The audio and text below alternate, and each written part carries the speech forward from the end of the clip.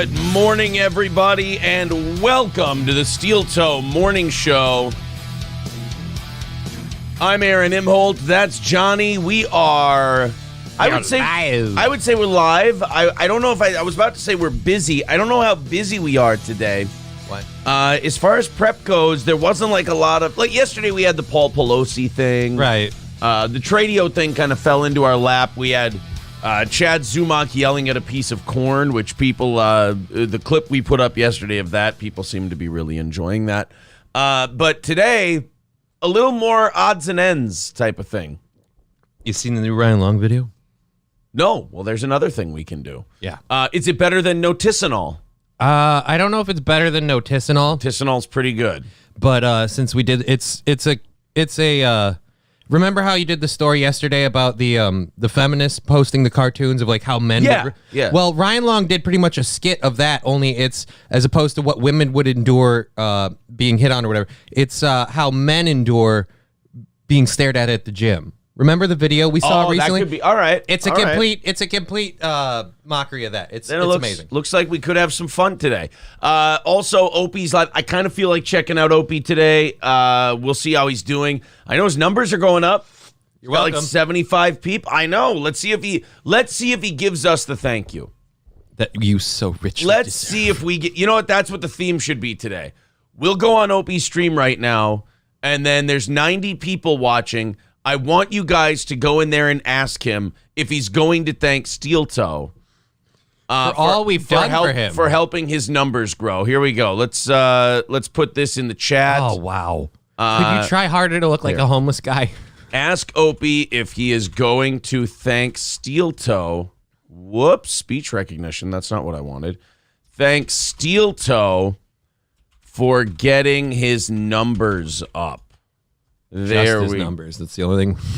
Right. Well, and his dick. All right. There's the link, guys. Let's go over. Let's check out Opie this morning. Foggy. Sorry, Instagram. I didn't pay attention to you today, but I see. Oh, is he leaving? 523. No, come on, guys, hurry. You could subscribe to my Instagram. He's trying to leave. Get in there. He's trying to leave. He always leaves when Steel Toe You know what I would starts. suggest? No. It's nice when people give me some pocket money, and I appreciate that, obviously, because it sucks to do this for free. But ask Chad. If you're like, man, I got a $5. I want to give them. Instead of like giving me a $5 on the live stream, like join our nice Steel Toe Rules, Opie Drools, the Toe sent me. Subscribe there. Come on, guys, you got this. Like a month of us. I see if you Steel Toe exclusive content. The big one for us is the ask him if he's going to thank us, which we have on constantly. Or go join the private Facebook group. We got 100 people over there, and they're cool as 100. Are you going to thank really Steel Toe guy for the extra listeners? A lot of friendships have been made over there. So just click subscribe. He's not coming. We got him to 100. One more, and we've got him to 100. Okay, feel better up. Thanks, Linda Murphy. I think I'll be all right. Are you going to thank Steel Toe for the bump in views? Misses, so I'm not.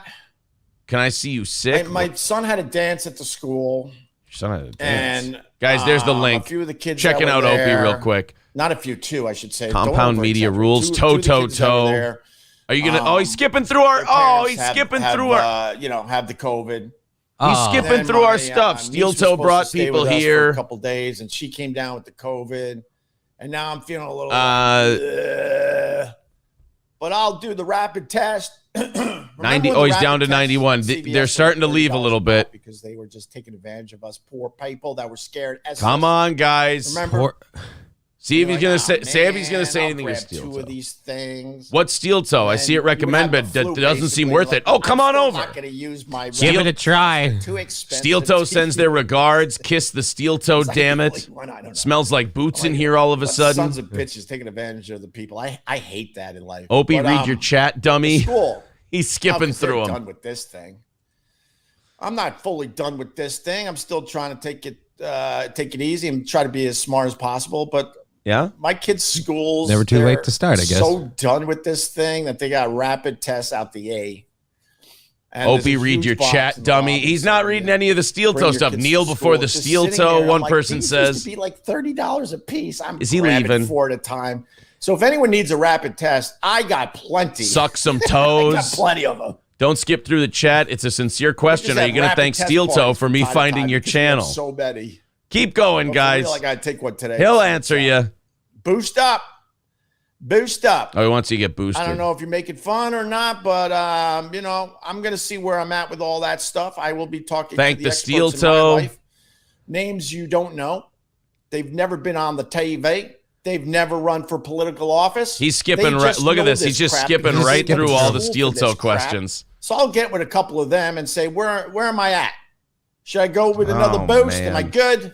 Stop saying And then words I will so make weird. A decision for To myself. go with and another my family. boost. Acknowledge Not steel based toe, on you TV, coward. Doctors or politicians, and that's how everyone should be. All What right. Should is- bite. So if you want to make fun, if I end up boosting and Steel so toe be party it. rock. My decision will be based on something very different than most people. It Oh. won't be based on a politician or Guys, here's the politics. link. It won't be based on a TV doctor. No. Later, toe boy. Steel toe deserves a thank you, All Opie. right. Wow, there's a lot of people today. Yeah. I know why there's a lot Are- of people because I talked a little drama today. Are See, you- I know. Oh, he said you talked And that was drama. just a little taste. A taste of what If I went drama? in further, the word would have got around. Today's the day. He's going all in. Where's the link? I need to watch this. Who's the one losing their mind? You're going all in I on see it what? all the time. It's like, What did he talk I guess about? things got a little wonky, so I don't really have much audio from my Opie and Anthony years. Oh, we're That's talking what about makes Opie this- Oh, and again. wait a minute. I thought he wasn't talking about I thought we Opie. were done that. You put it all together. Watch the video. About what's going on in the world. Rex Dart says Johnny I know Rock it's sent good me. because I've been doing this long enough to know when it sucks. Give and the when it's toe not. guy some credit for your And I'll extra watch the numbers viewers. just sit there because there's not enough drama. Steel toe is a knockoff Red Bar. Hey, wait a minute. Oh my God! Did someone just give me a dose? A dose? Oh, is he going to read it? Steel toe is a knockoff Red Bar. I barely know the steel toe. Oh, no. What's Trying to this? Hang off my Why would I get stupid involved with a nuts. steel toe? Just go away and do your dumb show. No, And that's what- maybe That's what I'm doing. someday you'll be lucky enough to be successful where you don't have to work ever again. I'm more successful That's than my you right hope now. for you. Uh, But just leave me the F alone. No. I'm not playing with you. Yes, you are. you're already. Why would I you already do are. that? You know the steel If toe, I decide you to goof. start playing You again, seem happy. I'm going after the heavy hitters. Oh, I know yeah? the names. I'm not. We gonna have go more after subscribers these than you. Low-level shows. Oh, wait, no, that not haven't More done viewers. anything More in their viewers. Careers yet? I mean, literally nothing. Although his subs are going like Nothing. this, ours are going like this, so who How knows? many Give it a movies year. have they been part of? How many TV shows? Were they Uh-oh. invited to Oh, wait, do? he's How playing. many talk shows did they do? None. How many sold-out comedy shows did How they many do? did you do without Anthony? Quite a few, actually. When they Quite a start few doing sold-out stuff on comedy that shows. level, then I'll start paying attention to you. But Okay, until so the then, 4 just shows do a your year? dumb show. That's what we're Because doing. I'm not playing. You just at did. all. Steel Have toe. a good day. Steel toe could take you back to the top, Opie. Oh, there he goes. I said Oh, good come day, sir. on. We were having some fun. You were playing. You were playing a little bit. We kept you up around 100 viewers. I mean, this whole like I'm so big, I'm such a badass thing. It's like, no, I think you kind of were with. You were with. That'd be like if I suddenly left this show, like I'm done with that stuff. I'm so above you. Like you were with someone who was. Oh, That was man. You were on some coattails for a while. He didn't want to play, and then he played, and then he rage quit again. What a dick! God. Come on, Ope. Thought you were better at this game. Don't talk like them. You're not. Even if you want to be. And by them, I mean Rogan and Anthony. And They're schemers. they're schemers. Turn their little plan against... I turn their little plan against themselves. They're saying, wow, anticlimactic. It's always anticlimactic with Opie. I'll tell you this. I'll tell you why we only kind of check in with Opie once a week. One, because it usually makes him turn his show off. It usually makes him turn his show off. But number two, it's so boring that if you do it every day, you're going to lose people. Yeah, Because it's no fun to watch. You're just kind of hoping that enough people go, steel toe, steel toe, steel toe, steel toe, that we get something out of that it. you get something out of it. I'll give Chad this compliment. Chad can do content that makes you have fun. Like, Chad can do content that makes you go, holy shit, this is funny. Like, it's funny. It's not funny because he's funny. It's No, funny it's funny because you're laughing at it for the cringe factor. he's shouting at an ear of corn, an animated ear of corn. That's very funny. Opie just kind of sits there and doesn't do anything until you poke him with a stick and go, steel toe, steel toe, steel toe. And he goes, steel toe, I don't even know that guy very much. Sure you don't. Why would I get involved with a steel toe? So I don't even know that guy. And well, he can talk to me when he's done this and done that. He's got to dig back 20 years to find the stuff he's done in order to come at us. Opie, we're talking about now. Yeah. We're getting you up to 100 viewers. We're trying to help you out, and you haven't even said thank you. And quite frankly, I'm not even mad at you, Ope. You just hurt my feelings. That's all. I'm not angry, just disappointed. Just disappointed. You know, you help a guy get to 100. Lemmy says you kept him around 100 viewers. He had 80 in there before he even got online. He has 80 because of us. Because a lot of our audience goes over there and watches him in the morning when waiting we for start. some cringe stuff. Waiting to see some shit. They always report back when they're done. So we got him up from like 30 or 40, which is what he was doing before we started fucking with him. So now we got him up around 100, and I've never been thanked yet. And it just hurts my feelings.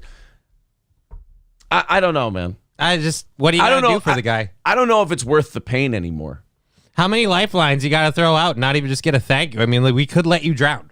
Think about it. Even if he gets to 100 live viewers, that means he has 1/6 of the live audience we do.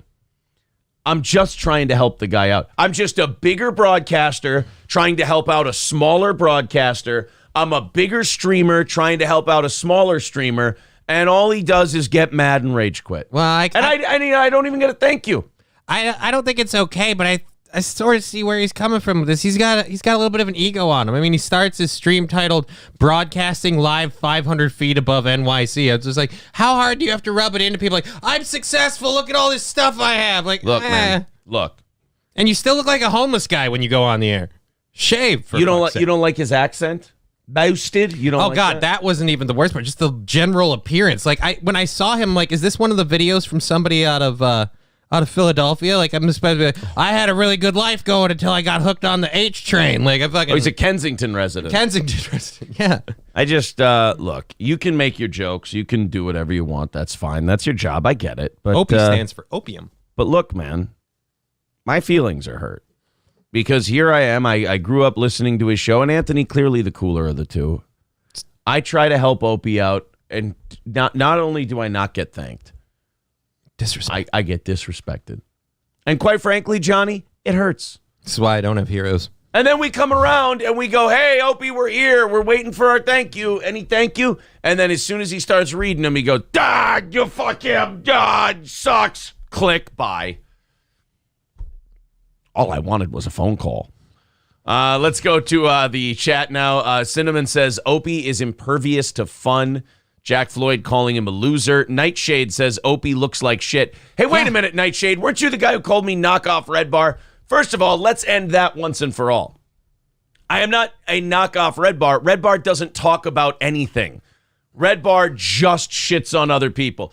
You're going to see us go through 18 different topics today. Red Bar can't do the type of show we do. Red Bar and I are not even in the same category. Not even close. Gina Bobina says, I was on Opie Live and I was wondering how we jumped from 17 people to 80 people. Legit 17 when I entered. When our people start getting in there, when our show starts, it takes off. They keep an eye on it. Annie Never Forgets says, if I get banned, then you have no balls, Aaron. I have no idea what that means. Let's keep going here. Pontiva says, slouching retard. See you tomorrow. So you're the slouching retard. Oh, no. It's one of your other nicknames. David Chandler says, I wouldn't hold your breath. Well, you know what? I know that now. I'm just saying it hurts my feelings. Little Lemmy says, hurts your feelings or just doesn't feed your ego. Either is an acceptable answer. Just be honest. Lemmy, I don't know what you got into today, but we're doing a bit. We're having fun. Don't make me explain it or it stops being funny. Shh. Annie Never Forgets says the mud shark is going to mud shark the frick out of you. Opie booted Gina Bobina. Oh, not Gina. That's not nice. See, that's a heel move. Why turn away? I mean, you've done this shit before. People are fucking with you. Just have fun with it, man. Just have some fun. Nightshade says they accuse a lot of people of copying Red Bar, which is funny because one thing I can say about Red Bar is that he doesn't do a show like anybody else does. So the fact there's only one guy I've seen who just like blatantly rips off Red Bar, and I think he's out of the game now. Yeah, he kind of which is Salvo Pancakes. They found out he was into piss, and his wife was fucking people, and he was fucking people, and he was being a creep in DMs and on Discord, and I think he's broken. Yeah, the internet told him to piss off. Yeah. Mighty Dingus with $2 says, it's Opie, no one knows me. Thank you very much for the $2. No, that wasn't me who gave Opie his $2 super chat. Oh, I thought that was you. I'm sorry then. Soup Can says, when O&A opened with Welcome to Morning Grim with Greg and Jim, those were always disappointing shows. Okie dokie. Maybe his goal was $2 today, and that's why he ended the stream. Oh, maybe he has a small goal. Yeah, because like you said, he doesn't need the money, so he does it. Just the tips are nice because good to not do it for free. Ross Dog's Broken Spirit says the guy on the right looks like Eddie Munster, and the guy on the left has Eddie Munster's haircut.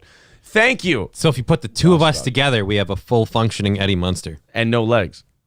It's perfect. Why do my legs have to be part of? Why can't we? The one garbage part I have, we can't throw that. I want us to have my upper body. Sorry, can only take one. I get it. You want my dick? It is big. Useless, but big. At least, yeah. I was just gonna say, at least there's that. Yeah. $240 is where we start today. We went way over last night, thanks to Matt and a few other people. So $140 away from today. If you feel like chipping in, there's the Streamlabs and the PayPal. We knock that out. We do an extra half hour, and it should be a fun little show today. Like I said, the Zumock thing did very well yesterday. I saw that Eliza Blue is still losing her mind on Twitter. Eliza is now in the you're not gonna force me off of Twitter, and people are coming after me, and they don't want to see my advocacy grow, and this and that. Eliza's now in the I'm going to pretend it's about what it's not about phase. Where I'm the victim, and you need to rally around me, and this and that. Which somebody pointed out on Twitter. That attitude is the one that comes right before I have to take a break from Twitter for my mental health, and I have to take some me time. So I don't know. Has Elon Musk stopped or at least Twitter, not necessarily Elon Musk, but has Twitter stopped backing her and taking people down? No, apparently she's in real tight. People thought it was Elon Musk. Apparently she's in real tight with one of the moderator people of Twitter. Who actually worked for Twitter in the pre-Elon days. And then Elon fired her and then brought her back. So she's in tight with Eliza, and that's why all these people are getting banned. There's also people, somebody tried to write a news article about her, and it got taken down.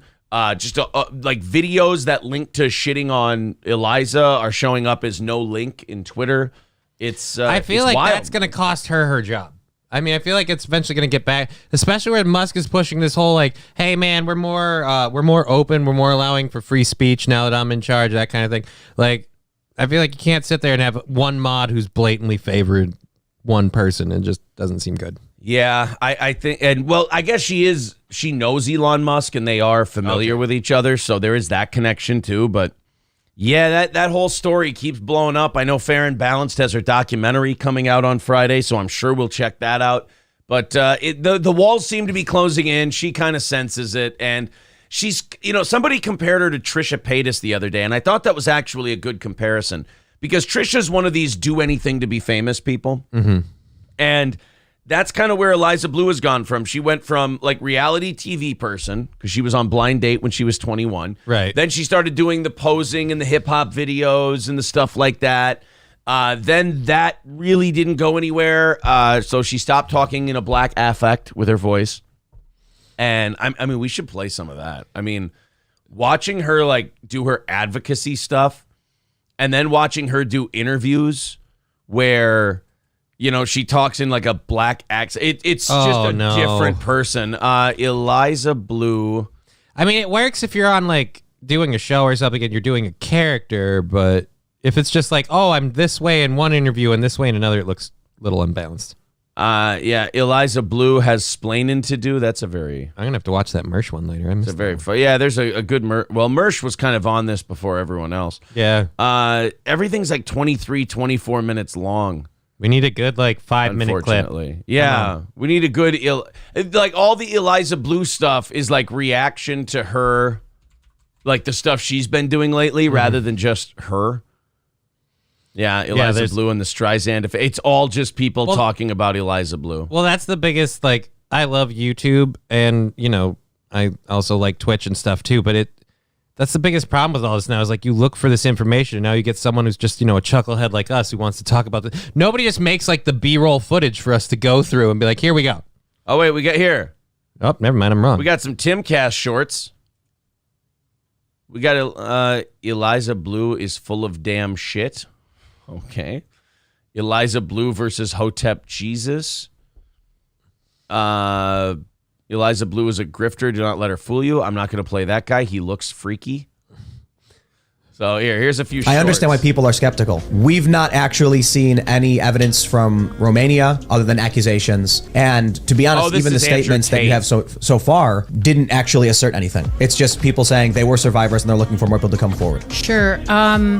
So, I mean, that's the first step, I suppose. But for the time being, that's why the lawyers probably say allegedly, because we've not heard anything other than he convinced women to go and work for him, and that it was. They're talking about Tim Pool. Now this is Eliza shutting Luke's question down. Okay. One case for another case. They're two totally different cases. So let's hopefully push for justice with the Epstein-Maxwell case, and that all co-conspirators are held accountable. No. But also. But it's so funny to hear her voice now, because when she was doing interviews about her World Star Hip Hop video back when she was proud of it and it came out and that was going to be the way she got famous, it was, yo, it was such a great experience and I was so excited to be part of it. And it was. And usually if people talk in two different voices in different scenarios, that's usually a good sign of a dishonest person. This is sad because this is a new level of shameless climber that I haven't seen then. Yeah.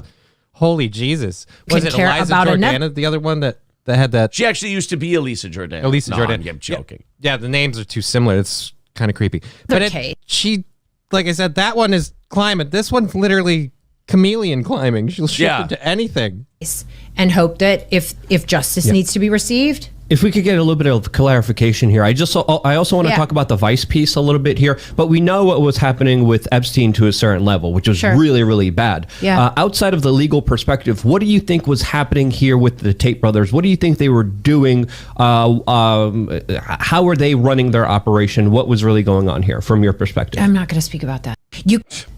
So there's evil and there's darkness in the world. I'm not going to speak about that. Eliza Blue hosted, she presented an award at the Grifties, I think the first one, if I'm not mistaken. Okay, right. Yeah. She might win one this time.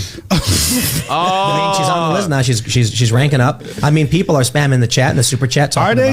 Eliza Blue. So now Tim Pool. This is kind of what's shitty He's about. got an awful big pair of balls when they're not sitting in front of him. That's my whole thing with Tim Pool. This is what I hate about Tim Pool, is that Tim Pool's got, like you said, the biggest set of nuts you've ever seen. When they're not there to say anything back to him. Right. Before and after the person is there, he's got a lot of shit to say. It's like the Crowder thing. He was all in with what Candace Owens was telling him about Crowder. Then Crowder gets there, and he is just sucking that dick. The nicest guy to Steven Crowder. Same thing with Eliza Blue, where she's there, and he's like, oh, well, what do you think about the Andrew Tate thing? And, oh, tell us your story, and that would be great. And then all of a sudden, Hotep Jesus brings up the Grifties, and then Tim maybe she'll win an award this time. Maybe she'll win one this year. A lot of people are talking about what a piece of shit she is. Drop the watch cap and grow a spine, you bastard. Hotep Jesus was the guy who, he said 50% of the super chats will go toward sex trafficking causes for Eliza, and Eliza interrupted him and went, oh, no, it'll go to me, but I'll use it to help for sex trafficking. Yeah. Ooh. Look, I'm collecting the money on behalf of the cancer victim, so just send me the money, and I swear it'll go where it needs to with the super chats. Elza Belza says Alex Stein won Grifter of the Year. Really? I feel like people don't realize. I feel like the word grifter has become bastardized, and people don't know what it means. Yeah. What grifter means is you purport to be something, and like you're crusading. You're crusading as part of a cause or part of a thing, and you're doing it just to bilk money out of people. Alex really is just a goofy guy who does weird shit. I mean, it's a little cringe sometimes. I'd never call it grifting. He's never asked for money or insisted on any donation of any kind. I don't think you just Alex. watch it and either enjoy it because you like it or because it's cringe. Crowder's a grifter. Yeah. Mug Club. I'm a victim. Oh, stop Big Con. Oh, they offered me $50 million. The movement has to fight big tech, and we can't do that unless you buy a ceramic cup. Yeah, exactly. Elza Belza says he won and accepted the award. It was a good show. That's how you know he's not a grifter. He showed up. He took the award. He was gracious about it. He had fun with it. Yeah. He let you shit on him. He didn't care. Someone who actually doesn't care because he doesn't have to tell anybody, I don't care. Right. Yeah, we're e-beggars. There's a difference. We're not grifters. We're filthy e-beggars. Annie Never Forgets says, what's an e-beggar? This right here. This is an e-beggar. We do a show, and then we go, will you guys give us money so we can do our show? We're filthy e-beggars. Don't get that mixed in with other people. By the way, 240. We never made you any promises, let alone that we would improve. We never even said we'd do a good job. We just said we'll do our show every day, and then we'll rattle a tin can and say, can we keep doing our show, please? And you guys will kind of decide if we can or we can't. And more than once, we've insisted nobody should support this shit, and we just keep going anyway. We are 1,000%. Last statue says, honest e-begging. We are filthy, dirty e-beggars who do a show and monetize it by going, do you think you could, just a couple?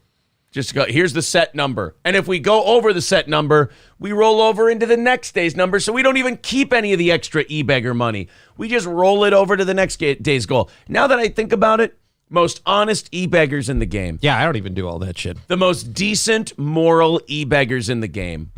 We're wonderful.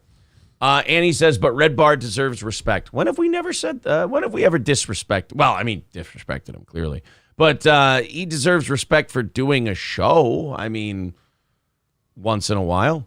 You can call us e-beggars. E-beggars is our word, says Nightshade. Well, I'm sorry. Alex meant to say you can't call us e-beggars, like as a... Oh. Like, that's our word. Paul Polito says, shitty, honest e-begging. And Alex Nerio says, y'all are bad e-beggars then. All right, there you go. All right, so we're bad e-beggars. The Gadget Guy on Wheels. Renewing his membership. Thank you very much, buddy. Appreciate that. All right, so I can't find, unfortunately, Eliza doing blackface. Not like literal blackface, like but accent. like Eliza Blue talks about video. Yeah, these are like all the old ones. Yeah, it's literally just people reacting to this stuff. Reacting to the stuff, yeah. It's getting to the point where you have to start... Oh, here we go. Stood out and said, I'm a survivor of human trafficking before it was a pop culture topic. So I appreciate you laying that groundwork for me and all the folks that worked in the movement to lay that groundwork so to be there when survivors like myself reach out. I wanted to say something first, that you said that I'm a survivor of human trafficking. I did say that, but not till later. What I first said was, I'm an ex-prostitute and I had a pimp. And everyone's like, and it's your fault. But we didn't happen. But Annie, we didn't have the language to put to it. We didn't have the... Now let's watch her on a show with a black guy. And also, survival sex is not considered human trafficking. What's survival sex?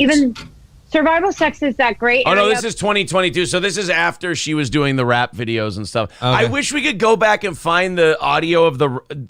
Dude, those World Star... I usually wouldn't stick on a topic this long if it wasn't bearing fruit, but... The interview she gave about how happy she was to do the World Star Hip Hop interview, and the way she's talking, you wouldn't recognize this person. I don't know anyone that would just like walk around like, I'm a sex trafficking survivor. I'm a sex trafficking survivor. Like, yeah.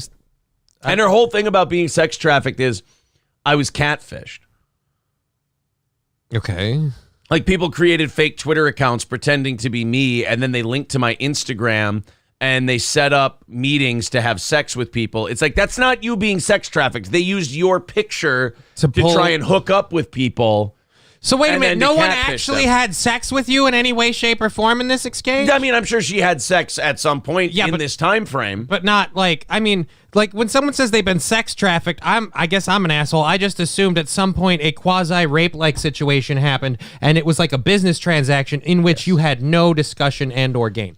Right. Well, the World Star Hip Hop videos, those were sex trafficking now, even though at the time she was so happy about them. She was so excited to do them. I mean, she is, like, when you dig down to her actual story, remarkably full of shit. The taxi cab took me to a porn store. I was sex trafficked.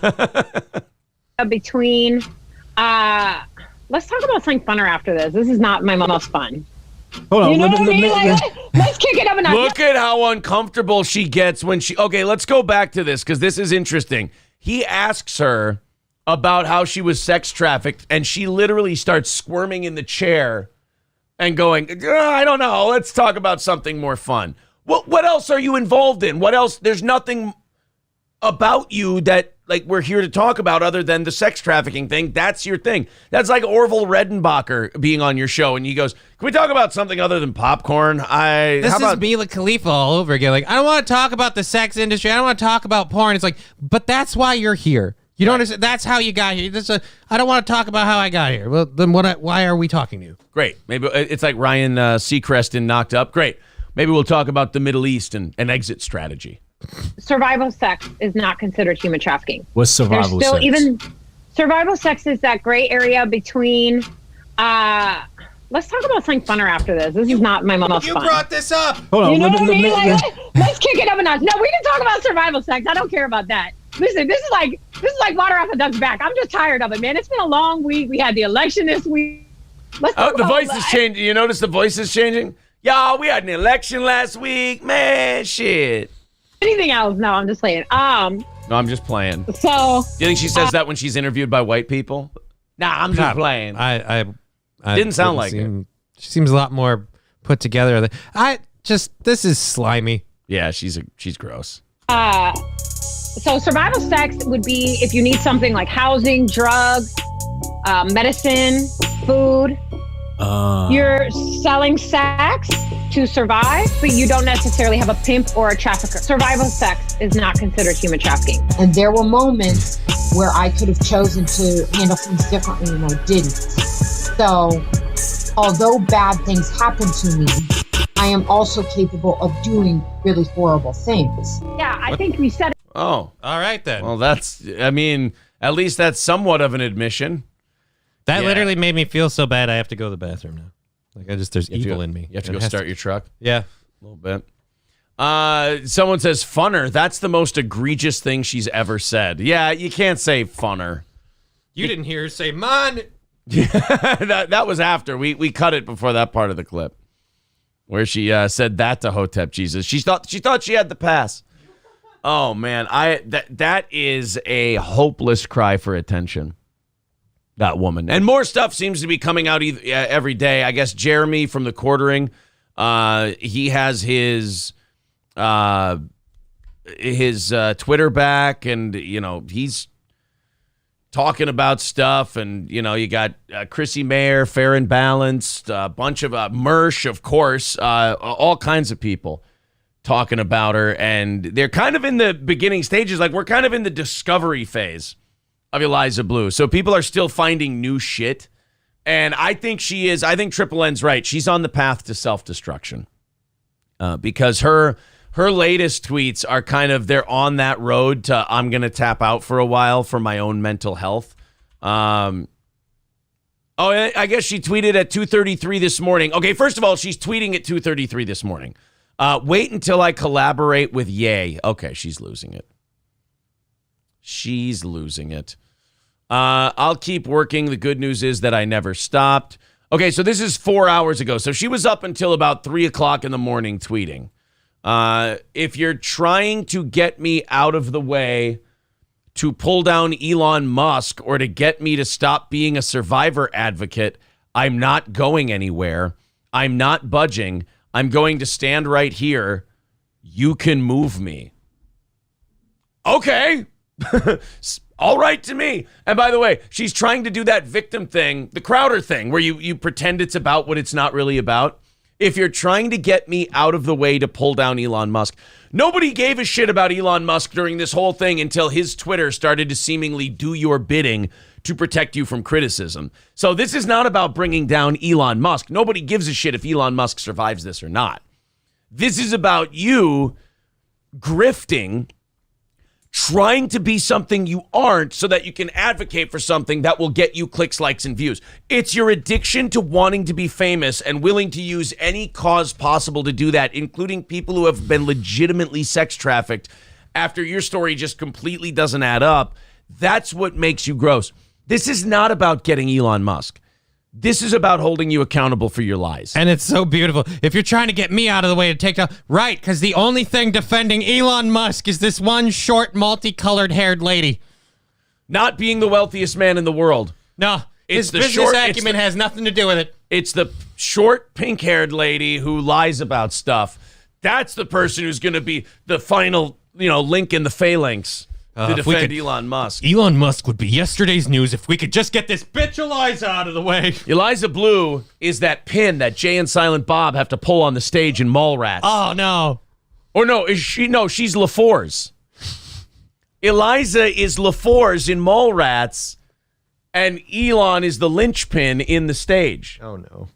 You don't know who Eliza Blue is? He doesn't know who Eliza Blue is.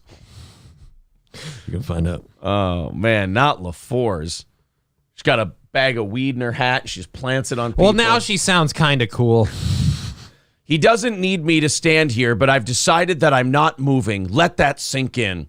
As far as being an advocate goes, I'll die an advocate. My advocates went to hell and back for me. I have not forgotten their kindness. Yeah, they helped get the catfishing Twitter accounts deleted? Is that how they helped you out? Can we hear who are any of these advocates brave enough to come forward and tell us what they've done for you?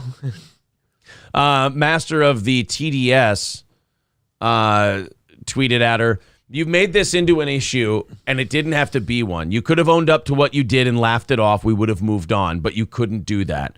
Now your past is being called into question, and the fault of that is your own. You aren't a victim." Yeah, I mean, that's pretty much it. That if she just would have said, "Look, yeah, I told some fibs when this whole thing first started," what do you do? So she handled it very poorly, but now she's been up till 3 a.m. tweeting about how she's not going anywhere and this and that. Wait till I collaborate with Ye. I love Jesus Christ and he loves me back. I used to be afraid to say that in public, but I'm not afraid anymore. Wait, whoa, hold on. Does this mean that she's already transitioning from the sex trafficking grift to that she's going to go to the Jesus Christ grift? Could we see born-again Eliza Blue? What would she change her name to then? Because she's been Eliza Knows, Eliza Ciep or something, Eliza Blue, her married name, her maiden name, Eliza Blue. If she goes to... Wait, married name? Someone's married to her? They were, not anymore. Oh, thank God. I was like, who the... How could you leave someone when they're being sex trafficked? So anyway, if she becomes a born-again Christian grift, what's the name? Eliza Grace? Eliza Grace would be a good one. Actually, you know what? She's got such a complex, she might just call herself Eliza Christ. Eliza Joy. Oh, that's a good one.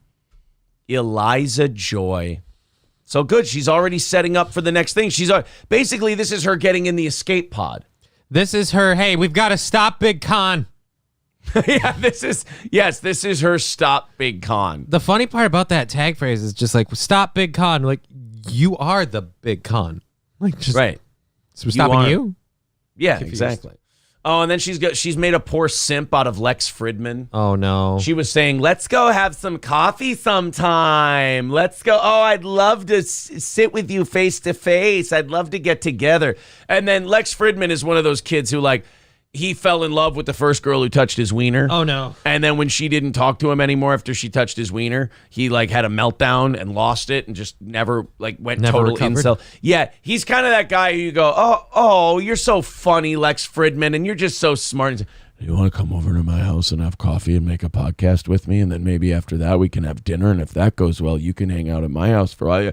Whoa, Dude. I can show you my shelf of my D&D characters. I painted them all. Just make sure that you don't take them out of the box and that you don't take my cards out of their protective plastic. It's just something really important that I need for me, and I would really appreciate it if I know they're cool, and I know that you're probably going to be super into them, but yeah, just don't take them out of the box, please. This one's made after my character. I used a 3D printer.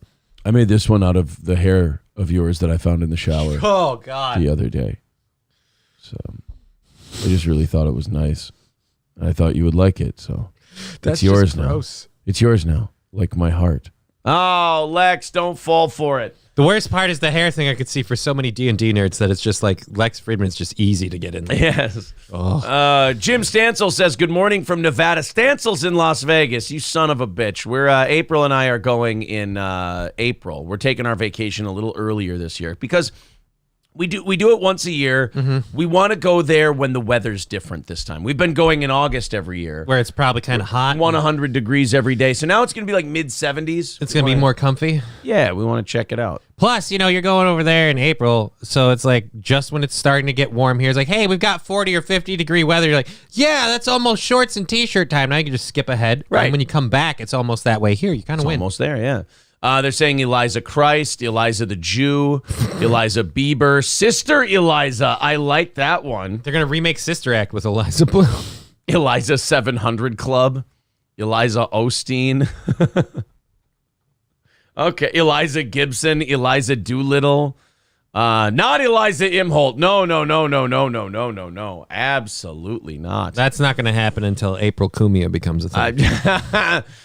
Gina says, I know so many people like that from working in gaming. Yeah. Unfortunately, game nerds are horrible. Oh, the Lex Fridman thing? Yeah. Yeah. I'm like half in that world, and even I'm like, ugh. She is like, Eliza Blue is smart, though. Like, she has like the next grift is already planned out. It's the Jesus grift. So she's already, mark my words, this is going to expose her too much. She's going to abandon the sex trafficking advocate grift. She's going to go to the Jesus grift, and Lex Fridman has a decent-sized audience. She's going to go on his show first. Lex, you're just so smart, and you're so intellectual, and I find that just so endearing, and I'm just really a big fan of yours, and I'm excited that you've had me on. And she'll use that to go on Lex's show, and Lex will be like Tim Pool with her, where he thinks she's pretty, and she said he's smart, and she likes his big brain. And because of her appreciation of his medulla oblongata, he's going to pitch her softballs all day about her new Christianity. He's not going to pull a full Tim Pool where someone else goes, yeah, she's a piece of shit. Right. It's not. No, he's going to be. He's just going to beg in on herself. Yeah, he's going to be a down ass bitch, Lex Fridman. All right. Well, that's all the Eliza Blue stuff we have for you. Oh yeah, she could marry Creflo Dollar and become Eliza Dollar. There you go. Or he could change his name, be really woke and become Creflo Blue. Creflo Blue is a pretty badass name. You don't change a successful brand like Creflo Dollar. Are you kidding me? Paul Polito says gamers make some of the most rabid simps. I mean, yeah, it's the way they were made. It's just part of being any group that's a subculture and just a small group. If you're in that, it's just limited. Yeah. You're going to go weird. All right, 2:40 away from today's goal. What are we? Oh, we just did the first 40 minutes of the show. That was fun. Hot damn, that was fast. Where are we at on likes? We like to be at 200 by 7 o'clock. Hit the refresh button. Give me the freshest count possible. Make sure you hit the like button. Let's go on a run here. Oh, they said we're at 100 already without even mentioning it. Nice. Cool. All right, everybody hit the like button. Let's do 200 by 7 o'clock. Let's knock out today's goal. Do an extra half hour to show for you. Should be a lot of fun. Remember that cop in Tennessee who was basically gangbanging all the other cops? God, do I. What a trooper, huh? Just real public servant. Just, you talk about serving and protecting. I don't know if they use condoms. I mean, I can't imagine the load she had to bear. God, that load must have been so heavy to bear, she would tip over sometimes. I mean, just sloshing around. She had to wear rain boots when it was 80 and sunny out. Sorry, my uniform got messed up. Accidental discharge in the evidence locker. Oh, you hate to see that happen. You absolutely hate it. It was a desk pop, and it went wrong. Brings desk pop to a whole new meaning with this one. So that Tennessee cop, Megan Hall, the one who looks like Judy Hopps from Zootopia. By the by, when did it become Zootropolis? What? Is that the sequel, or is that... That's the sequel, because I don't even know Zootropolis. I know Zootopia. I know That's the only Zootopia. one. I can't find Zootopia. I can only see Zootropolis. The kids, the 3-year-old... Yeah, look, the 2016 film, Zootropolis. Yeah, but it says Zootopia 2 below it. Oh, it is Zootopia 2. Zootopia, now called Zootropolis, is one question. CGI. Zootopia 2 is an upcoming CGI that'll be released in 2021. So that's not... No, that Zootopia is Zootropolis. They just changed the name. They fucking changed it. They Bernstein Bears the shit out of us. Well, it says it right there. Zootopia, now called Zootropolis. What does that say for that? Zootopia, titled Zootropolis or Zoomania in various regions, is a 2016 American computer animated buddy cop action film. You go on Netflix or on Disney Plus, I'm sorry, and it's Zootropolis, bro. Dude, luckily Ivy doesn't watch that one very much, so I haven't seen it. That would weird me out. I'd be like, why did you change the title? What else is different? I don't know why they did it. But anyway, there's Megan Hall, who kind of reminds you of Judy Hopps from Zootopia / she fucks like a rabbit. Yes. What the? You wouldn't believe this if I told you, but she's getting a divorce. What? I know. What happened, right? That open relationship where she was like a revolving door to the precinct wasn't good? Yeah, I don't know if that was an open relationship. But to her it was, and to the other police officers involved it was. I don't know if he was in on it. The Tennessee cop, if you have an open relationship and only one of you is fucking, you see, that's called cheating. Yeah. We just have a very open relationship. I didn't know about this, but you do now. I told you, better late than never, right, honey? The Tennessee cop, fired for having sex with multiple officers while on duty, told investigators she cracked while going through a difficult divorce, leading to affairs with randy male colleagues who would, quote, stick their dick in anything. Those are her words. Really sell yourself up there. Like, I'm just so hot they would stick their dick in anything, and I was the first receptacle they found. Right, that's kind of a weird way to put it, is you're like, hey, these officers, they'll stick their dick in anything. Meet anything. Eh? They were looking for a wet hole, and they found one. Like, whoa. Saying that she cracked going through a difficult divorce, a lot of people emotionally break down and they crack during a difficult divorce. That's not usually what explains the 4-dick gangbangs. There's cracking, and then there's like, you know what? Fuck it. I'm just letting loose. Look, I cracked going really through loose. a difficult divorce, so I did a couple, 2-on-1 BBC gangbangs for Pornhub. It's just what you do when you're coping. When confronted by an internal investigator, 26-year-old Megan Hall came clean about the sordid affairs and explained how things spiraled out of control, according to a transcript of the interview first obtained by WSMV4. Me and my husband were kind of on the verge of a divorce, and I just cracked, and then it just kind of got out of hand, she said. It all started with a wheelbarrow. I got stupid, I got desperate, I guess, and guys are guys, and they'll stick their dick in anything. Again. Oh, way to throw dudes under the bus. But you're calling yourself the anything. Yeah. There's not a lot of self-esteem here, I guess. Well, I don't know. Is it realistic? Because we scroll down, I'm kind of like, although, you know what? It's not like he's... Like, I don't think anything's knocking down his door. Yeah, he's not bringing him home. These two actually look like two people who should be fucking each other. They're like, again, you keep doing the Judy Hopps thing, and I'm kind of like, but she's not that cute. Yeah, you'd fuck Judy Hopps before you'd fuck her, right? Probably. God, you'd break a squirrel in half, the poor gal. I got a care for you, bitch. In one part of the 61-page transcript, Hall admitted to performing oral sex on Sergeant Lewis Powell inside a police substation. She said that her affair involved a lot of sex and was sparked by troubles in her marriage. The affair with Powell allegedly became toxic once Hall tried to break things off. She said he threatened to kill himself by drinking an entire bottle of Jack Daniel's whiskey and then getting into a car wreck. It's because of you, and you did this to me, and you hurt me, Hall claimed Powell said to her. The two finally ended their affair when she told Powell she was sexually involved with someone else. Oh, boy. During the interview, she also confessed to having sex with fellow officer Larry Holliday and a threesome with fellow officer Patrick McGillicuddy and his wife. Nudes were also reportedly exchanged between Hall and multiple officers. Look, I didn't want to leave this relationship. He was threatening to hurt himself, so I sent him titty pics. I sent him pictures of my pussy.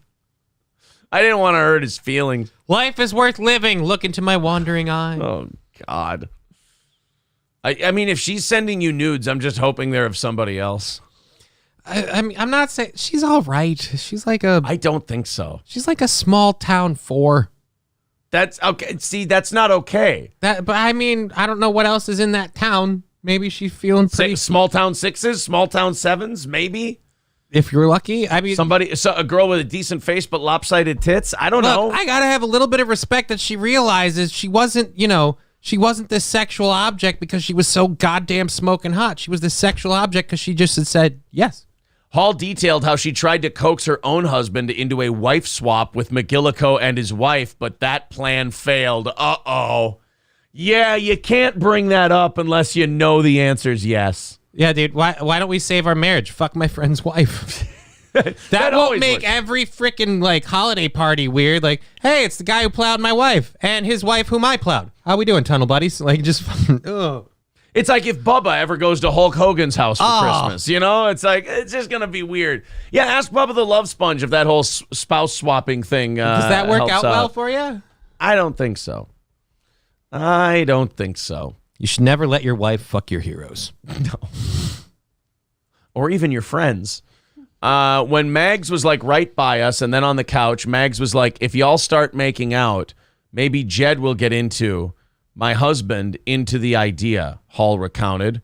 And when we started making out, Jed was like, no. So wait a minute. Your husband's name was Jed. Mags, that's the guy. That's McGillicuddy, the officer. Yeah. If the two girls start making out, then maybe your husband will be into it. Oh. And then he wasn't. So now it's just two chicks making out. And the guy's like, I don't want to fucking do this. Their relationship's on the outs. It's like, what'll help your husband and you guys, your difficult relationship? Start being a whore in front of him. Fuck other people. That'll save it. That's not going to save it. It's not going to help. I guarantee if you start fucking other people, that whatever road you're going down, it's just going to get there quicker. Don't go fucking other people. Hey, man, let's do this. They don't call me the mud shark for nothing. I'm going to dive in and swim. Hall also recalled how she tried to hook her husband into another sexual romp with another couple. Oh, God. Sergeant Ty McGowan, the fired sergeant, and his wife. Ty wanted to try to get Jed to have a thing with all of us, she told Patton. Apparently everyone just wants her husband. Yeah, I guess so. We played strip Uno, and then V, McGowan's wife, went out onto the patio with Jed. Me and Ty kissed for a little bit, and that was it. Hall also said McGowan had a foot fetish, so she's just throwing everybody under the bus. And after the investigator asked about feet photos she sent McGowan, do you have a foot fetish? Do you send pictures of your feet to people? Patton, the head of human resources, said. I don't, Hall replied. Ty does. Now, how is any of that part relevant in the police investigation? Whether or not someone has a foot fetish? Look, I feel like there's a bunch of criminals who probably got a raw deal because you have a thing for feet. Well, yeah, Patrick says hubby sounds so boring. Well, here's the problem. His marriage is falling apart. And his wife's like, I know what'll fix it. Fuck these other people. His wife just wanted to fuck other people. She wanted to move on. She wanted to be done, but she wanted this safe thing here kind of sitting around. So she's like, well, I feel guilty if I just go fuck other people because that would make me a trifling dime store whore who should be killed. So I can convince him that we're both cool with it. But if I convince him that he's cool with it, then I can go fucking people and I can also keep my thing at home that gives me stability and balance. Oh, she is a bag of shit. Look, if things are great between the two of you and you just married someone who happens to be, you both happen to be into that shit, I'm not here to judge. But if you're doing it to save something, you're fucked. Call it a day. If you're sitting there and you're going, what's going to get my husband back into this is if I get him to fuck some other guy's wife and I fuck one of my coworkers. If we do that together, that's going to save. Get a divorce. It's over. It's done.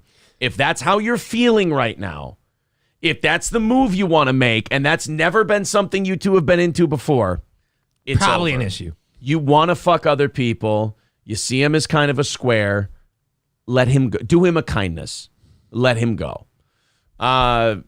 Maybe women shouldn't be in that workforce in the first place, says Nightshade. I mean, I don't think anything about her job was hampered by her gender. I think the inner office relationship was.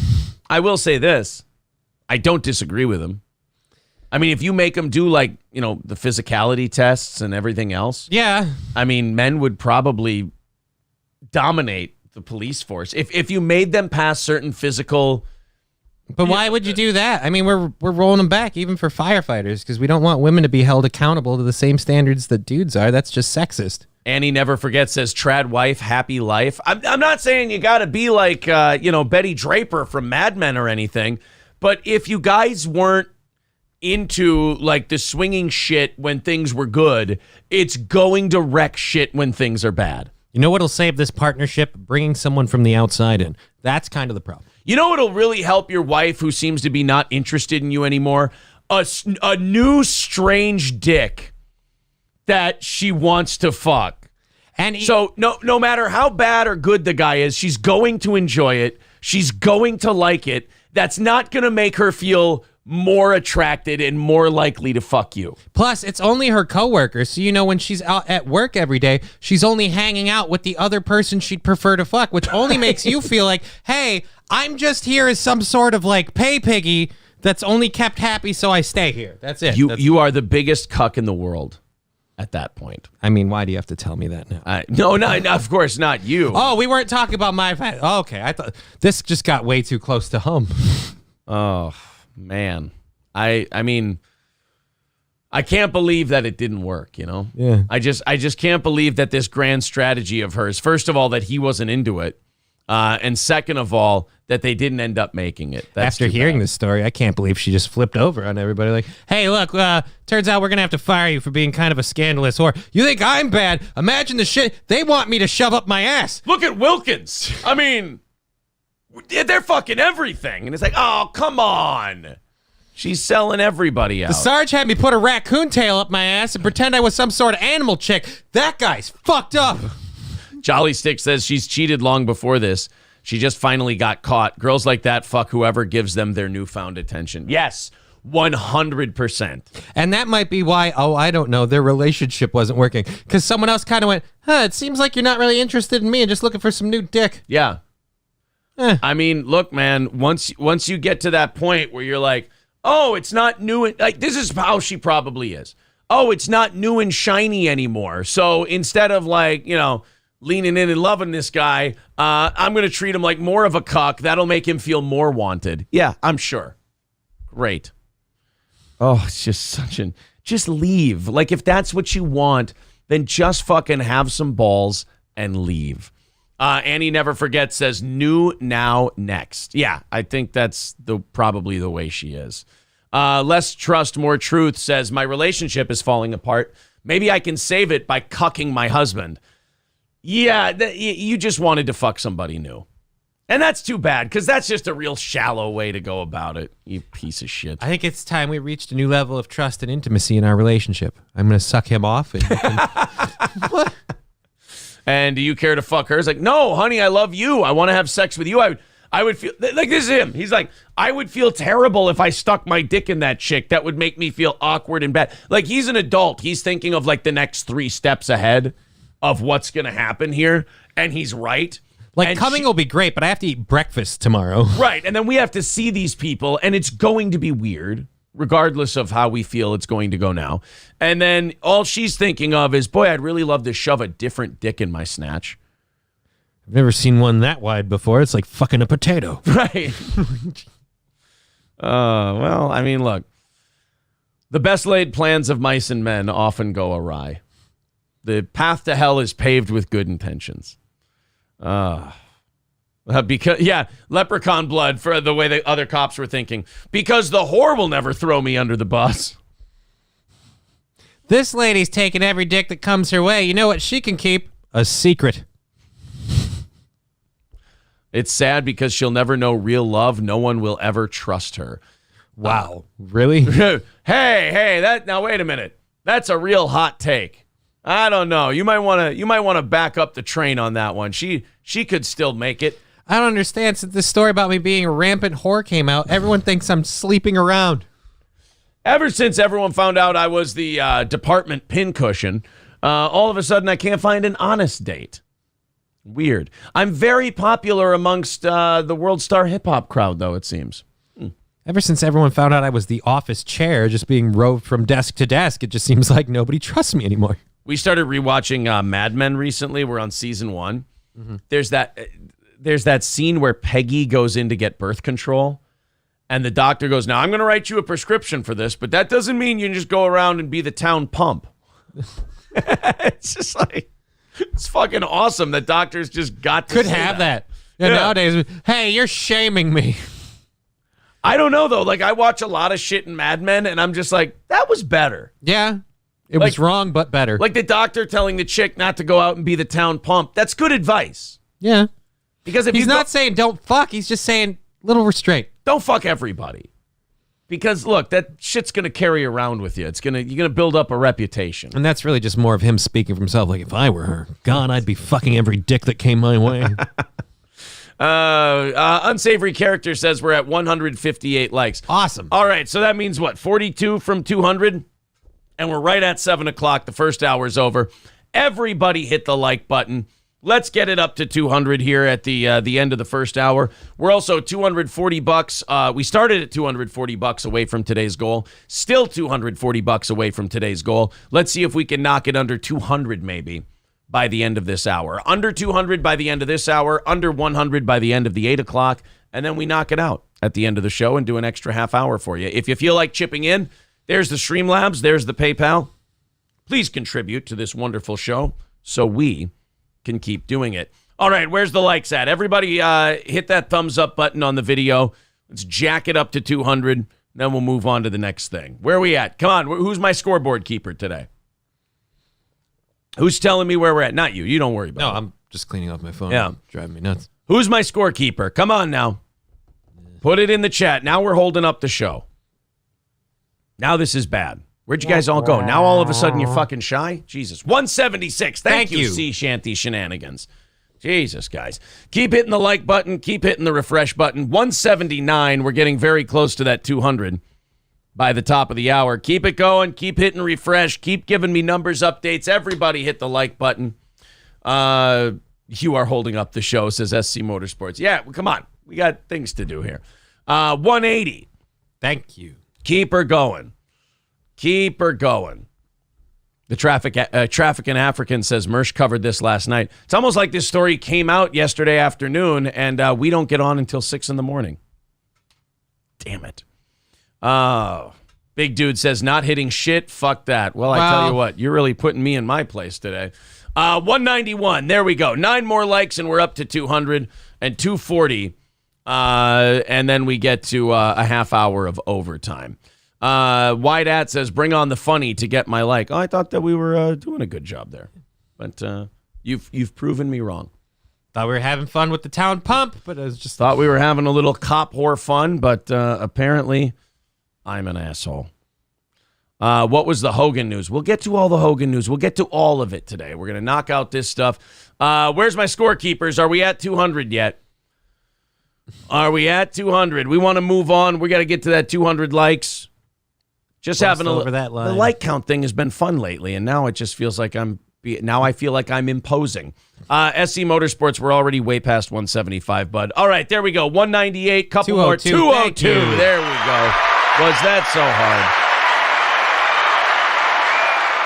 hard? Knock out those likes. Knock out that goal. Let's have a successful week here again on Steel Toe. We're having an opioid crisis. Right. In the United States, an addiction crisis. You got all these people dropping dead from fentanyl. You got people getting hooked on prescription drugs. It becomes a bigger and bigger problem every year. Mm-hmm. I don't think locking down the country for a couple of years helped. What do you mean? Like if we're all forced to stay home, we won't just stop taking drugs? Yeah, I don't think that was the boon to recovery that a lot of people maybe thought it could be. Well, one guy who I think is going to be running for president. Oh God, no. In 2024. Gavin Newsom, the governor of California, he has some thoughts. Great. On the opioid crisis. Great. On the addiction crisis. Now, you would think that if you're a politician and you get asked about opioids and drug addiction and things like that, you would give your politician the answer, like this is a scourge and we need to make sure it gets stopped and people get the help they need. Right. He didn't do that? This answer may strike you as a bit out of touch as to what opioids and fentanyl and shit like that really is. Well, that's weird. Gavin Newsom never seems out of touch to me. Never does. When he's in a restaurant that's supposed to be locked down, he just seems like a guy who's got the pulse of the people right on his fingertips. Let's see what Gavin Newsom had to say about the opioid crisis. Oh my God, it's Lens Eliza flare. It's Eliza Blue's new spirituality. Look, she found Jesus. Clean and sober is one of the biggest damn mistakes this country's ever made. I know it's a hold your hand idealistic point of view that somehow magically, God bless some of you. If you're like me, I've been known to have a glass of wine at night watching some of the nightly news. We all need to self-medicate. God bless you. You're like me. I like to plan a nice little bump before I do a news press. Go back. I'm going to play this one more time. You missed the end of that. Clean and sober is one of the biggest damn mistakes this country's ever made. I know it's a hold your hand idealistic point of view that somehow magically, God bless some of you. If you're like me, I've been known to have a glass of wine at night watching some of the nightly news. We all need to self-medicate periodically. Mr. Newsom, if we had a country that was having a problem with people having a glass of wine while they watch the news at night, we wouldn't have a problem. There wouldn't be an issue with opioids and drugs if it was just guys with greasy, slicked back hair having a glass of wine during the news at night. You wouldn't need to be here for that part. We all need to self-medicate at times. You're not the thing you tell a fentanyl junkie. I'd like to see somebody like a Kensington resident just sitting behind him. We all need to self-medicate sometimes. Damn right! As he lights up a spoon. You heard him. It's like, bro, that was crack. I'm self-medicating. Gavin Newsom said it's okay. Yeah, you having a glass of wine while you watch the news is a little different than another guy smoking crack while he watches two homeless people fuck in a back alley. That's a little different. We all need to self-medicate sometime. Cut to a scene of somebody on Kensington just freaking just standing there, sneezing in a corner. That guy just needs to self-medicate. If we let him have his drugs and his space, he will pull his life together. Adam Falk says probably drinks white wine like a middle-aged woman. Box. I see him being a Reds kind of guy. I see Gavin Newsom being a dry red sort of fella. Oh, man. I used to, when I was younger, I used to really kind of root for that guy. I was like, oh, I like this guy. And then as time has gone on, I don't know if he changed or I did, but along the way, I'm like, fuck this clown. Less Trust, More Truth says, oh, those pesky cartels bringing wine across the border. Look, we've got to go to Mexico to stop Boone's Farm once and for all. I just love that this guy's like, hey, it's nice when politicians just show you how out of touch they are without you even trying. You just go, hey, what do you think about the drug epidemic and drug addiction and opioids and things? Oh, well, I get it. Everybody needs to unwind at the end of the day. Everyone needs to self-medicate. I drink a little wine. Sir, if you get a pinhead amount of this on your finger, it can leak into your skin and kill you. Well, that's not how my wine works. No, sir. It's not how your wine works. Well, if I have too much wine, sometimes I might just vomit. Sparky Rose says this motherfucker drinks rosé. I don't know what exactly it is he drinks. Holy Jesus. Sounds about right. They're saying let's compare Gavin's plan for homelessness in 2008. Okay, so this is again back when I used to be shipping for this guy. All right, so this is Gavin Newsom back in 2008, his thoughts on homelessness. We believe fundamentally that food solves hunger, that shelters solve sleep, and that housing solves homelessness. And if we're going to solve the problem of those that are out on the streets that we define as homeless, we better solve the housing problem if we're going to have an impact. And that's why we established this framework, what we call a 10-year plan to end chronic homelessness in San Francisco. We believe 10-year plan, that would be 2018. Right. So should we check up on it? How are we doing in San Francisco? Let's see how okay. Oh, well, I mean that doesn't look eradicated. Right, but that's probably just a small pocket. We're being a little okay. Look at this. What a freaking mess. Los Angeles, California. Like a Christian. Oh my God. There's people sleeping on the street. He's a Christian Republican guy, so he can't say naughty words. California, everyone. Honestly, I think it's one of my least liked cities in the USA. Do a lot of people become Republicans to not have to admit they're gay? It's starting to seem that way. Yeah, there's a lot of Republicans who you look at them and you're like, dude, you're not into pussy. This is just like the latest trend Crowder started that I can't stand. It's like all of a sudden, it's like now, oh, you're not a cool Republican unless you also secretly want to dress as a woman and love dudes. God damn it, Crowder. You ruined it all. Crowder loves dick. What kind of homeless person is living in this tiny little fella? Either a homeless child or a homeless midget, but either way. I've been paying attention. I was in LA exactly a year ago. I drove around a 2 square mile of downtown and made a video about the homeless problem there. It went all viral and got on Fox News. People hadn't really seen it like that before. I don't know why. Oh my God. Housing solves homelessness. Ladies and gentlemen, Gavin Newsom. And our brilliant 10-year plan to solve the homelessness problem in San Francisco. Yeah, I think, look, you might need to add on another couple of years to that 5-year, 10-year plan. When does the solution, like, not solve it? When does it start kicking in? Well, maybe that was the first solution to homelessness. Maybe coming up here, he'll have maybe a final solution to homelessness. Look, they're already using tents. Let's just build them a camp. They're already campers. We're part of the way there. We'll teach them to fish and to knit. I'm starting to think that this Gavin Newsom guy might not know what the fuck he's talking about. Starting to think he might be a real jerk. Yeah. Starting to think this guy might be full of shit. Just me. Toastmaster says hardcore Republicans have always been religious nuts or closeted gay. Or both. Or yeah, maybe they're both. Maybe they love Jesus and dick. My dog Bark says, oh my God, I watch this guy. Yeah, his voice sucks, but his videos are crazy. All right, well, maybe he's really good. Maybe he's awesome and we're just making fun of his girly voice. That could be it too. We did get a new drop from Victor. Ooh, what's the new drop? It's another Idiocracy drop. I'm very happy to have this one. Here's the new one. I like having sex with chicks. It's Frito. I had to get it. It's now I got all my Idiocracy drops. Azang essay. Now there are plenty of tards out there living really kick-ass lives. It says on your chart that you're fucked up. You talk like a fag, and your shit's all retarded. And now finally, I like having sex with chicks. How long until you just have that whole movie one button at a time? I think it's just one button at a time. I'll have the whole thing. I'll probably have a go away, I'm baiting. One to have. And I like money. Yeah, I'll probably end up getting them. Getting all of them. I'll collect them all. Water from like the toilet? You mean water from like in the toilet? Welcome to Costco. I love you. $240 away from this morning's goal. Let's get moving on that. We're getting in there to the halfway point of today's show. We have not moved yet this morning.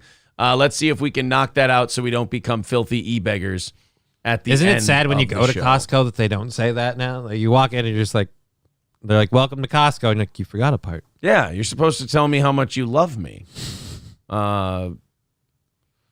It's all I wanted was for you to tell me that, you love me. You love me and that I'm pretty. That's all. Let's talk a little bit about the Tyree Nichols situation. The media is having a hell of a time with this story. Now, you don't have to have a hell of a time with the story. I thought it was cut and dry. You can just say, hey, look, all these cops beat the living shit out of this dude. And that wasn't cool. And he died, and that's bad. That's a bad thing that happened. No. Instead, what they're doing is they're trying to tie themselves in knots because for some reason, it has to be something about white people, or it doesn't count as a black guy getting killed by police to them. Like somehow it's a waste of killing a black guy if it's done by black police officers. Because, I mean, you look at how the media covers like black on black crime in general. They don't care when black people are hurting each other. Then it's okay. The people in the media just take it as, that's that liberal racism where they're like, well, yeah, that's just what they do. It's kind of like when the Joker is talking to Harvey Dent and he goes, if I tell you that a bunch of gangbangers are going to get shot, nobody panics. It's all part of the plan. So to the media, to lefties, they're like, well, it's all part of the plan that black people just kill each other in mass numbers. It's like, yeah, that's bad, isn't it? Yeah, but we don't really care. Hey, one white cop pulled his gun and shot a black guy, and he was holding a comb during a traffic stop. Oh my God, we need justice immediately. We need to do something. There's a scourge in the black community of these white police officers murdering these innocent black men. It's like, 9 innocent black people just got murdered in Chicago this weekend. Oh, God, would you stop? We're focusing on something else. We know who did those. He was driving a black SUV and the music was too loud. We know what that's about. What? So, in this case, the media really wanted this because they're sick. They wanted this to be white cops, black guy. Right. But it was black cops, black guy. So instead of covering the story as tragic as it is and as sad as it is and everything else, they're now trying to twist themselves in a pretzel to make these black cops white. I'm not Michael kidding. Jackson now? They're trying. Sunny Hostin on The View yesterday. Oh, Jesus. Why do they let her talk anymore? Well, because they let the rest of them talk, and really, what's the difference? Right? So they let Sunny Hostin on The View talk about the Tyree Nichols thing. And look, it's not a cop issue, Johnny. It isn't? No, it's not a cop issue at all. It's a white supremacy issue. Yeah, these black people and their damn white supremacy. Exactly. Let's take a look at Sunny. You ready to get educated by Sunny Hostin? Apparently I need to be. Here we go. Well, I have to say I haven't been able to bring myself to watch the video because I've seen so many of them. And as the mother of a black son who's 6'2" and 20 years old, my worst nightmare is what is probably on that video. And there's, studies that show that black... I really hate this when people try to make the story about themselves. Like, there's something grotesque in that because you're not allowed to call it out because you got to validate their feelings or whatever. But at the same time, why do you have to make this about you and your son? And why is a tragedy only a tragedy if it affects you? Right. If I have a black son, so this tragedy affects me. Well, no, it can affect anybody. It doesn't have to be because you have a black son. That's you trying to make yourself sad so you can get some of the shrapnel, the shrapnel of the attack on you as well. No, the what's the word I'm looking for? The sympathy. All right. You're looking to get some shrapnel sympathy by saying, I have a black son, this could have been him. Oh, it's okay, it's okay. What a fucking egotist you have to be to try and steal some of the pat on the backs and it's okays from the people who are actually going through this thing.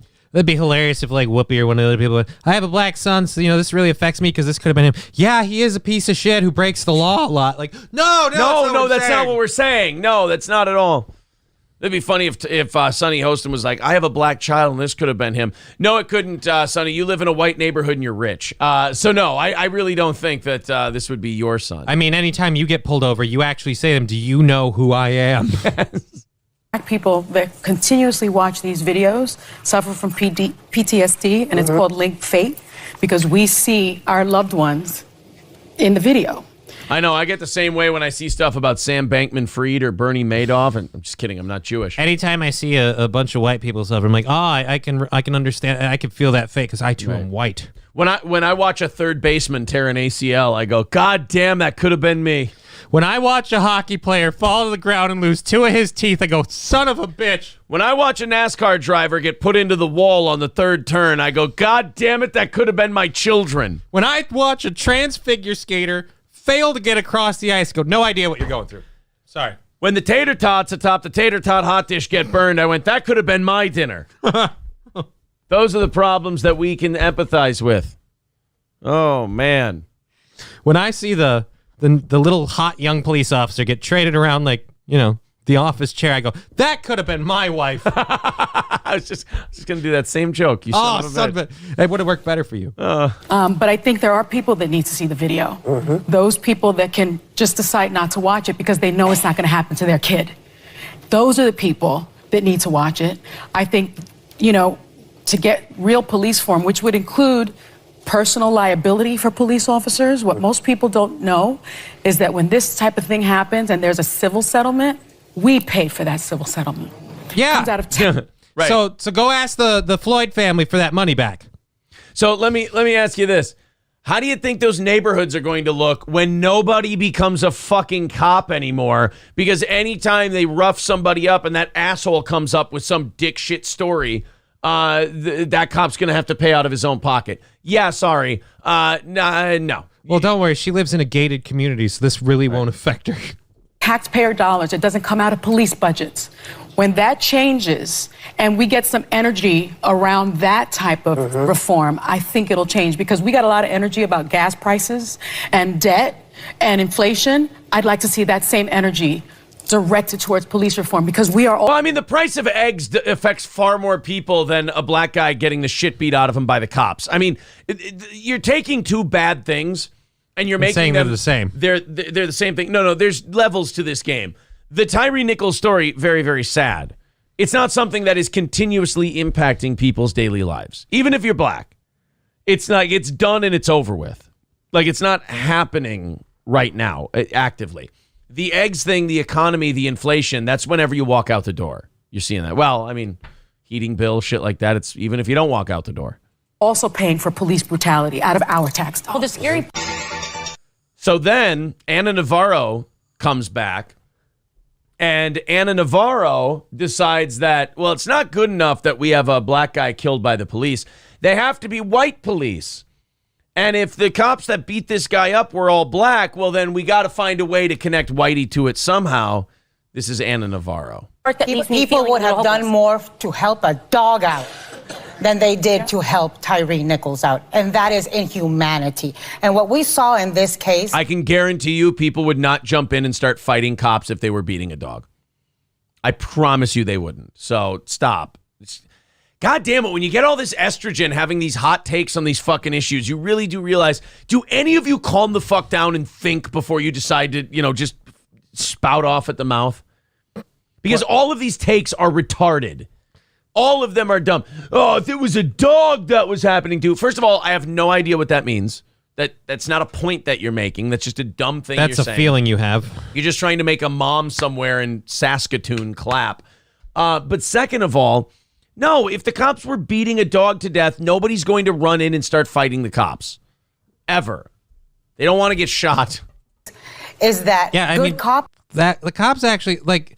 We don't talk about this because nobody gives a shit, but regularly police officers in the course of their duties will actually shoot and kill animals who weren't even being aggressive. Right. And we'll hear story after story. It was the nicest, sweetest dog in the world. It didn't do anything, and they just put him down. Like, yeah, nobody went to jail for that. Nobody paid for that. They could kill your dog, and nobody cares. So don't... It's inhumanity. And what we saw in this case is that good cops come in any gender, any class, any color. And bad cops can be of any gender and any color. And these cops were blue before they were black. Yeah, they were. And these cops were part of the Scorpion unit.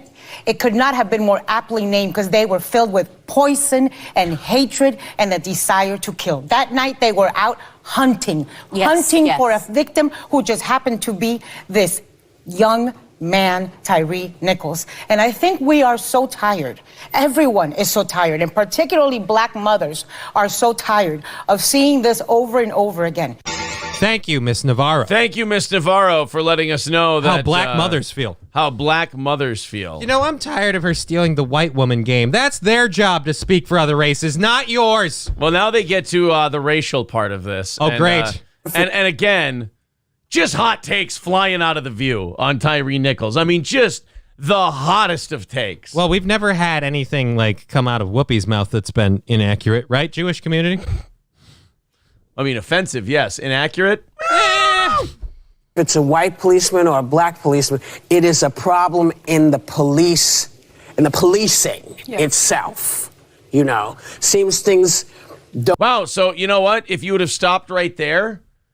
We actually would have had a very responsible, measured take from The View, which is, doesn't really seem to be white cops killing black guys or black cops killing white guys. It seems to be a cop problem. It seems to be a cop thing. It doesn't seem to be a race thing. It seems to be a policing issue. Hey, congratulations, you got it. Now, there's 29 seconds left in this clip yet. So producer's just going, you're diverting from the message. Go back, go back. Encourage people to get boosted. don't seem to make sense to people unless it's somebody they can feel or they can recognize. But how many times do we need to see white people also get beaten before anybody will do anything? I'm not suggesting. Here comes the full of estrogen hot takes from The View. Here it comes. Hey, it's a policing problem, not a race problem. Awesome. Should we start beating the shit out of some white motherfuckers? What? We got to see some crackers broke in half before a solution happens.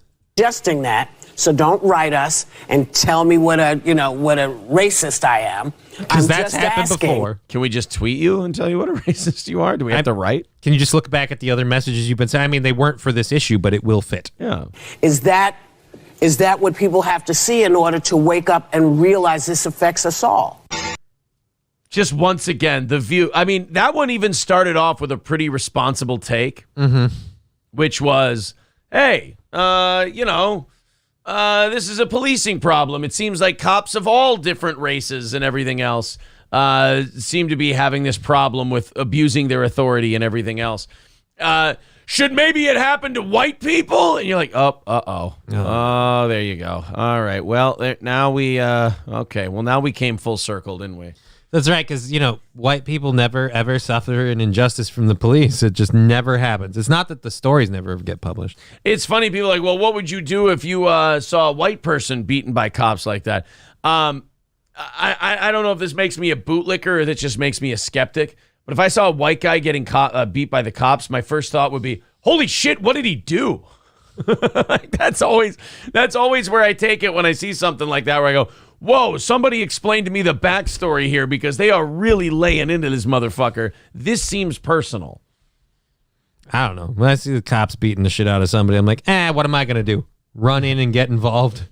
Well, like I've been seeing so many people like on news stories and stuff, and their big hot take is that, well, even though they're black cops, they were trained in a white system, and it's a system of white supremacy, so their good black brains were actually poisoned by the bad white brains. And that, okay, great. So instead of saying this isn't a race issue, it's a policing issue, you're going to go with, the big black cops are too dumb, so they just get brainwashed. And they get all their thoughts reprogrammed by the white cops. Okay. Yeah, you're about as tolerant as they've you been claim indoctrinated. No, they haven't.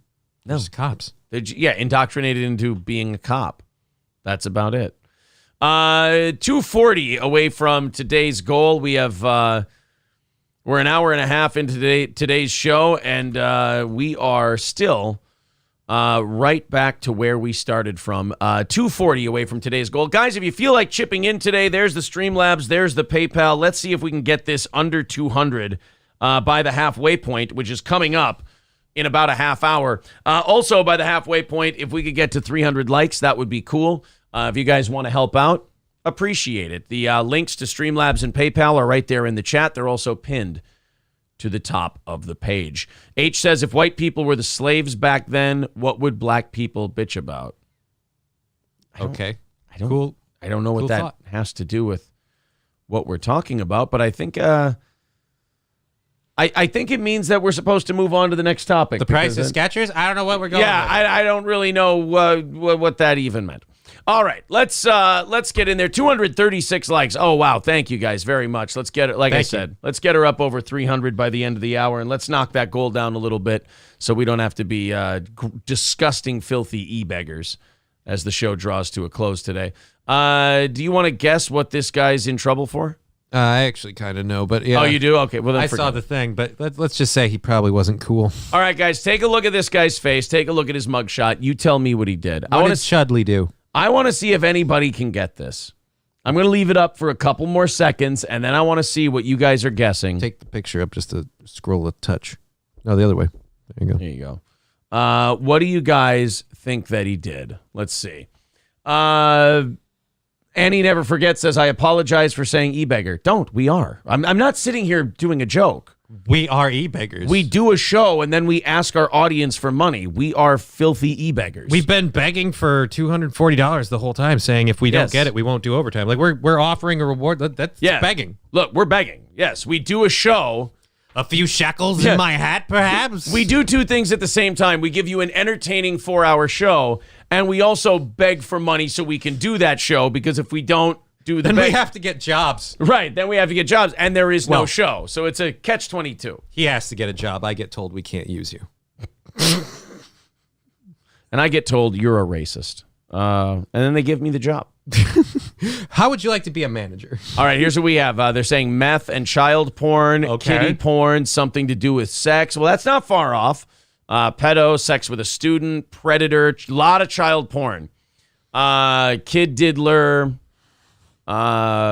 He was running a religious service. I mean, child porn. Oh, same thing. Pedo. Exposed himself to the public. Well, that mugshot did. I'm a fan of Chad, says bestiality. All right, let's go ahead and hit play, and then we can see what it is this guy did and see if your guess was correct. Let's see where he landed. It's our top story. Alexandria police have arrested. Oh, that's not good. We know It's our what top story. We know what the story is. You don't want this to be the top story on the news. No, you don't. Alexandria police have arrested an Alexandria man for forcing a pit bull to have oral sex with him. We're wide. That is ballsy. I gotta say. Dude, that is a fucking death wish. You put your dick in the lion's den. Oh my God. Of all the dogs to force mouth fuck, you pick a pit bull. I mean, Jesus. You know what? It's disgusting. It's creepy. It's wrong. Blah, blah, blah, blah, blah. All the things we're supposed to say. Credit for balls. Yeah. Because that dog could have eaten yours. That thing could have just went, dick's gone, and now he's going for the throat. Hey, someone gave me a cheddar wurst. Is it also weird that, like, I'm less against it when I found out what the breed was? And I was like, good, they're getting fucked for once. Yeah, it is a little weird, but I understand. Your stance is known. I'm sitting here going, you know what? For what that dog's relatives have been doing to children for generations now, you can take a high, hard one right to the mouth. You can take a shot to the mouth. That dick was on behalf of the human race. Exactly. That's for that 2-year-old from Memphis last week, you piece of shit. Dog was. How do you mouth fuck a pit bull, though? You know what? Don't. I don't need to know. I have to think, like, look, I'm not saying this makes it okay, because it doesn't. But if there were ever any proof of consent, the fact that man still has his genitals is proof of consent. You know, they say that dogs can't give consent, and I've always said that too. But if this guy's dick has nary a tooth mark in it, I'm saying the dog wanted it. Look, that is a dog that if it doesn't, that is a breed of dog that if it doesn't want to do something, it just doesn't do it. Well, just in general, that's a breed of dog. If it doesn't want your dick in its mouth, it'll just bite down and swallow. Right. And it'll come out its ass. Lucky dick. Chained behind a home in the 700 block of Willow Glen Road. Last night, the department started to get numerous reports of a video circulating on social media on Facebook that showed a man sexually abusing a dog. The video was posted by someone who witnessed the act and filmed from a vehicle across the street. Wait, so you just sat there and okay, now wait a minute. That guy may be disgusting for sticking his dick in a dog's mouth. I agree. I like having sex with chicks. It doesn't qualify. That guy may be disgusting. Fair. You sat in a car like a voyeur and you recorded him getting blown by a dog the entire time. I don't think your hands are as clean as you want them to be. Especially since you were jerking it. Right. The jacking off thing doesn't help either. Police identified and arrested 23-year-old Noah Tomlin of Alexandria. They charged him with sexual abuse of an animal. I just want to say right now for the so I'm on the record, lock him up forever, never let him go, because that's a guy that ends up killing someone or something eventually. I mean, when you start off with mouth effing a dog, I feel like there's no up from there. There's also no line. Yeah. Like there's nothing you won't do. You're in the basement. Going down further is not a problem. Yeah. Tomlin was booked just before midnight, and he posted a $1,000 bond this afternoon. News Channel 5 learned the owner of the dog was notified and contacted by the Humane Society of Louisiana. The Humane Society tells us they offer to pay for a veterinary exam and said they will help the owner. Needs a rape kit, for God's sake. Wait, protect the dog in the future. It wasn't his dog. What, is that better? No, that's if worse. If he mouth fucks his own dog, I'm just saying, I mean, you didn't know, like, this makes it ballsier to me. You don't really know that dog. It's not your dog. You don't know its temperament. You're like, hey, Pooch, you got a pretty mouth. Woof.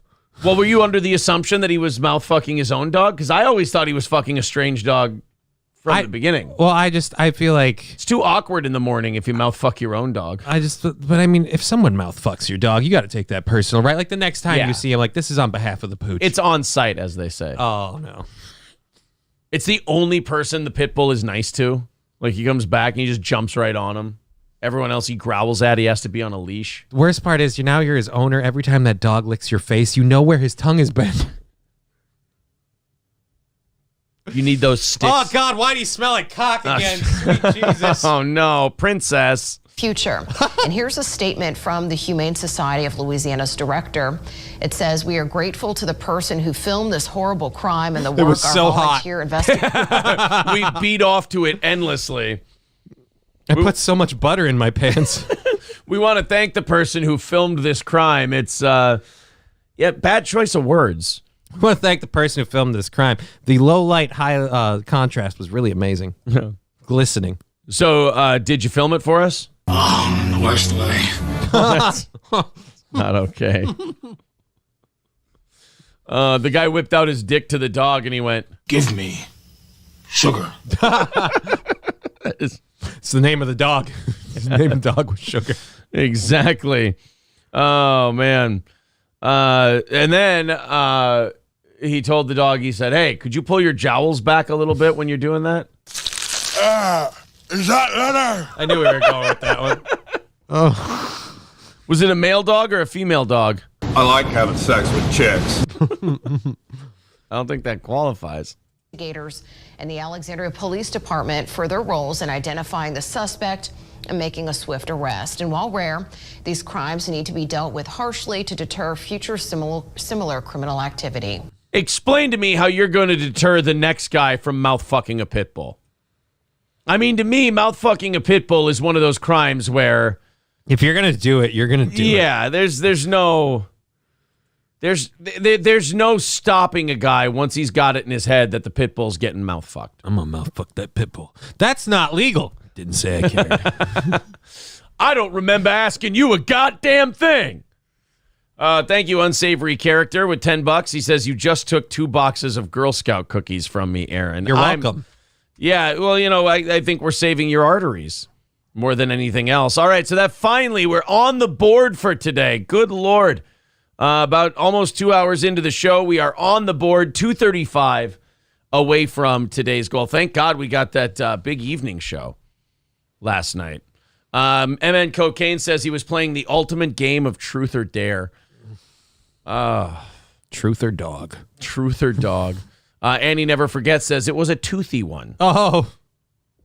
I mean, again, like you said before, the fact that he mouth-fucked a pit bull and his dick is in perfect working order, I mean, that is remarkable. I feel like that, again, is why we got to let it slide. Like, don't even punish him for it. Yeah.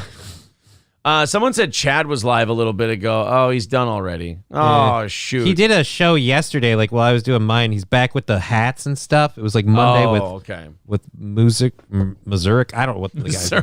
I don't know what the other guy's name is. I'm just going to let him be Mazurek. Mazurek sounds fun. I did see that. I saw it had 19 viewers. So he's kicking it in the ass. Well, I was making fun of him because I felt like it was punching up since I have a smaller audience. And then and it's while we were sitting there watching it, I'm sitting there going, "Chad, how do you do a show where your guests that sub with you have better equipment than you? Like you're sitting there and like, oh, we're both here, and you can see he has a better microphone." Neither of them have good equipment, though. No, like, but his is better. Yeah. And I'm just like, how do you not, like, this isn't like super expensive. You could save up some time. Yeah. Marshall Beaupre says, maybe the dog forced itself on the man. That's something we're not considering. If this was a golden retriever, I'd say that monster, that son of a bitch, he needs to be locked up forever. But when it's a pit bull sucking your dick, it's kind of like a pit bull doesn't suck any dick it doesn't want to. A golden retriever's loyal. How did this whole thing happen? Well, it started with babysitting my niece. She was sitting on my lap for a while. And then I was walking home, and this pit bull got all excited, my neighbor's dog. Normally, I'm like, all right, buddy, how you doing? Came over, just started aggressively sucking my cock. And I'm like, whoa, buddy. Whoa. Officer, the dog was sucking my dick when you got here. There's nothing I could do. Maybe it was like one of those things in a sitcom where 2 characters hate each other and then just start making out. Like maybe the dog tried to eat the niece, and he got in between and go, "No! I'm not going to let you attack this little girl." And they're wrestling on the ground. "Hey, Biff, get your damn paws off her." And then the dog just stares at his eyes for just a moment and then goes, "Argh!" And the guy goes, "What?" And then just starts sucking the guy's dick. The cops arrive on the scene. They don't know if he needs help or not. "Hey, you, dog fucker, Do you need assistance? Yeah, I don't really know how you break that up without somebody biting you. Yeah. Pit bulls are absolute ass kissers. They're aggressive to other dogs, says Paul Polito. And kids. Tell that to the mass graves they've filled. I love that when people go, oh, pit bulls are just, ignore the 5 stories a day of children being mutilated. They're wonderful dogs. They're incredible animals. Like, really? Because I'm pretty sure their body count is getting up there, and I don't mean who they're fucking. That guy says we got to kill and poison all pit bulls. Let me ask you this. Let's do a thought exercise. Uh-oh. Not that I'm endorsing the idea, but let's do a thought exercise. If we rounded up and eliminated the pit bull breed violently, would the world be worse for it? Like, if they completely disappeared from the face of the earth, would you hear, would the world be a better place or a worse place if they were gone? I hate to say this, but it probably better. Look, a lot of people, the be innocent dogs that we lose in this, they're like, this dog never hurt anybody. Yeah, I'm not saying we're not going to kill some innocent dogs. In fact, most of the dogs we kill will be innocent. I'm saying once they're gone, will the earth be a safer or less safe or more dangerous place for young children? Sadly, statistically safer, because they're not, like, pit bulls aren't a part of the ecosystem. So removing them from the ecosystem will have literally no negative. Right. It's not like there's any predator that's going to starve because a pit bull's dead. Well, there's too many deer. If only we had more pit bulls. Maybe some certain buffets in town might have a little less stock. The prices might go up. I want to swing a bat at a pit bull, says King Kong Dong. You just call them back alley cows. They're saying it would be a worse. Kane B says it would be worse. There would be too many kids around. Oh, okay. Nerdscape says blame the owners. Yeah, I would blame the owners for breeding a violent breed of dog and keeping the bloodline going. That's what I blame the owners for. Pitbull took Chad's upper lip. The rapper? What a dick. That's just a mean move. Worldwide. Rebel Coolidge says, no, pits are a hazard and as well as a status symbol for certain people, no matter and white trash. Leggy McLovin says it's not the dog's fault that it's the fucking owners, bad owners, had the worst dogs no matter the breed. Now, wait a minute. When there is a breed of dog that is responsible for over 60% of dog attacks resulting in hospitalization and more than that resulting in death, you can't really say it's the owner, because I'm sure there's terrible golden retriever owners out there. Those golden retrievers are not eating children. There has to be a temperament and a physicality about the dog that lends itself to that kind of behavior. I've helped a lot of animals through the Humane Society and stuff like that. My parents sheltered a Doberman, actually 2 of them, but they sheltered a Doberman that my sister's ex had. He was a horrible dog owner. This Doberman, you wouldn't want to trust it around your kids or stuff. He'd snap and he'd bite at people. And at the right owners, they can keep him, his temperament together. And that dog was effed up. But not every Doberman behaves that way. Right, and someone says 30 years ago it was Dobermans, then Rottweilers. Not really, not statistically to the rate it's been pit bulls. With pit bulls, there's numbers to back it up. And the data is there. This is a settled case. The people who argue that it's the owners, those people are arguing an already dead topic. Statistically, mathematically, this thing's been settled. And in the case of Dobermans and Rottweilers, their attacks actually come back to a very easily explainable thing. A lot of them have a condition where their brain keeps growing, but their skull doesn't. It causes brain pressure, and it causes all sorts of literally mental issues because, again, and that's Dobermans or Rottweilers? Both. Their brains grow out of their skull and they go ape shit? They can. It's not like it happens to every single one, but again, it can, which is why there are some that just flip and go nuts. Annie Never Forget says, I volunteer at a kill shelter. 80% of the dogs are pits. It's because nobody fucking wants them because they're a problem. That's why. Are those bad owners or the ones who go, oh my God, this thing is out of its fucking mind. I have to take it in. I feel like tried to kill my daughter. I want to keep it here. I'm sorry. Yeah. There's, again, this is all statistical. I think a lot of people still try to fight this because they don't want to admit how it is. But yeah, It's a statistical problem. Riley Martin says 2 pit bulls stole my truck. And they drove it worldwide. Oh, no. Fauci's Pangolin says pit bulls have been bred for fighting for 3,000 years. Right. You're not going to get that out of them in 10. What they do is they take the big dog and they breed it with the big bitch. And then you get the big black pit bull. I'm just worried that if they keep breeding these pit bulls, there are not going to be any children left for the other breeds. Jimmy, that's not how we're supposed to be talking. Good Lord, man. Frank Herbert says pit bulls are demon spawn. I'm not disagreeing with you there, sir. Not disagreeing. All right, we got 15 minutes until the halfway point of today's show. Are we closing in on 300? I saw we were at like 250 something. Nice. We could get there. A little while ago. Where are we at on likes? Give me the like countdown before we go to the next story. We're 235 away from today's goal. Again, we're $5 in for today. 262 in terms of likes. All right, very cool. 262 likes. Keep hitting that like button. Get her up to 300 by the time we hit 8 o'clock Central Time today. And again, if you feel like chipping into this program, there's the PayPal, there's the Streamlabs. 235 away from today's goal. Oh, very funny joke from Maddie. How did we miss this one? The guy who got the pit bull to blow him. Talk about raw dog in it. God damn. Oh. It was right there. It was staring us in the face. It was just looking us right in the eyes like a pit bull staring at a toddler. It got me a pearl necklace as a gift. Aw, that's very sweet. Let's talk about Flavor Flav. Let's go from attack dogs to crackheads. Flavor Flav was on a crackhead. Well, he was. Okay. He was on DJ Academic's Off the Record Spotify podcast and talked about his crack cocaine habit, which Flavor Flav claims was up to $2,400 a day. How much crack are you smoking? That's a shitload of crack. I didn't think you could do that much crack. I think that would, they say black don't crack, but that much crack should kill you. I mean, I always thought crack was one of those drugs where you took a hit. I learned this from Snoop Dogg's Behind the Music. You took a hit of crack and it feels like your heart's going to explode. And I feel like, well, that's a one-hit drug then. Yeah, you don't really need more of a high after that. Right. How much more? Oh, they're saying crack only lasts like 30 minutes. Oh, that's evil. Ugh. I've never smoked crack. I wouldn't know. At least a good weed high will give you a couple hours. Right. I mean, Jesus.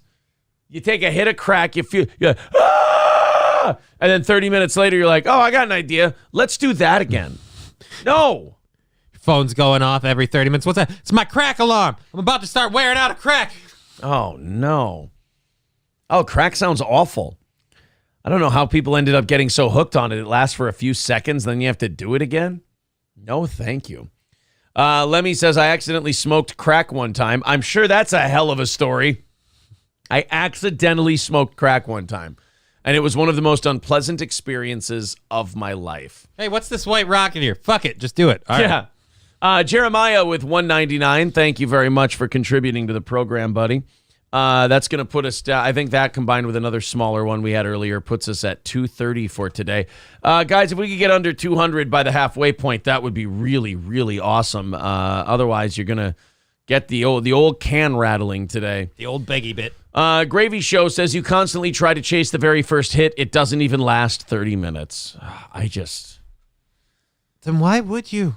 Right.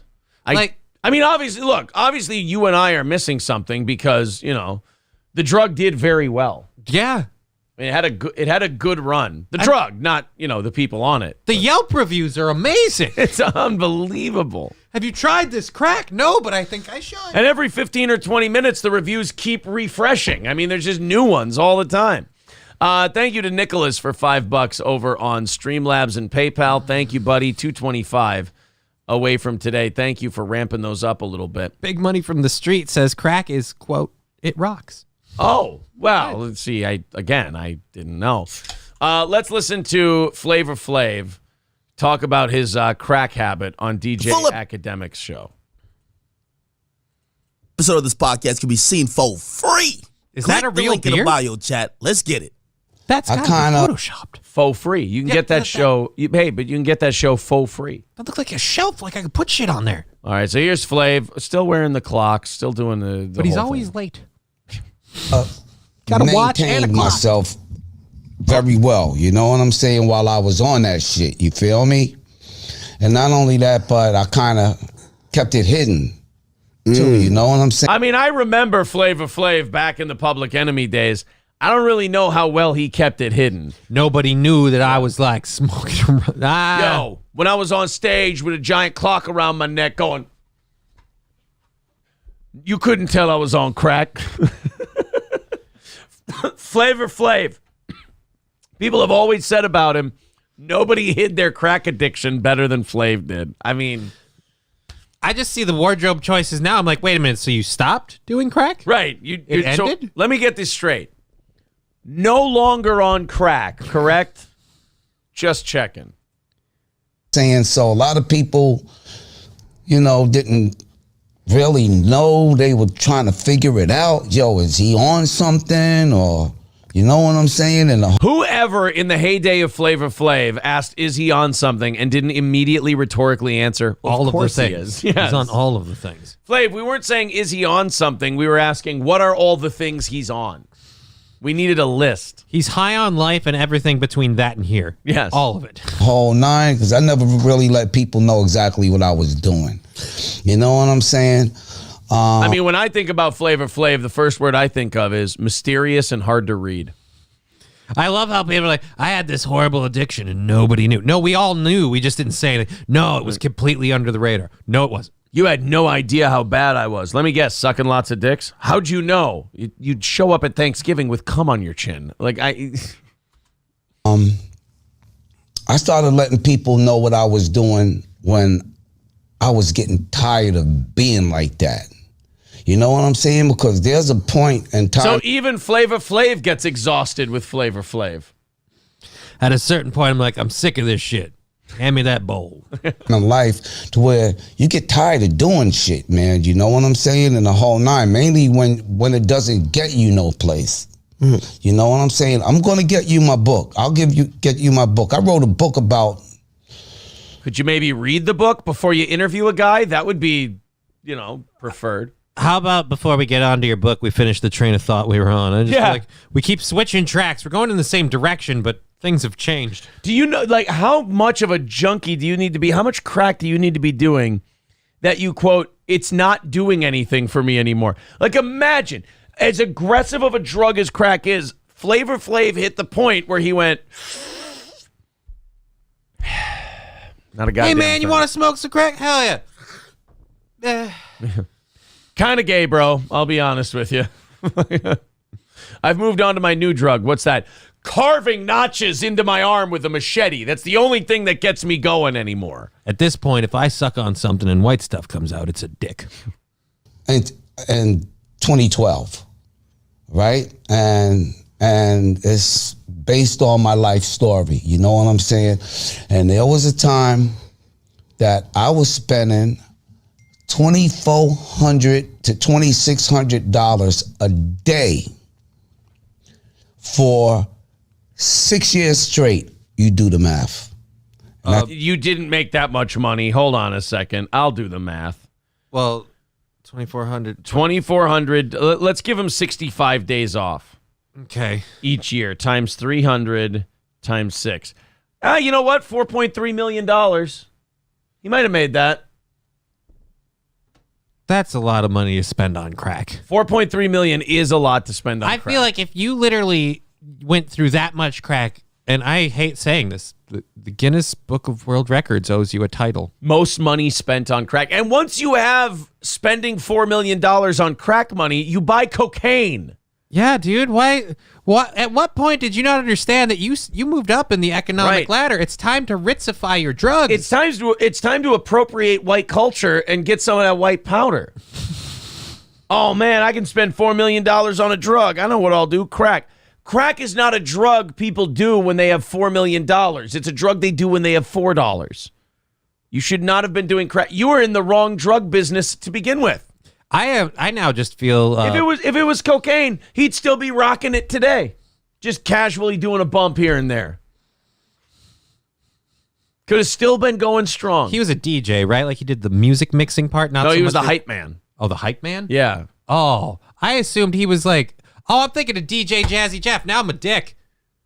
You confused DJ Jazzy Jeff? I also have brain damage. Flavor Flav. And I apparently don't see color. So you thought Uncle Phil in Fresh Prince was throwing Flavor Flav out the front door of the Banks household? You thought Jazzy Jeff was on crack and talking about fighting the power? I realized I made a mistake, okay? You did. You made a grave mistake. And I'm not sure which one of these two gentlemen you should be apologizing to. Because Flavor Flav is still more culturally relevant than Jazzy Jeff, but Jazzy Jeff wasn't spending $4 million on crack. So I mistook the idea that Flavor Flav just was a record spinner. I was going to make a joke about having a bump on the thing, like wiggle, wiggle, and then coming back up. He's also not Spinderella from Salt and Pepper. I just wanted to let you know that. He's also not Jam Master Jay from Run DMC. But he was the front man of Destiny's Child, right? No, that was Beyonce. They look alike. I know, they look exactly alike. So wait, he was married to Barack Obama. No, that would be Michelle Obama. They look exactly the same. Put a wig on that guy. He also didn't sing I Heard It Through the Grapevine with his other raisin friends. He was the one who had the shoes like too legit to like. No, that was MC Hammer. Damn it! No. Why can't? He's the guy who did Ice Ice Baby. I can't tell them apart. It's hard because you don't see them as people. I understand. That's how much I spent on drugs. Yeah, definitely. Drugs daily. Yes. Hey, I ain't gonna lie. How gay does this guy feel for just talking about smoking weed? Drugs daily. Damn, that's how much I spend on Happy Meals. Yo, I can see you spending $4 million on quarter pounders, but damn, crack. $2,600 a day, and you didn't even have one Whopper. I love that this guy's probably like regretting every time he's told people how much weed he smokes, like he's some kind of badass. He's like, whoa, Flav spent $4 million on crack. I'm a bitch. I don't mean to brag, but I go through like $50, $60 of weed in a day. Bitch. Oh, yeah? My heart actually ruptured 8 times. I was rushed to the hospital. You ever sucked dick for marijuana? I didn't think so. All right, but I sold a lot. But I was my best customer. You know what I'm saying? Because I had a lot. I had a lot. You know what I'm saying? In the whole nine. I spread more crack than the FBI. I spread more crack than a Nashville, Tennessee police department. It was so bad they used to call me Johnny Crackerseed. That is a weird name. I had a lot of money at the time too. I was just doing the wrong things with my money. You know what I'm saying? So at least you were selling some of the crack. God wanted and at me least to live. you know that you were making bad choices. Me? And he knows that I'm a mouthpiece to the world. So I feel that God let me live through that, so that way I could teach people about the mistakes that I made. God's like, bro, I'll be honest with you, I forgot you were there. But you never asked God, why have you forsaken me? So I just kind of thought that you knew and we were cool. But hey, congratulations pulling out of it, buddy. Nice job.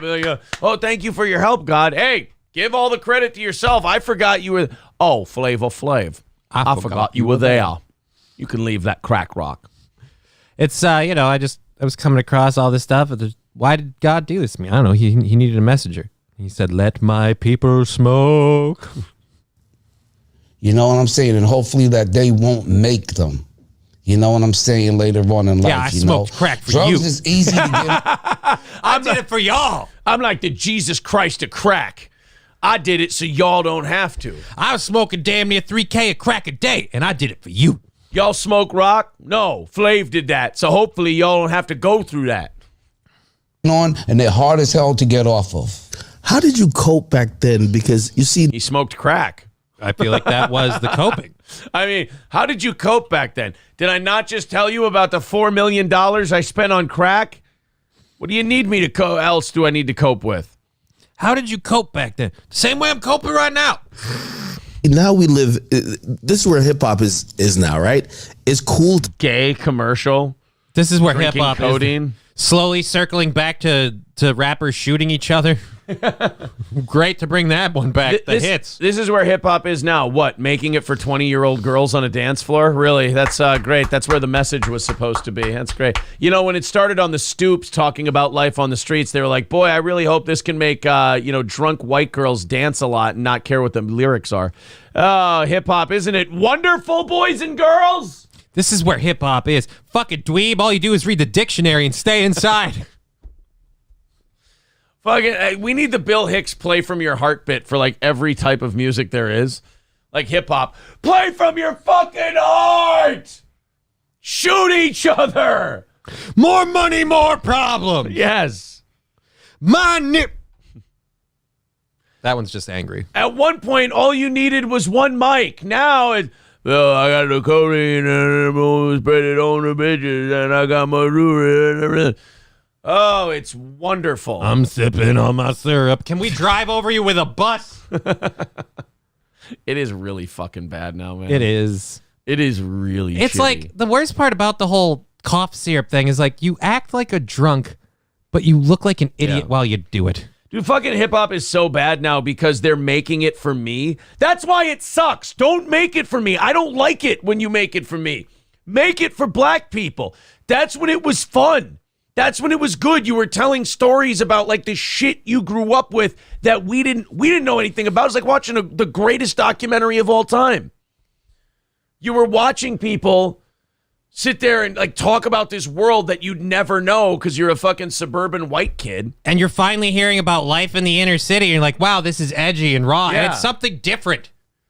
You're like, holy shit. I wouldn't mind slapping some bitches. You heard like Mos Def and Talib Kweli and you were like, God damn, I didn't know that even existed. I would be scared shitless.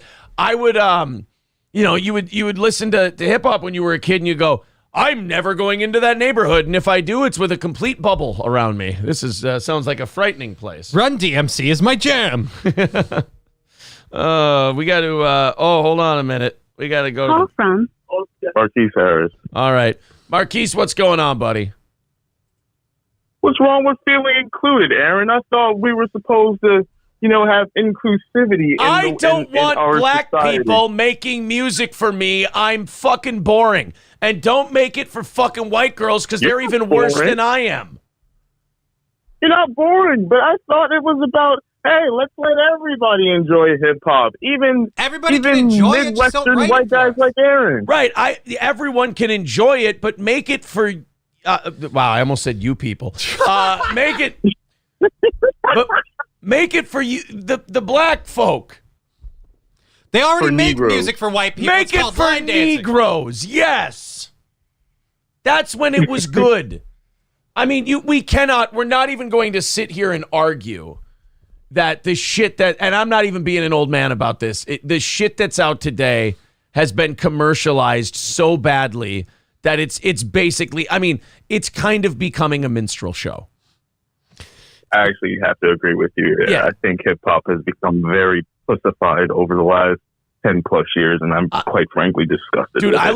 look at the Migos and I go, if this was the 30s, they would be in blackface, like singing "My Old Kentucky Home." Like this is a minstrel show. Like this isn't even right. I mean, is anybody really missing that third guy? Whatever his name was. Nobody Take gave off? a shit. We weren't weren't missing the first two. There was Rocket Booster, Takeoff. There was Reentry. There was Atmosphere. I think they were all space names. Who gives a shit? Aaron's wearing a Death Row Records shirt. I respect his opinion. you. Punching out. I'm wearing a Death Row Records shirt. I know what the fuck I'm talking about. Thank you, buddy. Keep their heads ringing, indeed. Yeah, and you don't stop. With the bang, Because bang, it's boogie. 187 on a... Oh, sorry. I want to stay on YouTube here, for God's sake. Grank Nutterbutter says, you kids and your anti-Negro hip-hop. They already make music for white people. It's called country, and it's lame. Sucks now, too. God, I'm worried. Yeah, everything's kind of getting shitty. Because it's rock has been going downhill since 95. Because there's so much money in it now. Like, we're such a wealthy country that now young people with disposable income get to decide what's good. And when we were young, we didn't have any taste. We didn't have any stories. We didn't have any struggles. So everything that was out there was just, oh, it's got a fun beat and I can go like this. Oh, it's fun, but it's not any good. We also didn't have the internet. What the fuck is the internet? Magnets. The fuck do they work? But it really is. Like, it's just the commercialization of it. The pussification. The music is being made for a smaller and smaller group of people. That's the problem. And those people buy all the tickets, go to all the concerts. They're single white ladies and they're lame. Yeah, and they're fucking awful. Like when I hear people go, oh, this is a great dance floor jam. That's great. That's wonderful. But that's not what it should all be. I just love this beat because I can shake my ass. I'd prefer both of those things didn't happen. Can't you be a whore on your own? Like, do you really need to ruin one of the greatest musical art forms of the 20th century just so you can be a skank? No, be a skank with the skanky stuff that's out there already. I can't get anyone interested in this grilled cheese without a decent bass beat. Let skanky women make the skanky women dance music. They're no good at rap anyway. They already do. Her name's Rihanna. There. You got Rihanna. Marquis says today's rap is about money, bitches, and drugs. Today's country is about big tits, beer, and NASCAR. It's all commercialized dog shit. Exactly. Well, rap was always about... I want my rap music to be people I'm afraid of telling me scary stories. Yeah, but I mean, like, it wasn't about, like, bitches and money and stuff. But the having the bitches and having the money was kind of, like, flaunting your success was always that was always part of it, and that's fine. But now they kind of doubled down on that. But now it's just all, like, there's no struggle anymore. There's no storytelling anymore. It's all, let's see if we can get a shitload of downloads and get young white girls to really think this is good. And then young white girls become unbearable because they think they're like rap aficionados now and they know something about it. It's like, shut the fuck up. Just saying, since Eminem show, he just wasn't the same. No, he hasn't been.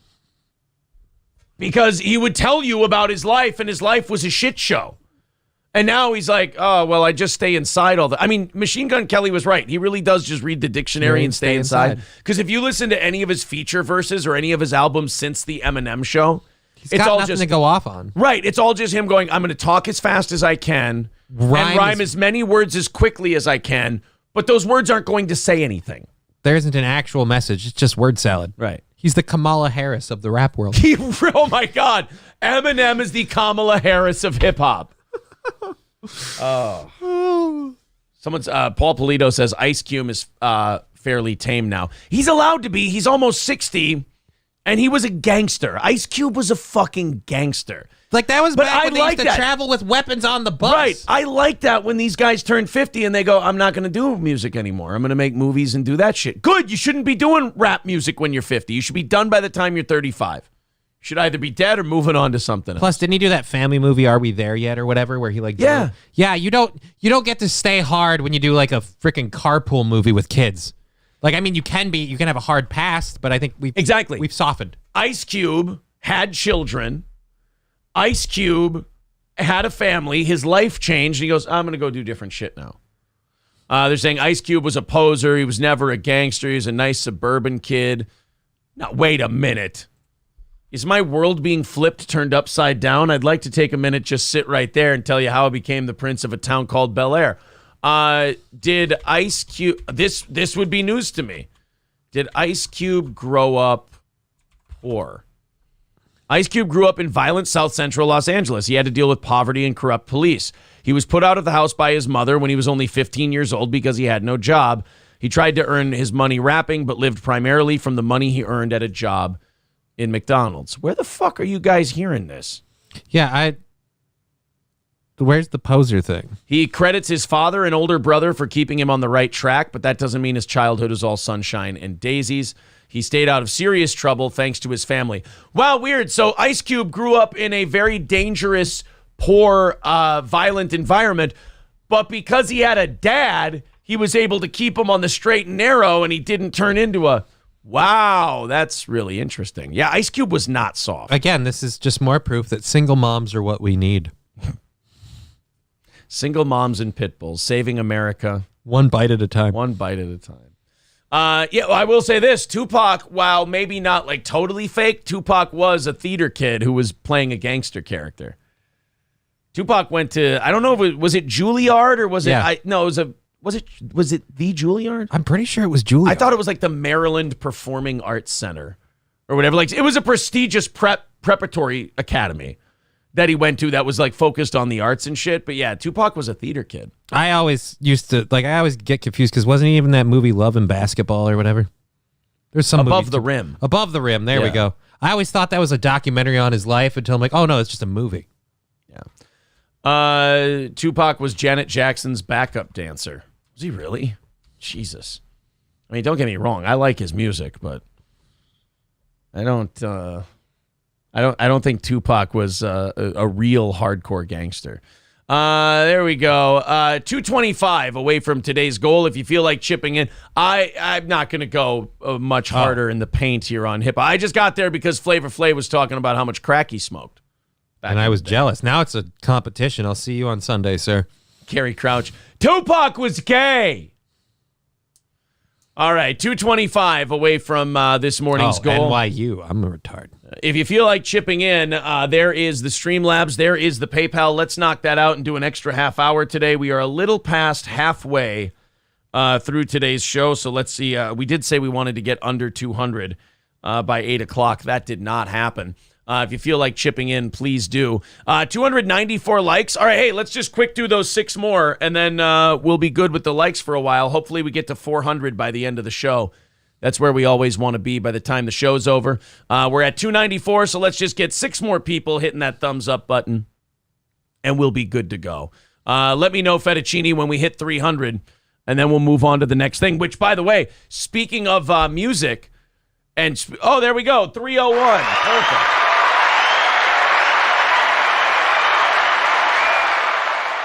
So, this Death Cab for... Were you ever a Death Cab for Cutie guy? There's a right answer and a wrong answer to this. Thank God. Death Cab for Cutie was like... When I was in school, it was what the really sad kids listened to feel cool. Oh, no. Yeah. It wasn't like goth music, but it was like... Emo? Sad fuck music. Okay, kind of emo. Yeah. Kind of They were awful. Now he says emo shit. I don't remember them being like full on emo. I just remember them being kind of sad. Like who was this? Like they weren't emo, but they were just kind of sad and why don't the girls like me? And what was the god damn it? I know that Fall Out Boy. Maybe Fall Out Boy. You're not thinking My Chemical Romance. No, they were. It was either Fall Out Boy or they were Fall Out Boy adjacent. I mean, I could believe Fall Out Boy because they have a lot Snow Patrol? I have never heard Snow Patrol. Okay. Well, yeah, anyway. My Chemical Romance. You keep their name out of your mouth. I love those guys. Oh, you like My Chemical Romance? Yeah, I've discovered them later. Weren't they kind of gay shit, though? Maybe, but I fucking love their music. I don't know. I mean, not everyone can be fucking Edwin McCain, am I right? Up top. Oh, God, people fucking loved that song. You could not go anywhere without that goddamn jam. You're crying surely. Should have been a Nickelback song. I'm telling you. Would have gone to even greater heights. 210 away from today's goal. Alcott with $20 says, make Shaka dance. There you go. Shaka's dancing for Alcott. Anything over $10 gets you Shaka dancing. Thank you, buddy. 210. Away from today's goal. There's all the PayPal and Streamlabs links in the chat. Eliza Blue was a My Chemical Romance groupie. Yeah, so everyone, Dead Kennedys. Oh, God, I'm seeing names I haven't seen in a long time. Holy shit. MCR fucking fucks. My Chemical. God, emo kids were weird. What did I like when I was in high school? I was big, hip-hop was a big, I was into men. I was into the men folk. I never got into all that really gay beta emo shit. Why do I want my music to make me sad? I don't know. I like music that I feel a variety of emotions, and I like to have a mix. Like you would think if you're a kid and your life is already sad, you don't want to, like some kids wanted to listen to music that confirmed their sadness for them. And I think those kids later went on to either be liberal or conservative and made everything about their politics. And they wanted to, because they just wanted to make themselves miserable. So they keep fighting about politics. It's just how you live your life. Exactly. Matt Fields with $4.99 says single moms and pit bulls saving America one BJ at a time. Yeah, but now we're confused after today's show. Who's giving the BJ? That's the sad part is both the pit bulls and the women give the BJ hoping that the guy will stay. And they never do. They never do. Spoiler alert, gonzo. Why buy the dog when you get the BJ for free? Scoober says, don't you like Eric Church? That's country emo. No, that's just singer-songwriter, baby. Eric Church is the Jim Croce of country music. Uh-oh. I probably just made a lot of people upset with that. I'm waiting for the chat to catch up with that comment. Eric Church is the Jim Croce of country music. Sandy Squatch says, I have a certain music I listen to when I'm sad.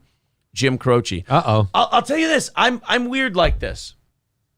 Because like April will always, like, if I'll play a certain song, she's like, oh, are you in a weird mood or something like this? I'm like, no. Like, I just kind of listen to songs I like. Mm-hmm. I like the songs.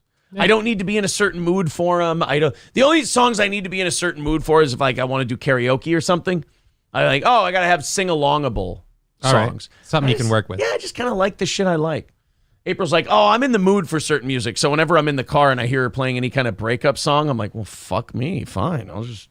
Apparently, I'm just fucking leftovers over here. Just keep to myself then and shut the fuck up. Okie dokie. Somebody had a Sylvia Plath line. I always laugh at those. Michael Mitchell says they listen to shit music while reading Sylvia Plath. John Sotera says Jim Croce is way better than Eric Church. I mean, tomato, right? All very incredibly talented singer-songwriters. Exactly. All right. So anyway. So back to Death Cab for Cutie. Do you remember Death Cab for Cutie? No.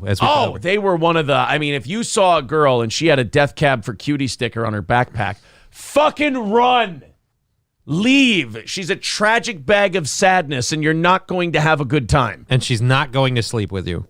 It has nothing to do with you. That's just a decision she's made about life. Well, I have to give credit to Death Cab for Cutie, and at least I think their lead singer. Okay. He's doing something that must be very hard for a lot of bands that have high school audiences or had high school audiences. He's realizing that it's fucking over and he's done. I like that. I like a guy who's willing to, like, when they're like, hey, why aren't you releasing new stuff anymore? And he's like, because all my fans were emo high school kids and they've aged out of the program and I'm fucking irrelevant. I like that. There's something nice and honest about it. Benjamin Gibbard catches up with Kyle Meredith to talk about Asphalt Meadows. Who gives a flying bag of shit? Death Cab for Cuties, Ben Gibbard said, quote, I'm too old to write songs about cops stealing my skateboard. But I like that. Because he doesn't do that anymore.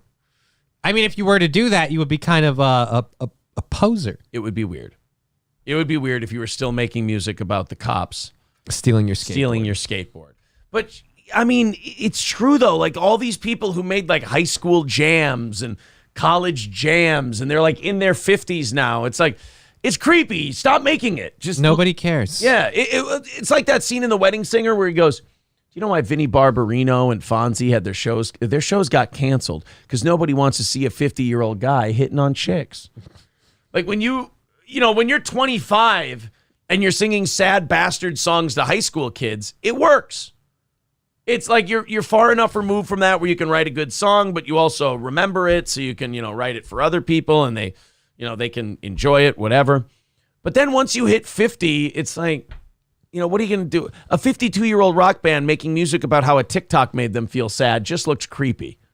I love writing my songs about smoking my weed and doing a half pipe. All right, I'm 50. I don't do those Right. anymore. I'm going to break a hip if I keep going into that same half pipe. Jack Zim says, Sharon Osbourne says you're never too old to make money and tour, even if it kills your husband. It would be refreshing if she would just come out and say that. Look, you're never too old to tour and make money, even if your husband dies because of it. Although, in fairness, is the touring killing Ozzy, or would not touring kill Ozzy? Like, I think not touring would kill Ozzy. He seems to get worse the less time he has. Is he like a shark where if he stops swimming, he's just going to sink to the bottom of the ocean? Yeah. I think that might be it for Ozzy.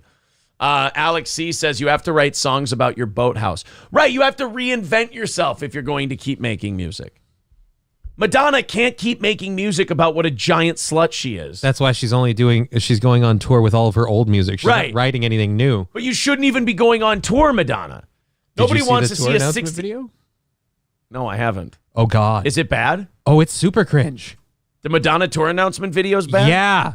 Because they do it as this fake like truth or dare party with a bunch of people who were paid to be there. Yeah, that's the one. Celebration tour announcement. This is the one? That's the one. I've never seen that. That's 5 minutes of pain. That's 5 minutes of hell. 700,000 views. So this is worth a view? It's worth a view. You'll hate yourself for it, but it's worth a look. The Gravy Show says, I already had to watch it. Please no. I've not seen this. Definitely no cringy stuff. See, everyone's saying no, so we better not. All I saw was Anthony. I saw Anthony talked about it on his show, so I never talked about it on ours because I figured, I talked about I don't it want to be ripping anybody Went through off. the thing pretty in depth. It's cringe as shit. First of all, is that her? Yes, that is her. And does she put her face on the way you mud a wall to paint it? Like, does she just take the scraper and go? I mean, possibly. I always, because it's more fun for me, picture it as like a Mrs. Doubtfire thing where she has like a Madonna face cake in the fridge. Oh. And she just goes, bam, and hello, and she's ready to go. Oh, I'm melting like a snow cone in Phoenix, dear. I have to leave you now. All right, let's... Does Madonna still do the thing where she talks in different accents and pretends to be other people? I don't think so in this one. I think she kind of sticks to Madonna. But she does do the thing where she's like super sexual with everybody. Oh, she's 65 years old. Get ready for a gummer. Gilfs are out. Oh, no. That's another thing I hate is when like I know some people like Nicki Minaj, but she went through that phase. I don't know if she still does it. Where she would have like different character voices, and I hope she does the British one. It's like, would you stop it? That's retarded. That's not good. You shouldn't be allowed to like rap music if you like that kind of thing. Hey, everybody, I'm a sex symbol. You're also 70. When Nicki Minaj starts talking about shooting people and killing men, then it's good music. When then she goes like, that super bass song that was really hot back in the day. That's a fucking terrible song. That's not good. Now I'm turning into Kevin Brennan. It's not good. It's bad music. Why is she gay? But her song Lookin' Ass, that's a hardcore fucking song. That's a good song.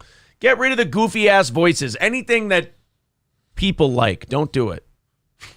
That's my take on music. If people like it, stop doing it. Make them like something else. Great artists force you to like the shit they make. Play from the heart. Play from your fucking heart, as Bill Hicks would say. All right, let's watch Madonna's tour announcement. I just want to make sure you all know why you're here. Yes. And this is that Amy Schumer? Yes. No. We start and end with Amy Schumer. Because remember, these are the who's who of entertainment. We've also got Jack Black. Oh, that's Jack Black? I thought that was Dutch Mantel. No, that is Jack Black. Oh, shit. Let me know if you recognize anybody else in this group. Well, I feel like we're still got 5 minutes left in this video, but I'm already writing it down. Okay. Madonna. All right. Ew. Yeah. There's Minute Bowl. Mm-hmm. This room, all bets are off. This is tough. Amy Schumer. Oh. Eric Andre. What's Eric Andre doing there? I don't know. They were all paid to be here. I like some of these people. I mean, not her. You're not about to. Truth or dare? Dare, bitch. Oh, because that's saucy.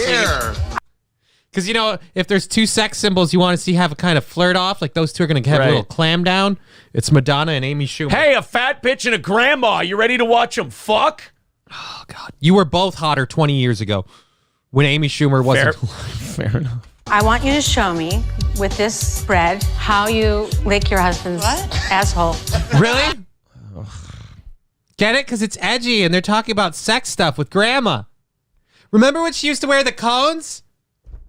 Like a virgin, hey, but I'm over 50 years old. She's a senior citizen. I don't need senior citizens making videos where you talk about how you lick your husband's asshole. First of all, there's this weird thing where we're not exercising enough restraint in culture now. So like things like that should be shocking and crazy, and they're not okay. They're not anymore. Because it's been ruined by people like Jack Black and Lil Wayne and Amy Schumer and Madonna going, oh, let's just talk about it politely at a table. No, that's supposed to be for disgusting trash people to do in the shadows. It's not supposed. That's when it's good. I'm not some kind of prude who's saying we shouldn't talk about licking asshole at the dinner table because it's impolite. I'm the kind of guy who says we should only talk about licking assholes in dark corners where nobody can hear us because that's where it's the most fun. When that stuff is just okay to talk about, we just all turn into blah. Look, I don't want to talk about licking assholes unless we're in the dark and I can't tell whose asshole I'm licking. If you are in a public space with multiple people and someone brings up licking asshole, you should all look at that person and go, would you fucking stop? Enough. What are you, 6? What are you, 6? I mean, butthole. I think we're done. Oh my God, it's happening. Nope. Oh, that's so funny. Is the grandma wearing one of the fake gold teeth? Yeah. God, yes, she is. Damn it, you two. Because, what she really needed to do was trash it up a bit. I will give Amy Schumer credit for this. She did not do the asshole licking bit. I will give her credit for that. But Madonna gave her a low bar to clear, and she doesn't look like a great high jumper. He does have a gaping butthole. I don't think he'd mind me saying. Okay, now Eric, it's your turn. This is kind of like sad and gross. Oh my God. Sad and- Thank you. Yes. Eric Andre, ladies and gentlemen. Speaking truth, the one voice of reason we'll hear all night. This is kind of sad and gross. Is that Judd Apatow? Yes, it is. Fuck. I stopped liking him a long time ago anyway. He's such a bitch. Like, no offense to Eric Andre. I feel like this whole table is a group of people who used to be famous. Or like, well, I got paid by Madonna and maybe a little bit of rubble help. I like that Eric Andre at least went, this is kind of sad. He's the only one who brought any sort of real thought to this. Everyone else is like, I'm going to play the character. This is amazing. Gross is very popular right now. West, also known as Diplo. Ah, come on. Truth or dare? There.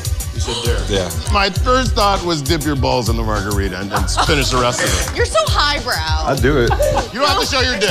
Yes, you do. You can't go over there and hide it. Well, you gotta show Madonna. Yes. Jack, you have to verify. Yes, you have to show Grandma. I don't know. It just feels right. Oh, God. You're all in your 50s and 60s.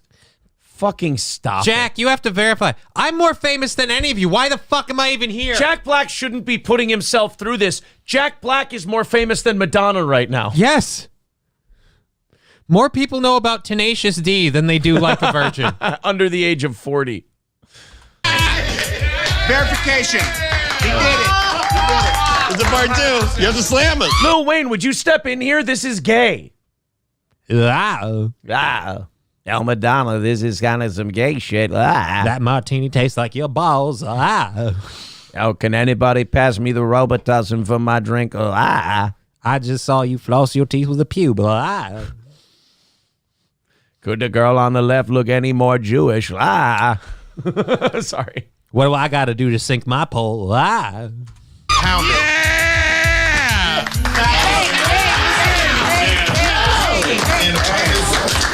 No, the balls are disinfected now with the alcohol. Looks like Robert Downey Jr. playing a crackhead. Yeah. That's beautiful. What do you mean, you people? Don't ask, just do it. Truth or dare? Dare. I want you to tongue kiss Jack Black right now. God damn it, guys, we're 60! Are you ready to watch Jack Black make out with Madonna?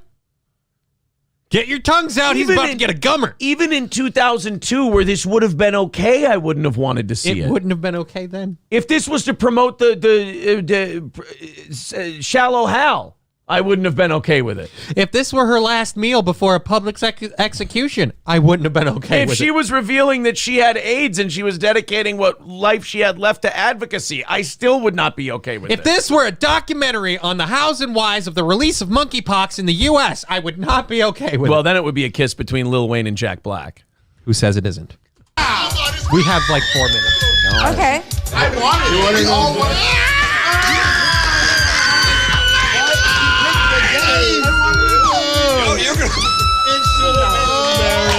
I'm hard as a rock. I am a different man. Yeah, I'm also a different man. The tooth gap thing is weirding me out. You have no reason to have that there. This is so bad. I'm not enjoying myself. You know what's a super awesome time? When you look like really, really trashy. You know, she's so rich she could have fake teeth. So let's you're have a in fake your gap. 60s. Like, nobody's tricked. We all know what all of this is. This is, I'm terrified of getting old. That's what playing a 13-year-old truth, a game that teenagers play around a dinner table with other people who are suffering terribly from arrested development and fear of aging. That's what this is. Are you telling me when you see this video, you think it's just a bunch of people who think the sun is setting on their career? I think it's middle-aged people afraid of getting old. Yes. Yes, Bob. I'm going for a dare. Show us with this Evian bottle. Okay. How you suck it. Get it? Sucking dick. Because he's gay. You know what's really awesome is the fact that we've only been talking about sex for the last 2 minutes. It's everything is fucking and sex and pussy and asshole licking and... At least Madonna's not a one-trick pony. Right? Yeah. You know, at least she's got something interesting to say. Say what you want. You know how Chris Rock did that bit when Michael Jackson was in all that trouble? He goes, remember that argument from the 80s? Who's better, Prince or Michael Jackson? Guess what? Prince won. Remember that argument about Cher or Madonna? Guess what? Cher won. And Cher's unbearable. But at least it's about politics and like normal douchey cringe shit. She came out being a little cringy for a minute, and then she had the decency to kind of slink away. Right. All right, here we go.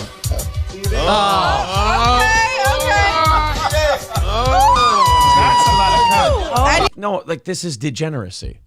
Yeah, this but is Sodom and Gomorrah. This is God's going to burn the world down. You know what? Bring it. This is how he swallows cum. Aren't you excited?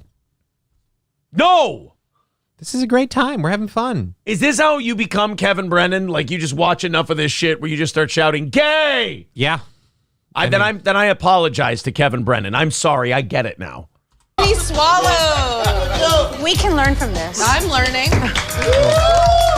Yes, Bob. Okay, it's Meg's turn. I feel sick. I feel like I'm going to throw Who up. is she? I don't know who that is. I don't know either. I think they brought her just so they had a fat lady. I think so. Okay, mine is Kate Berlant. True. Okay, if you could pick one person at the table. Let me guess. It's gonna be something sexual. Why would you say that? Oh my God. We gotta play sex games with Nana. How do you know she is? If you could pick one person at the table to have dinner with, or you could pick one person at the table who wouldn't say you look like a female Weird Al. I mean, there's any number of questions we could hear right now. Gump sat alone on a bench in the park. Oh my God, she does. I can't unsee it now. It's female Weird Al. Dare to be stupid. 'Cause I'm fat. I honestly, there's 2.5 minutes left in this, and it's filling me with dread. You don't know dread. if you can. To have 12 hours of sex with. 12 hours. Again, 12 hours of sex. Because, you know, if that lady knows about anything, it's going on a rompous ride of sex for 12 hours. You could have sex. Sex isn't edgy anymore because it's all you fucking talk about. Sex stopped being edgy once you start having it. Yes. That's a true fact of life. After you have to go to a spaghetti dinner and disco. Yes! All with the same person? Yeah, so you pick one person to go down on, go around town, have 16 hours of sex, disco, and This spaghetti. was 12. Why does she have to involve sex and food? It's too easy. I'm sitting at a table with Madonna. Get it? Because I want to fuck somebody who was 50 when I was a fetus. I want to eat senior citizen pussy and then get some Medicare treatments. I want to fuck the lady my dad used to spank it to. Yeah, when he was in high school. Shit. I'm sad that you brought this to my attention. I'm not. I'm thinking this is I hilarious. love spaghetti. Can't eat spaghetti unless my mom makes it. Oh, that's actually wholesome. See, I would watch that. I would watch 5 minutes of them being wholesome because here's the thing about like edge and edgy humor and things like that. Once everybody's comfortable doing it and it's all you're doing, edgy. It's not edgy anymore. Lil Wayne sitting around this table while everyone else talking about how would you like an asshole? Who would you have butt sex with? How do you suck a dick? How do you suck a dick? If Lil Wayne's saying, I can't eat spaghetti unless my mom makes it. Wow. That's the funniest thing that's been said during this whole thing because it's wholesome and nice and it's like taboo at this table. I assumed it was a quasi 8 Mile reference. I just hope he's being wholesome. Eating mom's spaghetti. Eating Threw up mom's a sweater spaghetti. already. Like if Jack Black sat there and he goes, well, you know, the other day I took up knitting, and then he just talked for 5 minutes about his knitting experience, I would enjoy that.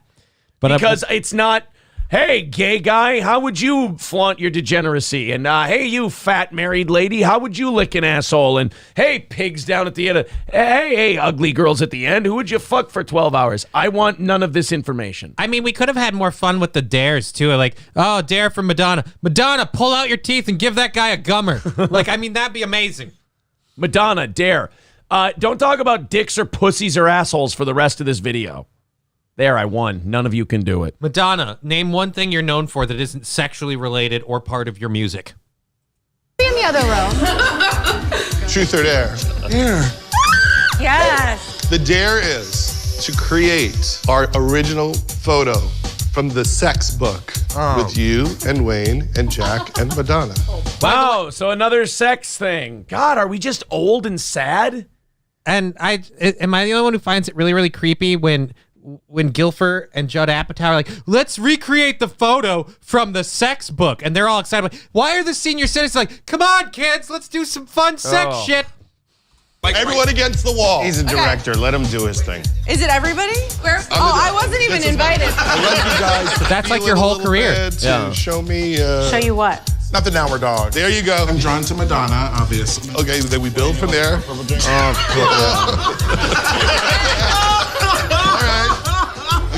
Wayne on the other side. At least Jack Black's being silly about it. He's kind of having fun with it. It's still cringy, though. At least he's being, like, stupid and not taking it seriously. Oh, no, Lil Wayne, don't take part. Wow. I'm about to bukkake her face. Wow. No, Wayne, don't take part. You're better than this, buddy. No, he isn't. No, he isn't. He's grabbing them titties. You're never Get that meat. Black man biting her titties. 15 minutes later, Madonna files a rape report. That's not fair. Thank God Eric Andre's staying out of this. I was sexually trafficked by Lil Wayne. You know what? I just noticed Eric Andre, since this video started, the only thing he said is... He's been very, very quiet. He said, this has been weird and gross. Yeah. This is weird and gross. If and he called it cringe. The camera can't see you. Hold on, here we go. I think we did it. Got it. You know what? I have one. Madonna. Yeah. I dare you. Let me guess. Worst it's part. Amy Schumer and Madonna. It's gonna be something sex-related. Wow, these middle-aged women are dangerous. To do a world tour and play your greatest motherfucking hits. It's worse. Ugh, yeah, Remember, this whole thing was just them hanging out, and they accidentally dared her into a tour. Oh! So now they're going to hire the equipment managers and the band, and they're going to get the lighting crew all together. And do a worldwide tour. Amy Schumer dared her to do it? Oh, what my God. crazy fortune that they happen to be professionally recording all this. It's the worst video ever. I mean, it's beautiful. Listen, it's gonna sell out too. Yeah, it is. But the best part is it points out how out of touch she is. I need to do a world tour to make this super cringy video. And like you said, the best part of the whole thing was Eric Andre just go, this is super gross and cringe. Sad and gross and cringe, yeah. 4 decades? Yeah, bitch. As in 40 years? Yes. As in all those songs? Fuck yeah. And they all are about... We're talking open your heart. We're talking... Look at Eric Andre's face. I hate to red bar this and go and dive a little too deep. Yeah. He doesn't want to be a part of this. This is literally, he's like, I don't get paid enough to do the stuff I'm doing. It's a giant check. I love that a black comedian's wearing a Newport sweatshirt too. That's lovely. Fucking tropical on the island breeze. All of nature, wild and free. This is what I didn't want to see Amy Schumer doing that. I forgot that happened. I actually blacked that part out. I apologize. I should have warned everybody. to be La Isla Bonita. Wait, hold up. That's a lot of songs. It's a lot of songs. No, it You isn't. think people would come to that show? Yeah, because they're stupid. Well, I'll be there. You there? Yeah, I'm there. There? Okay, so the answer is fuck yeah. Oh, weird. We had no idea that was going to happen. Holy Jesus. I was hinging. If she would have said no, the tour wouldn't have happened. How fortuitous that we had cameras on and a professional crew here while she said yes to the tour. I mean, thank God she said yes. Could you imagine but we went through all this work. If she went, nah, fuck that. I'm old. I'm lazy. What, am I going to break a hip? That would have turned this from the worst video I've ever seen to the best. Yeah, but it didn't. If she went, hey, you fucking dumb comedy slut who's only made yourself popular because you talked about your pussy to a disgusting extent. I'm not taking my fucking marching orders from you. I'm a senior citizen. I'm staying home. You can all find your own way out. Get the fuck out of here. And she gets up, turns the table over, and leaves. That would have been like, they should redo this, but they should have Mel Gibson at the head of the table and all of these people going, hey, Mel, will you deep throat this bottle? They'll be like, no, it's against Christ. They'll be like, oh, okay. I deserve to be blown before the world tour. And then, hi, Amy Schumer, yeah. Hey, will you pretend to lick Jack Black's asshole? No, I'm worth hundreds of millions of dollars. That's beneath me. And you should probably clean up your act, okay? Mel. And then the dramatic music starts. I want you to make another Lethal Weapon movie. And he just goes, get the fuck out of here. I'm never making one of those pieces of shit ever again. And you can all fuck off. Actually, I thought he kind of liked the Riggs character. But then he just walks out. But I mean, it would be great. Video. Yeah. Just to watch him yell at all these people. I dare you to make another Braveheart. He's fucking dead. Did you not see the end of the movie? I had my guts ripped out. I actually had 2 feet of intestinal tract removed. That was method acting. I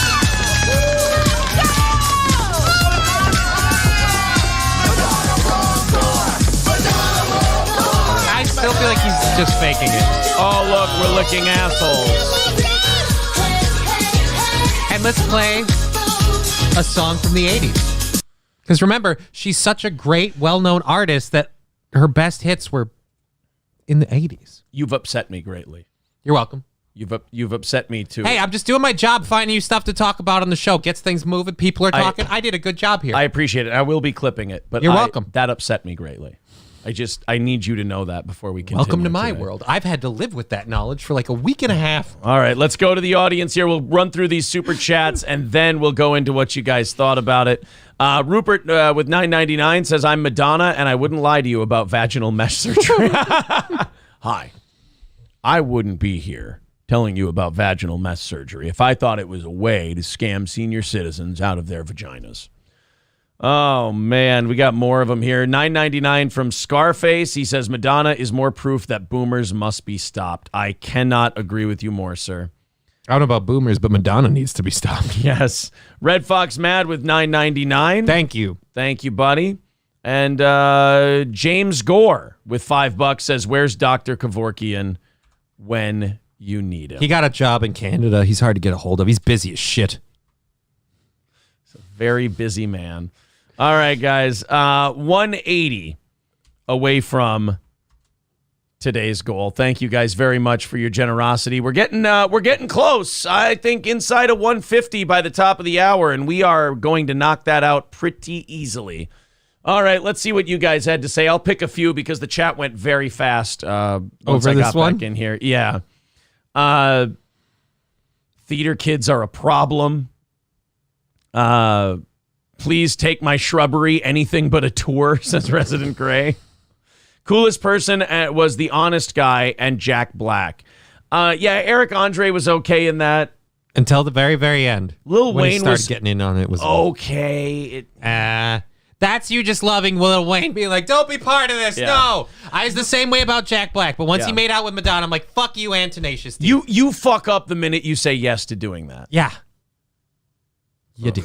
Like I said, I'll give Eric Andre this. He at least verbalized the disgust part for a second, which gives you a little credit where it's due. Fair and Balance says, acknowledge my Farron raid, you bastards. All right. Thank you very much for the raid, Farron. I appreciate it. God, I didn't know we were going fucking full-on dominatrix on that one. I apologize. My regards. We were watching the Madonna video. We were deep diving grandma. I mean, and that's the shitty part about like culture, like the culture in general, is that there's not going to be any comeuppance for this dog shit video. The concerts are going to do great. She's going to make a shitload of money. People are going to say the shows were great, even though it's a 65-year-old. I mean, yeah, dude, I used to DJ and I could fucking play. What was it? Vogue, and then the Whitney Houston one. I Want to Dance with Somebody? I Want to Dance with Somebody tonight. And then you could come back to, I forget the other Madonna one, but you could do those three back to back to back. You would have so many white ladies just on the dance like, oh my God, I love this song. Union Jack says, why do you have to shit on Madonna for her age? I'm not shitting on her for just her age. It's for how she's acting at her age. Yeah, it's how she's acting at 60, 65 years old, where she's like, oh, let's talk about butthole licking and fucking and suck this bottle like it's a dick. And it's just like, dude, if you're 25, that's cringe. Yeah, but at least if you're 25, someone actually wants to do those things with you. I mean, when you're 75, again, like I said, the only great thing would have been like, take out your teeth and give them a gummer. Like, that's about it. I miss I'm an actual degenerate. I miss the days where, like, you didn't just get together with a bunch of middle-aged people and everyone was okay talking about butthole licking and fucking and dick sucking and all that. You had to be a piece of shit to do that. I liked it when pieces of shit did that in pieces of shit places. Not at a nice dinner. I like it that a nice dinner is full of enlightened conversation and elevated discourse. I like that because then when you go in the shadows and you talk about the asshole licking and the pussy and the cock and everything else, it's that much more taboo and funny because it's something we do over here. When you're sitting there with a white tablecloth and nice drinks on the table and you're going, show me how you lick your husband's butthole. It looks like a bunch of hillbillies came in and took over the place accidentally. But there were so many great jokes that they could have passed, that they passed on. Like, show me how you sucked Anthony Jeselnik's dick to get a career. Like, that would have been a great question. That would have been an Eric Andre dare. I dare. Didn't she marry a rich guy then, too? I think she married a rich dude. I think so. All I know is after she got married and suddenly didn't have anything funny to say, she suddenly all became about her female message and woman empowerment. Brittany says, Aaron, how else was she supposed to announce her tour? I don't know, a YouTube video going like this. Hey, everyone, it's Madonna. And you could have spliced in like past performances and like had it be a retrospective on her career. And I'm here to tell you that, you know, they say at my age, you can't do this or you can't do that or blah, blah. Well, I'm here to show that I've got one great tour left in me and we're going to do this one more time. So I want you to get your tickets. We're coming to your town. We're going to do one last world tour and this is it. So come celebrate my entire career with me, Madonna, blah, blah, blah.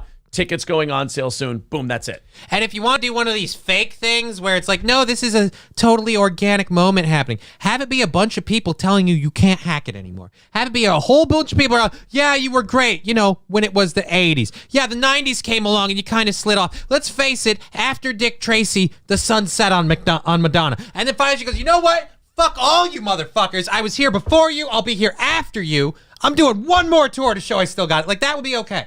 Like kick Jack Black in the dick and walk out to your rehearsal studio. That's what you do.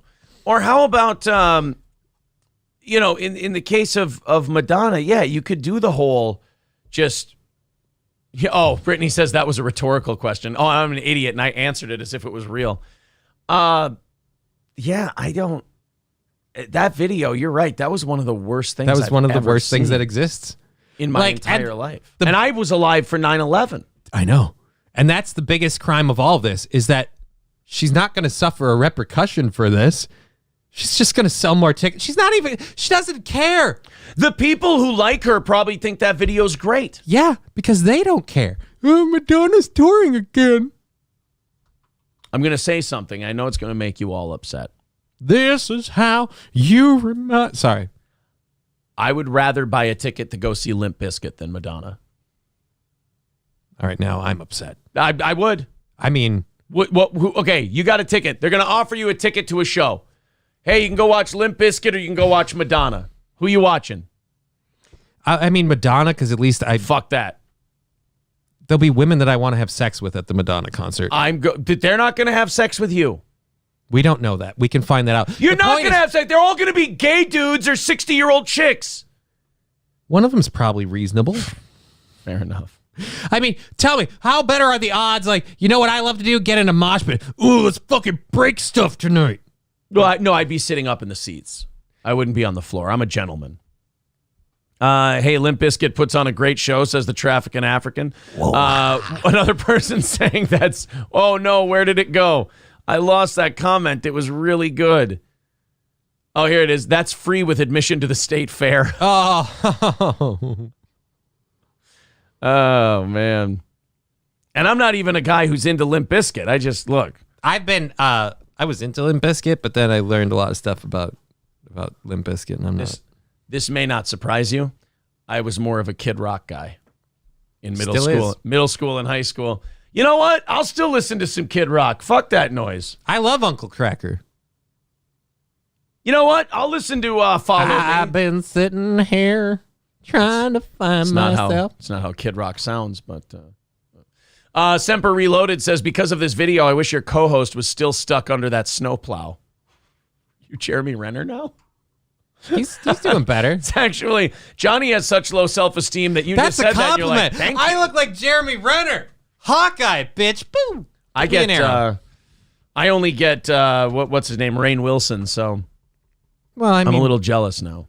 You've been getting, what's the wrestling guy lately now? Jim Cornette. Yeah, yes. Jim Cornette. I mean, that's a great one. Madonna's exposing the goddamn business. And her vagina. They're saying that you only look like Jeremy Renner after he was run over with the snowplow. I mean, still an improvement. Dude, that's still better than being the crippled guy. I'll take that. I mean, Semper, you got to admit, the man's got a point. It's still a step up for me. We've only got 11 minutes to impress Semper Reloaded. Then he's got to run over to Daywave. Uh-oh. Paul G82 says, does anyone remember Bubba Sparks? Fuck yeah, man. I'll still listen to some Bubba Sparks. Kidding me. All right, I think we're all caught up chat-wise. 180 away for today. Thank you guys very much. There's all the information. Semper says, mod's got a mod. I hear you. I get it. Remember yesterday we went over the Paul Pelosi hammer video story, and you and I found some inconsistencies. We found some problems. Well, I was watching Kumia's show yesterday, and he brought up something that we hadn't seen when we watched it. What's that? Neither of those two seem to be the ones who opened the door. We'll watch it in a second here. We'll watch it back again. But also, you pointed out, remember that NBC reporter who said that they answered the door and they went Paul down Pelosi was by himself, but then he ran back to the guy and then the guy hit him in the head? Well, they're now like going around now that they've released the body cam footage. They're now going around to all these Republicans and they're going, are you going to apologize for your conspiracy theories? And all of them are going, wait a minute. You thought that video dispelled anything? Mm-hmm. That's what I said yesterday. More conspiracy theories came out with it. I have more questions. First of all, the painter's tape. The painter's tape. Why is the painter's tape there? Why is the painter's tape even there? Why? And second of all, I'm starting to think about this too. The hammer hit takes place off camera. Mm-hmm. You see the swing go in. Right. Definitely saw a strike, but didn't hit him. Not only that, the guy goes to Pelosi's house. He breaks into Pelosi's house. Pelosi calls 911 in the bathroom. 911 doesn't respond for a couple hours. It takes a couple more hours for the cops to get there. So this guy has been inside Paul Pelosi's home for what, 2 to 4 hours at this point? Why would that seem sketchy? 2 to 4 hours. The guy has been in their home. What, are you saying he had enough time to blow him and then put his pants back on? I don't think so. I don't know. Well, anyway, let's watch the video again. And I want you to tell me if the door thing looks weird to you. I definitely don't want all of you. Painter's tape bothering the shit out of me. All right, here we go. Knocking on the door. Backing up. Yeah. Fucking said 2620, right? No, 2640. Oh, 40. Yeah, it literally said that. All right, it looked like he opened the door. Okay, so Pelosi opened the door? No, it looked like the other guy did for a second there because Pelosi would have to reach across. Yeah. It looked like it looked like he came under his other hand and got the door. Neither of their hands are on the door. How you doing? his hand is on the hammer. It would have to be this hand. one. Or it was Pelosi's other hand. Either way, it doesn't look quite like... But you know, when you're having a struggle with a guy and the cops are called, you just saunter with him down the hallway while he heads to the door, continue fighting over the hammer.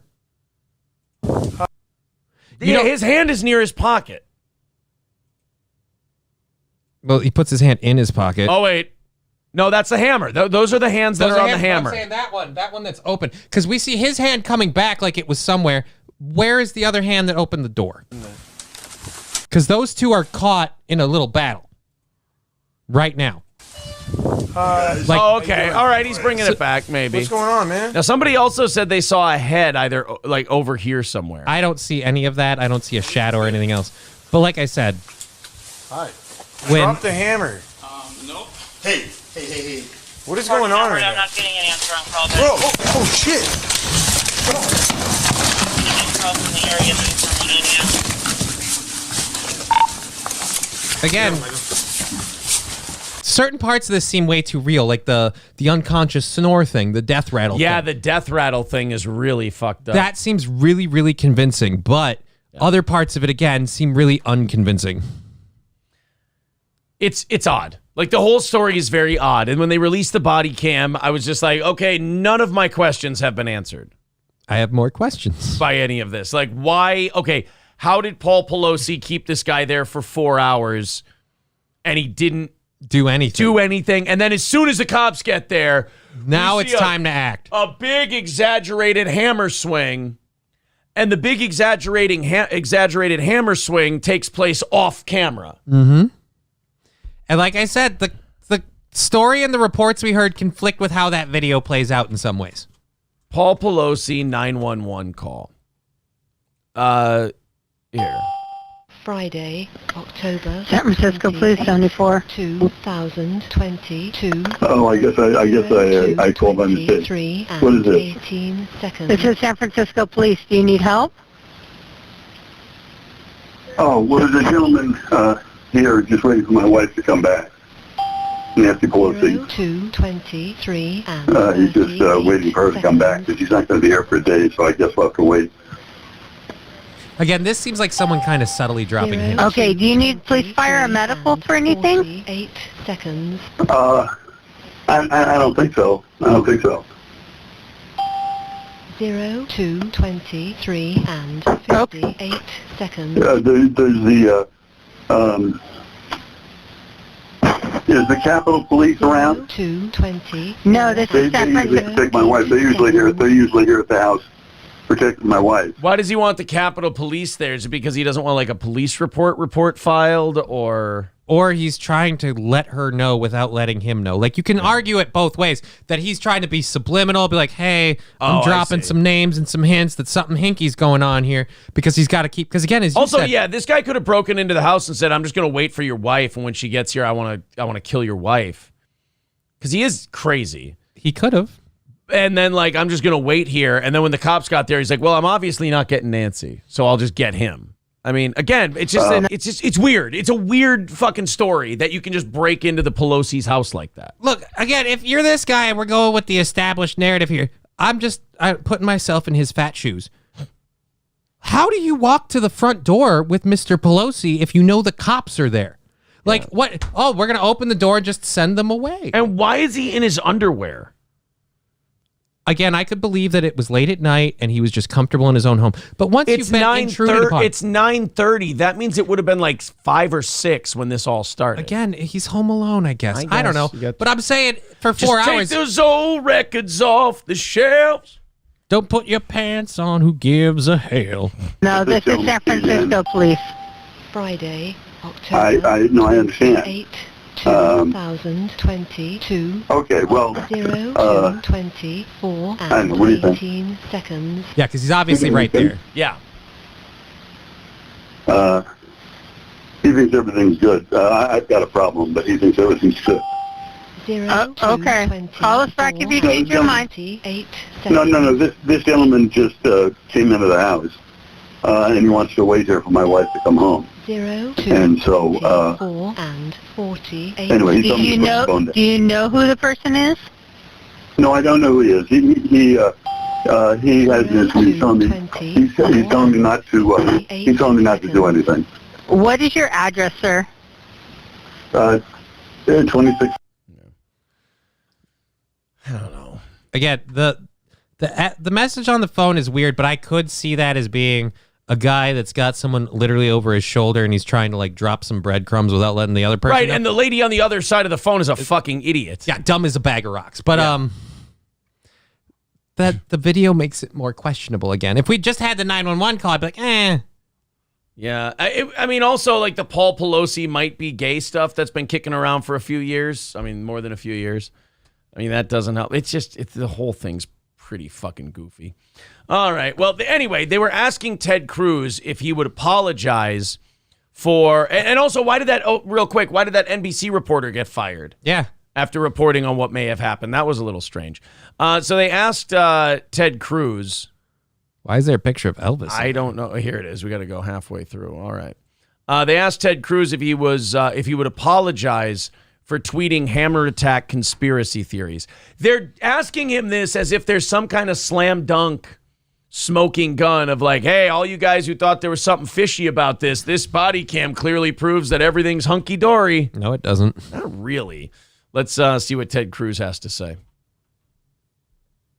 You're muted. Cam footage being released of Paul Pelosi.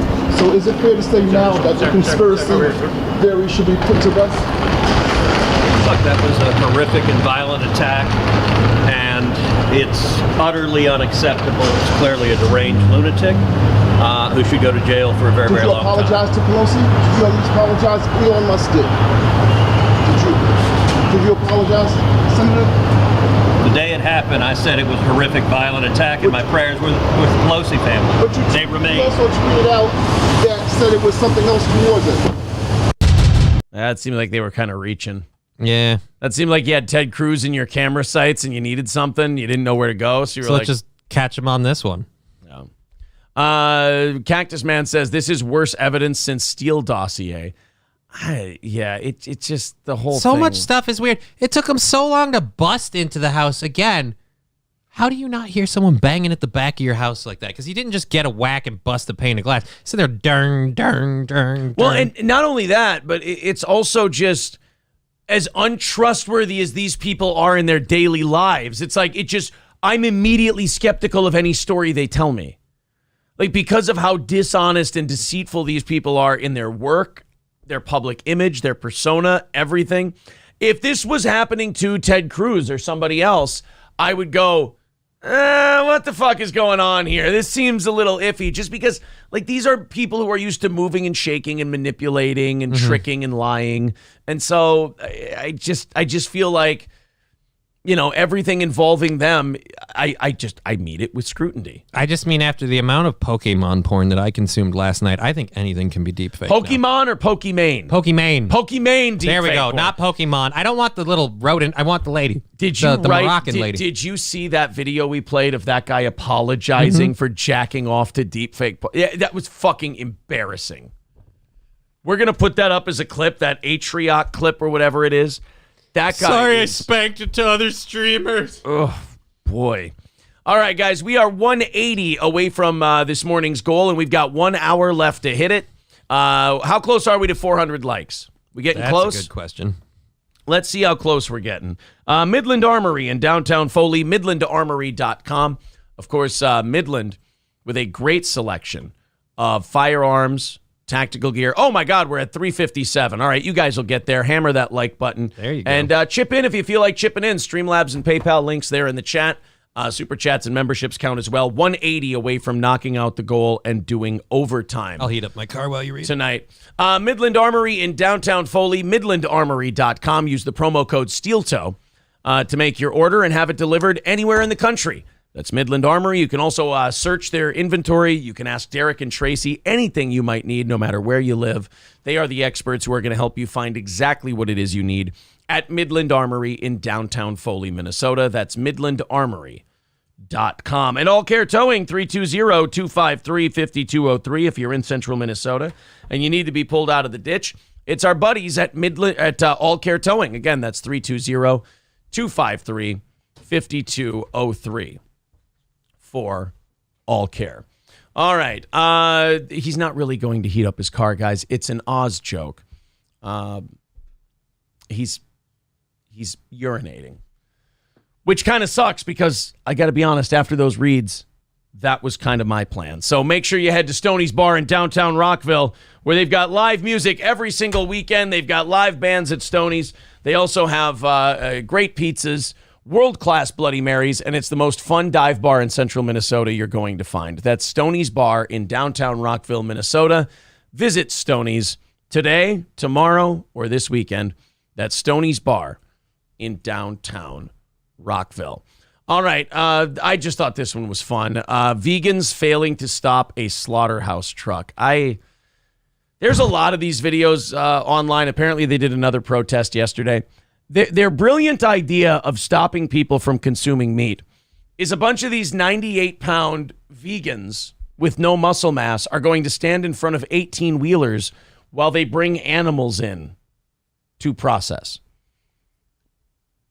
Look, to say the least, they haven't thought it through. Standing here in front of a Fearman slaughterhouse where 10,000 lives are taken daily, 10,000 innocent lives slaughtered here for no more than the taste buds of humans. And it's kind of important, keeping our bellies full and keeping us energized and keeping us going. So, I feel like you're kind of downplaying the necessity of slaughtering these animals. Don't really see this guy outside of Planned Parenthoods, though, do you? He'll fight for chicken eggs, just not human ones. Just remember that. Here we have the truck approaching, where approximately 300 animals are stacked into this truck. Sounds delicious. We're gonna stop this truck so we can bear witness. Do you guys, okay, ready? Spoiler alert. Do you think he's going to stop the truck, and do you think he's going to bear witness?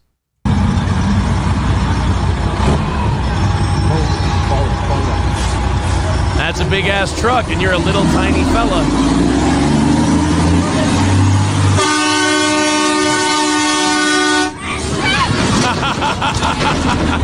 You fucking dipshits. That is a giant vehicle. It doesn't just stop on a dime like your shitty little Kia. It takes a minute. So either you're getting out of the way, or it's going to be 10,001 lives taken daily. Oh my God!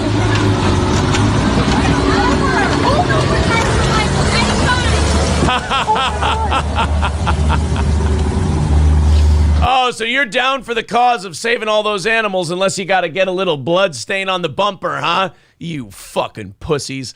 God, do I love that. We're going to stop this truck and bear witness. He'll see. And then, hey, come on. You're going really fast. Why won't you let us stop you? I will run your asses over. Are you guys okay? Jesus! What the fuck is wrong with him? You guys are so not getting pussy now. You didn't save the animals. Now you're a cuck. I love that too. Oh my God, are you guys okay? No, they shouldn't be. They stood in front of a fucking semi while it was trying to get to its job. Did they get bounced? I don't think so.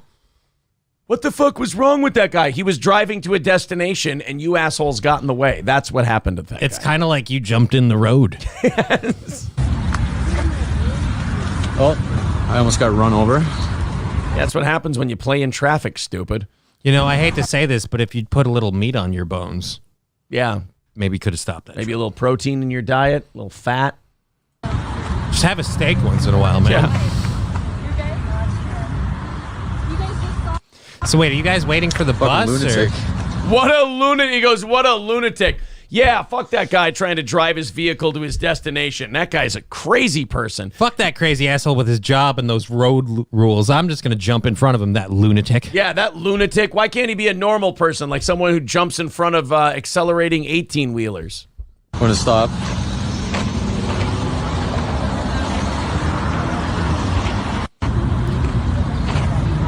These drivers have no fucking respect for life, no respect for human life, no respect for animal life. If I'm one of these drivers, I drive in with a baby cow in my hand. Right. And they're getting in front of me. One step and the calf gets it. Who wants some veal, Got bitches? A hunting knife to his jugular vein, and you're just like, go ahead, get in front of the truck. And then you get all the way to your destination. They're looking, how could you do such a thing? It's who I am. Yes. Kill the cow. It is my nature. There you go. No, I Yeah, he has no respect for humans. No, he has respect for humans.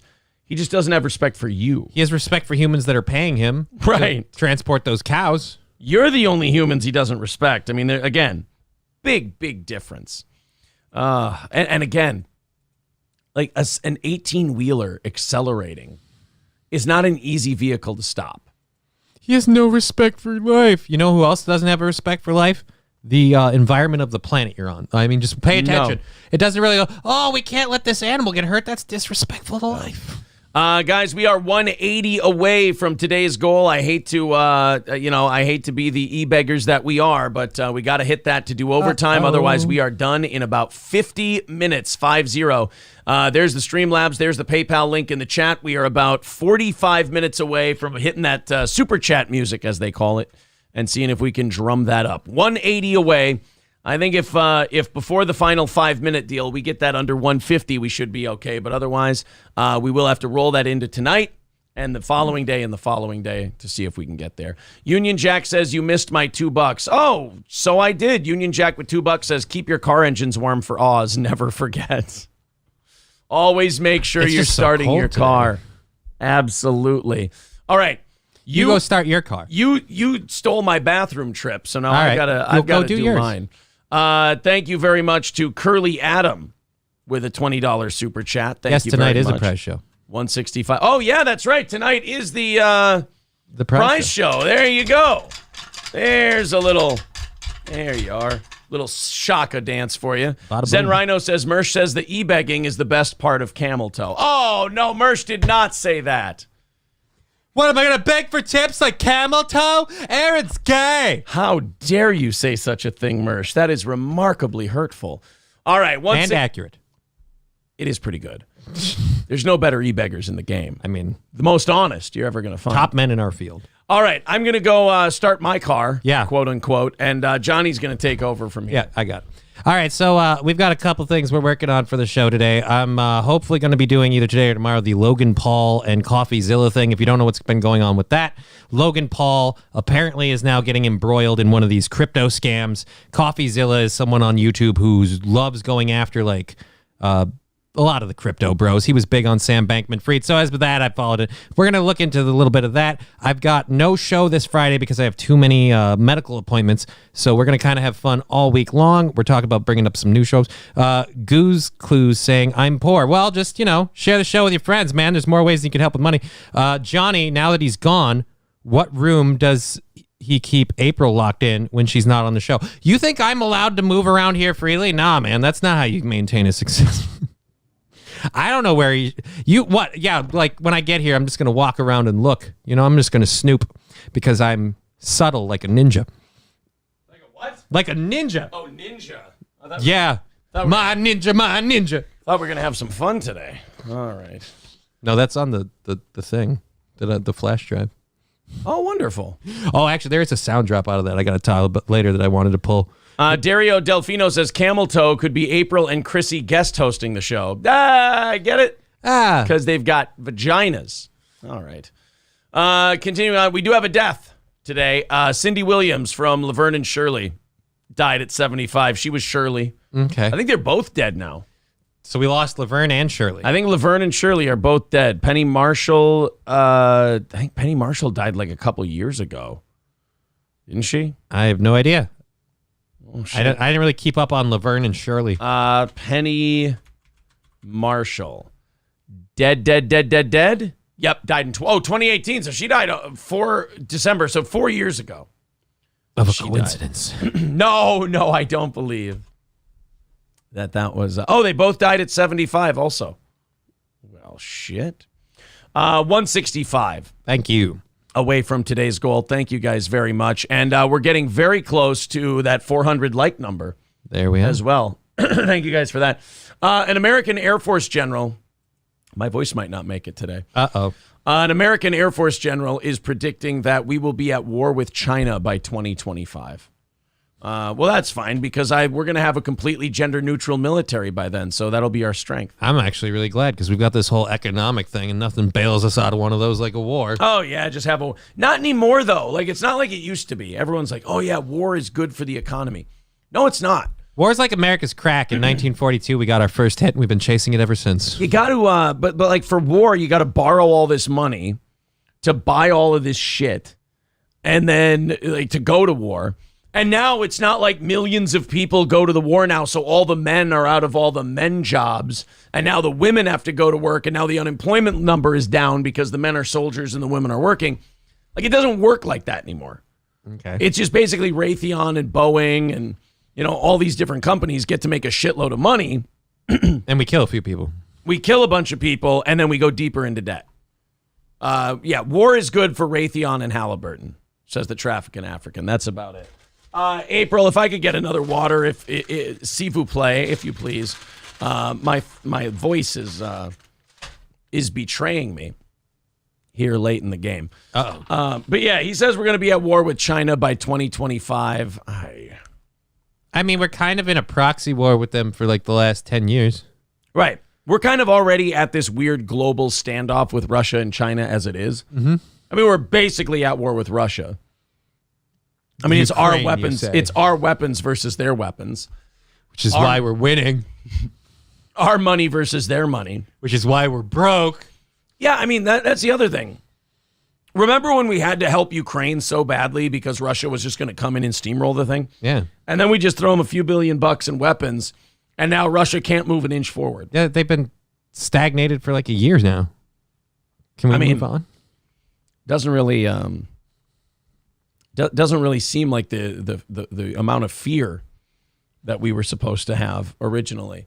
A 4-star Air Force general on Friday predicted in a memo to his officers, why are we seeing that? That the U.S. will be at war with China by 2025 and advised his commanders to prepare a report.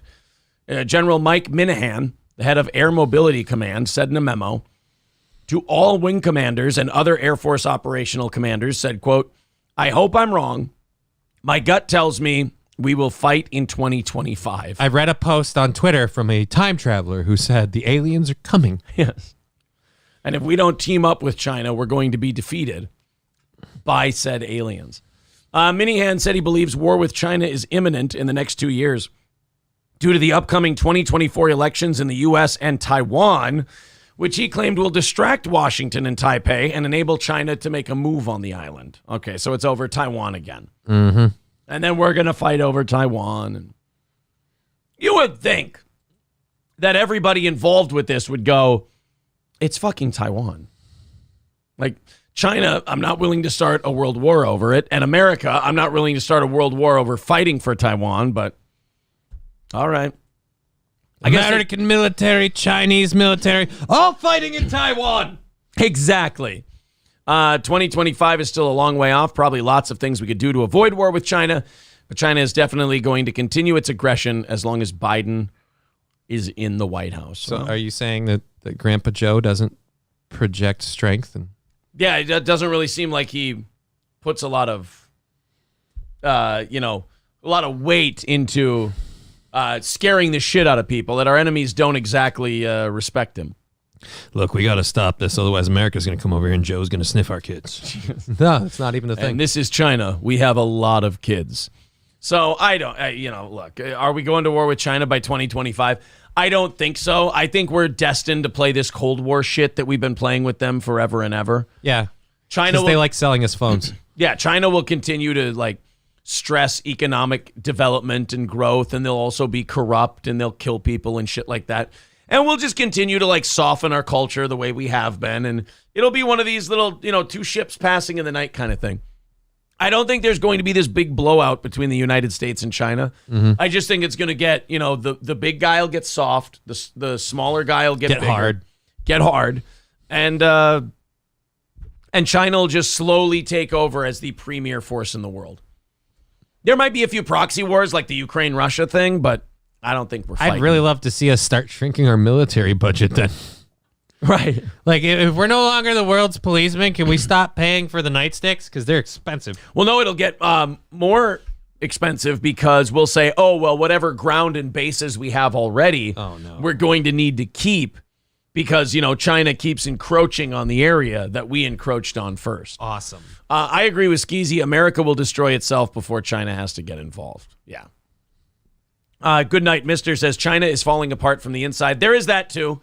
Their infrastructure is beyond shit with dams breaking and they can't even generate enough electricity. That's true. Like China is dog shit from the inside as well. So you've really got two rotting superpowers. Well, that's the biggest problem with China. Like, no offense, America's a piece of shit, but it's up front and in your face. It's on the news. But with China, it's like it's this secret country. Everything's hidden behind a wall and like technologically and everything else. It's just like they're we don't communists or something. Yeah, it's almost like they're not open to the world. Yeah. 165 away from today's goal. There's Streamlabs. There's PayPal if you want to chip in and help us hit that and do that extra half hour. We do have a prize show tonight where... Well, what is it? Is it $10 super chat? Or no, $10 PayPal, $15 super chat gets you entrance into a $250 cash drawing. And some sweet stickers. And then the the VIPs and the members each get a $100 drawing as well tonight. So that's going to be tonight. If you want to be part of the prize show, must be present to win. There's also going to be some Stonies and some Midland Armory stuff going on, and we're going to be giving away stuff from there. So be sure to tune in tonight for the prize show. All right, a female high school student beat the living shit out of her teacher. Now, I know you're not allowed to put hands on these unruly children, but I think we do need to start changing the rules where you can just knock them the fuck out. I feel like self-defense is a thing. Kid swings first, game on. Yeah. Once you get to like a certain level, you get to belt the kid. Like you can't belt them as discipline, but you can belt them as like a restraint mechanism. So like if the kid comes after you, puts a hand on you, you can deck them, you can flatten them, you can hold them to the ground, sneak a few elbows in if you can, you know. Kick them in the cunt. Because like the opposite is like kids are more brazen now than I remember them being. Maybe I just went to a different kind of school. But like I don't remember kids. I remember if a kid just swore around a teacher, it was, oh shit. Yeah, what's going to happen? Have that problem. And now you have like kids literally just beating the shit out of their teachers. It's the case in point of like I always say with women. It's like you went your whole life being able to just step up to somebody and nobody put you in your place. You feel like you just can't. Same thing with the kids. Somebody's got to smack you down a bit. Until somebody decks you, you're not going to. And it's not you're going not to have a fear of doing that. One kid needs to get punched in the mouth so 10 other kids go, oh, consequences. Well, that's kind of like the shoplifting and jewelry theft thing. They went the other way on it. Instead of saying, you know, oh, don't call the cops or, oh, don't get security involved or anything like that. Instead, now what you've got is people just robbing and looting with impunity. And then when it comes to, like, if you would have just let these store owners cap a couple of these guys, then all of a sudden that keeps everybody else honest because they're like, hey, man, I'd love to rob a Walgreens and get all this free shit. But it's not worth getting shot. I'm not worth getting capped. It's not worth getting capped over some makeup that I can resell in the neighborhood. Same thing in schools. You see a couple of kids just get laid out when they go after the teacher. There's going to be less kids going after the teacher. I mean, they can still hate them in their own free time. They just don't have to swing. Right. I don't give a fuck if you're an adult or not. You're not going to talk to me like that, you dumbass bitch. You're not going to talk to me like that. See, now right there. Right there. Bam. Just a short right hand. Take care of them. I'm a horrible person. I'm thinking, phone gets slapped out of my hand. Other hand comes up, grabs your face, and goes, say hello to the wall. And then boom, we're done. You got to let teachers put their hands on these kids. And not in the way they've been doing it. And I'm sorry, but you can't talk to me like that. Is someone who needs to get punched in the face immediately. I don't care age, gender, whatever. You can't talk to me like that. Yes, they can. Because part of that is this chick's mom's fault, because I highly doubt that there's a father. It's 100% this chick's mom's fault, because she's let this trashy cunt single mom that she's got, has taught this little girl, you don't let anyone disrespect you. You don't let anyone disrespect you. No, look, your teacher gets to disrespect you. That's part of the hierarchy, the pecking order. That's part of coming up in the game, if you will. So, like, you can't talk to me like that. Actually, technically, honey, she can talk to you however the fuck she wants to. Now, see, if she had a responsible parent at home, she'd go, the teacher disrespected me today. Well, did you sit the fuck down, shut up, and do your homework? Then you're kind of a bitch. Then you deserve to be disrespected. She can do whatever she wants. Earn the respect. You can't talk to me like that. Bitch, I've graduated. Yeah. Meet me there. You're not going to talk to me like like that, you dumbass bitch. You're not gonna talk to me like that. She threw the phone. Bitch, you're not gonna talk to me like that. You're not gonna talk to me like that. You dumbass playing in my face right now. She didn't beat her ass. Not only she just talked her off. This person didn't fight back. Not only that. This girl is completely oblivious to the fact that there's a bunch of people watching her right now and they all think she's insane. Yeah, they all think she's overreacting. She doesn't care. Now she closes Oh my goodness. Oh my goodness. Oh my God. Don't put your hands on me. Yeah, I swear to God, if you don't get your hands, put your hands. Don't give me hands. I swear to God, you don't get your hands off me. Then stop. And now the teacher is fighting for wrist control as they now struggle to see who can get top control. And she's really got to move that left hip so she can get it outside of the inside leg. I'm waiting for the contender to drop her center of gravity and really go for that shoot. Bring her to the ground. That's where you will level the playing field. We need Anakin Rogan for this one. See now right there. Deck the bitch. Rip out her weave. There you go. Yes. Yes. Good for that teacher. Take her to the ground. Now use your weight. Use your weight. Oh, God damn.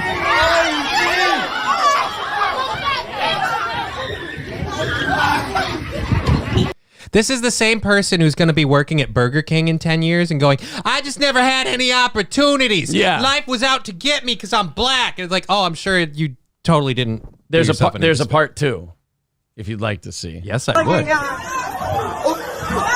Oh, yeah. Oh, so she got on top of her. There you go. Oh, my God. Oh, my God. Oh, she got her. Oh, my God. Oh, my God. Someone kicked that kid in the face. I feel like she just caught a shoe to the face. She You call the superintendent of that school district if you're that teacher and you go, get me the fuck out of here now. I'm not dealing with this shit. If I'm the superintendent of that school district, I'm like, not only is your daughter expelled, we're considering bringing charges against you because clearly you're not fit to be a parent. I bet you could show that parent and she'd be like, well, the teacher was disrespecting my baby. Well, don't worry. You're both going to be plenty respected in jail. Like, oh, my fucking God. and she's trying to go back at her. She's trying to go back. It's just fucking hopeless. I'm sorry. I see that video and I'm like, we talk about how we don't need pit bulls. Do we need that kid? Right. I mean, what's the best case scenario for that moving forward? Like I said, fast food window, here's your order. I mean, I was really hoping... best case scenario. I was really hoping that the teacher would flip her and then just lay on her. Yeah. That would have been the best.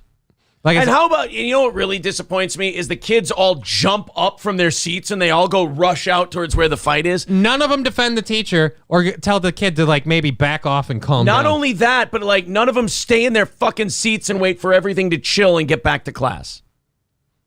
I mean, but they got to get their movie onto World Star. It's just so disappointing. Like it's just, it's a feeling of hopelessness that overcomes you. I wrote no way. I got to get this up on TikTok so everyone can see that I don't agree with this. I said no way. Yeah, it is. It's just it's a feeling of helplessness that you just go, you know, like this isn't getting any better. I see people behaving like that. It doesn't matter who they are, age, gender, anything. I see people behaving that I'm like, do we need? You just know they're black. No, wait. No, that's just a coincidence. It's a coincidence. Stop looking into it. Sorry, I just noticed something, and I got to take my noticinol, I suppose. That's what it is. Thank you very much. Couple of people here. Brett with $20 and William with 10 over there on PayPal and Streamlabs. Thank you guys very much. Only 135 away from getting overtime today. We are getting there. 135 away. We got about a half hour until, as Just a Dabbler calls it, the super chat music, if you will. April, if you have a minute, if you could spare a little water, that would be wonderful. Oh, no, somebody said there's more audio from that attack. What do we have? Guys, the monkeys are attacking us. I don't see how that's relevant. I don't think that was from the... I think that was a different thing.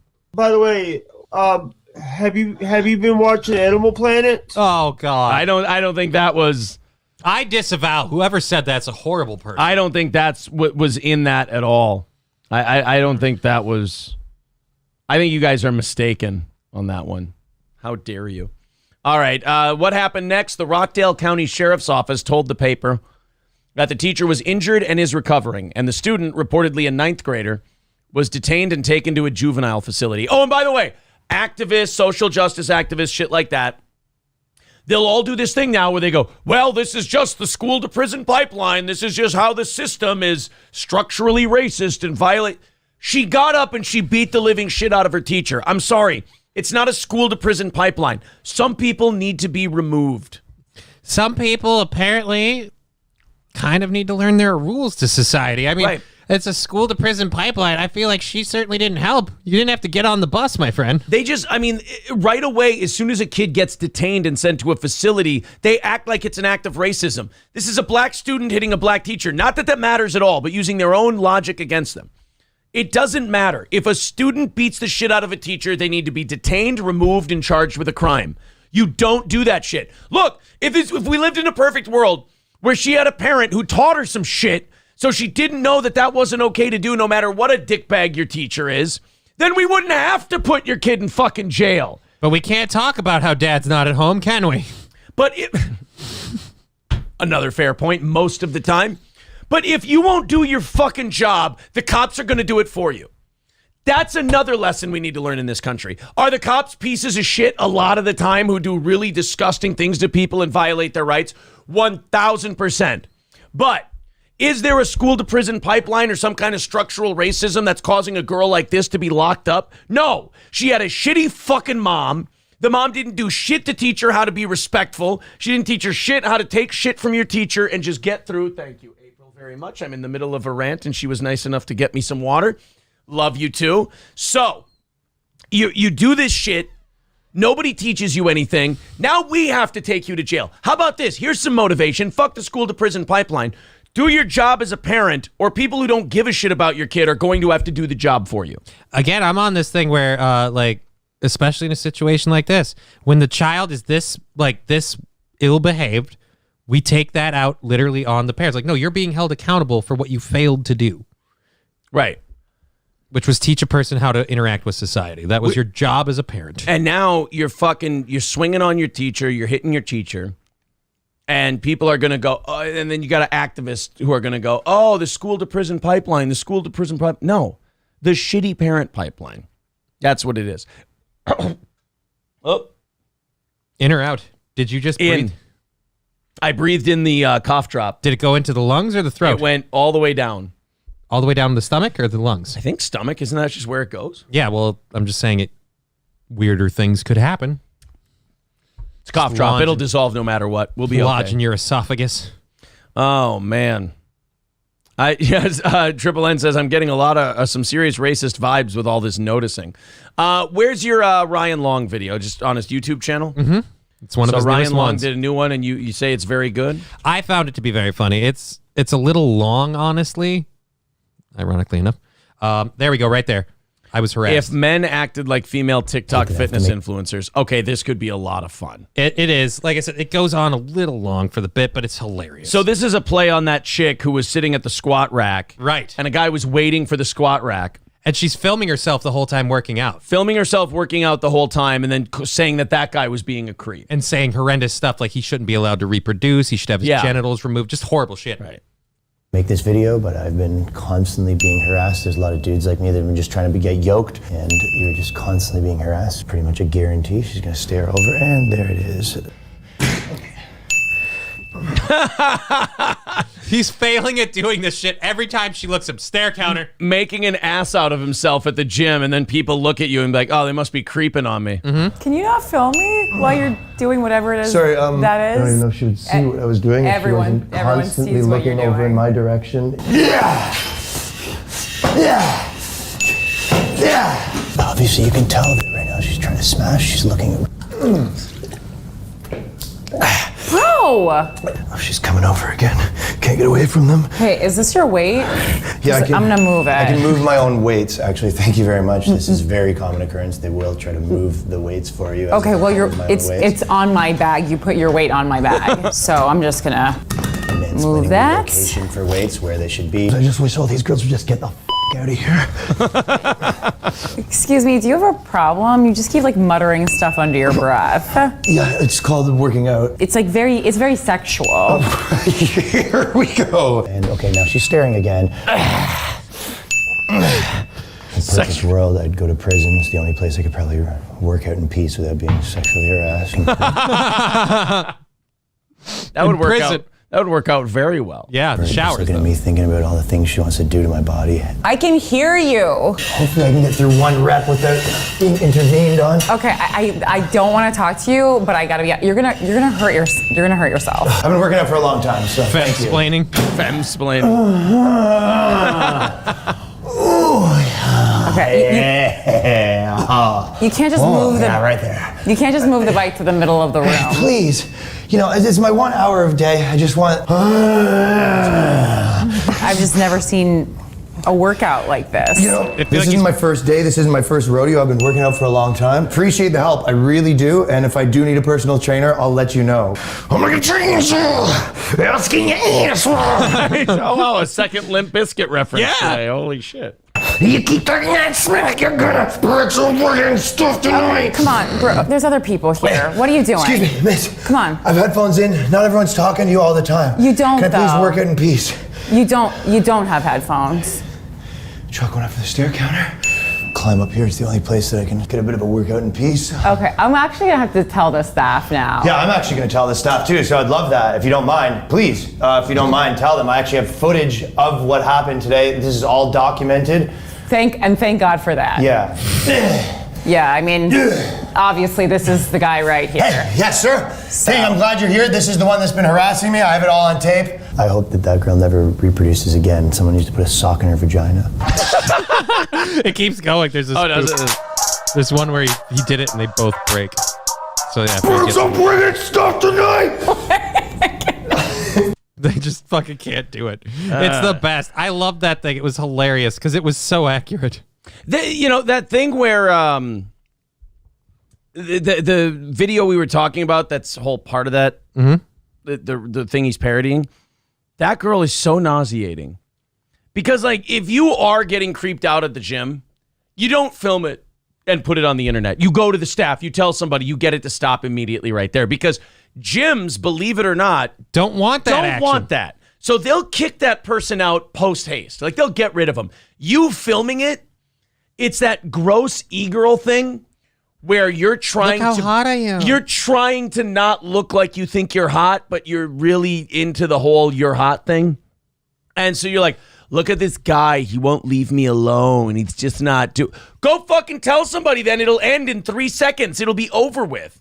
I'd love to see a member of the gym just walk up and be like, hi, ma'am, we don't like that you're just randomly filming yourself, so we're going to have you. Well, I also have to catch all these people perving on me. Well, 2 problems solved. Please leave. Right. If April came to me or she came to the owner of our gym because somebody was making her uncomfortable, shit would be done. People would talk to handled. people. Right. It would be handled immediately. But you know what you really should do is just kind of set up a camera to like look over your shoulders. You go, see, look, he's creeping on me. Right. And filming yourself working out, I don't care how big into the gym you are. People are like, oh, maybe you're doing it for form and this and that. No, there's mirrors, there's feel. You don't need to. If you film your workouts and then watch yourself back later, you're a douche. I'm sorry. That's a bridge too far. Or if you put them on TikTok, you're a whore. You're a whore. If you're getting paid to do it, different story. If it's a professional thing, look, you're getting paid. All I do is livers, man. Clean living. Oh man, I got liver. Yeah, all these people who are like hardcore gym people always get busted for roids and bullshit. Get busted for bullshit and all that stuff. It's the people who go about their business, do their workout, exercise, change, leave. Those are the people you can probably trust. You know, those are the people who aren't going to be fucking creepy and weird on either side. Why do you keep staring at me? I'm just talking to my phone all the time. Like, yeah, that's kind of fucking weird. Zen Rhino says, but Aaron, don't you know that if you don't take a video, then the workout never happened? That's a fact. Oh, that's true, and you can't post it online. And another thing, if you dress with your tits out at the gym, you're getting stared at. Sorry. Not even, like, technically not even in a sexual way. It's just going to be a guy going, what the fuck? And then back again. Tight tops and short shorts, again, all form-fitting. Why are people looking at me? I don't know, because you're giving them something to look at. Right. So, yeah, the whole gym thing, we're adults. We should be able to figure out the gym thing by now. And if we can't, you work out at home. Again, How's if, that? if people looking at you is bothering you so much, don't go out. Geese Artel says, coming from the guy who has April film him working out. What? I think the only time April's ever filmed me doing anything is when when people want to see the shit you're doing, like bag work and stuff. Yeah, when I first came back to boxing and I worked mitts for the first time in like 15 years. And I was like, oh, wouldn't it be funny if we filmed this just to see how I do, working the mitts for the first time in 15 years. And guess what? It was fucking atrocious, as we knew it would be. So as we continue on here, what are we at? 135 away. Mm-hmm. Oh, he says, that's what I meant, just a joke. Well, fair enough. What are we, about 15 minutes away from rattling the cans and firing up the music? 135 away from this morning's goal. If you'd like to chip in, there's the PayPal, there's the Super Chat, or the PayPal, the Streamlabs. We're getting very, very close, you guys. So thank you. Zen Rhino. Oh, my God. He says, you mean girls at the gym like this? Yeah, here, Zen Rhino just sent me That doesn't even look real. If that... Do all them little tricks and keep let's not do that.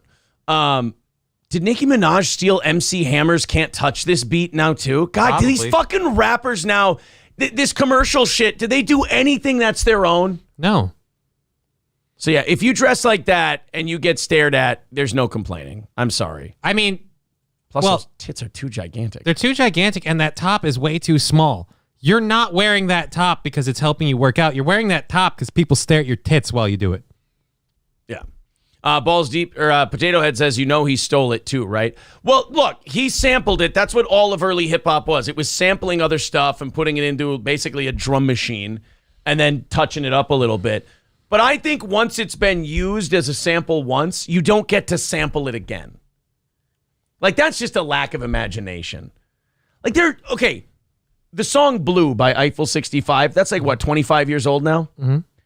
Now some fucking pop star is using that, and she's basically... Song parodies now count as new songs.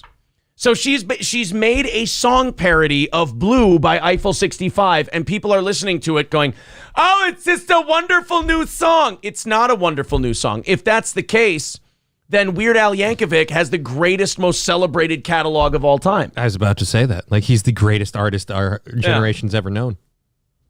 Yeah, I mean, when you're stealing the music, when you're stealing the beat, and then stealing the cadence of the song, it doesn't matter what words you put with it. That now becomes a parody song. That's a parody song. That's not an original work.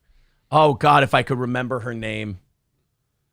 Oh, Vanilla Ice. Yeah, it was actually Vanilla Ice. God, I can't remember her fucking name or what the title of the song is. Is it the title of the song, Rick James? She made a parody of a song. She made a parody of Eiffel 65's Blue, and people listened to it like it's a brand new song. Baby Rexha. Thank you very much, Zen Rhino. Okay. That's the one I'm thinking of.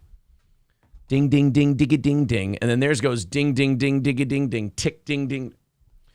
But yeah, I mean, if that counts as new music, then Weird Al is the most original performer of all time. Because again, I'm fine with that.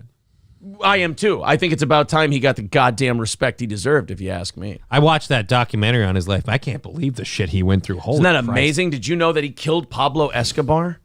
I'm still crazy messed up that he fucked Madonna, but he didn't want to be part of her her tour announcement thing. Yeah, Weird Al wouldn't be a part of it. I don't like the effect Madonna's having on you. Very strange. Sweet Tales is the reason that song became famous. She put it on her Twitch channel, and then it took off to the point where they made it a single. Oh, fucking yay. All right, as we continue on here, 135 away and about 15 minutes away from the Super Chat music. A Bangladeshi teenager fell asleep in a shipping container during a game of hide and seek and then traveled for 6 days in the dark with no food or water to Malaysia. How bad do you need a vacation? This sounds like a self-cleaning oven, if you ask me. He just wanted a trip, couldn't afford the ticket. I mean, if we're playing hide and seek and we're hiding in a shipping container, that's kind of on. Whatever happens there is on you. You do know from time to time those shipping containers are moved and they're used to ship things. And if the shipping container is full of items, maybe that might not be a good place to go play hide and seek. We need to play hide and seek. Let's do it in that place where all those boxes move around and disappear randomly. Yes. It's true. 15-year-old buddy Fahim was playing hide and seek with some friends at Chittagong Port in Bangladesh, when he decided to hide in a shipping container. It must have taken the seeker a long time because Fahim eventually fell asleep in his hiding spot. During his nap, however, the shipping container was locked shut, and he would be on his way to a 6-day journey all the way to Malaysia, 1,800 miles away. Now, if you've ever seen one of those ships that, those cargo ships, it's not like you can go bang on one of those shipping containers and someone can let you out. Nobody, depending on where it is, you could be banging on that container and nobody could hear you. Right. If it's in the center of one of those stacks, you're not getting that out of there. Look, if they can reach you, they can't hear you. If they can hear you, they can't reach you. So you're fucked no matter what. It's not like somebody in the middle of a moving cargo ship is going to grab a ladder and go up and free you from a cargo ship where a bunch of items could spill out all over and fucking hurt somebody. All right, now while we're on this 6-day tour, why don't you walk by all the cargo containers, make sure we didn't steal anyone's kids? Yeah, I don't really think that that's part of the job description of working on a cargo ship. The 15-year-old, identified only as Fahim, reportedly got locked inside the shipping container while playing hide and seek in Chittagong. He was discovered 6 days later in Malaysia's West Port, disoriented and confused after days without food or water. Oh, there's a surprise. Yeah, I think he'd be a little... we got a video? I didn't see this. We got video of him being freed from the shipping container. Just comes out swinging. I mean, technically, though, it'd be hilarious if he came out of the shipping container and went, I won the game. Hide and go seek master right here. They open the container. He runs out. You're never going to catch me, bitch. Are they shoving the kid back into the container? No, you have to wait until we get the cameras over here. Oh, he's all fucked up. Oh, he's sleepy. Hey, man, malnutrition will do that to you. I believe in Jesus. Hey, Randy, what? The devil, huh? The devil's everywhere.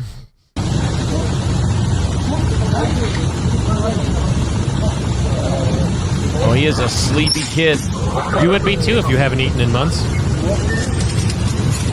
All right. I want two things. One, I want to call a press conference. Two, no. I want a cheeseburger. That's all the kid wants.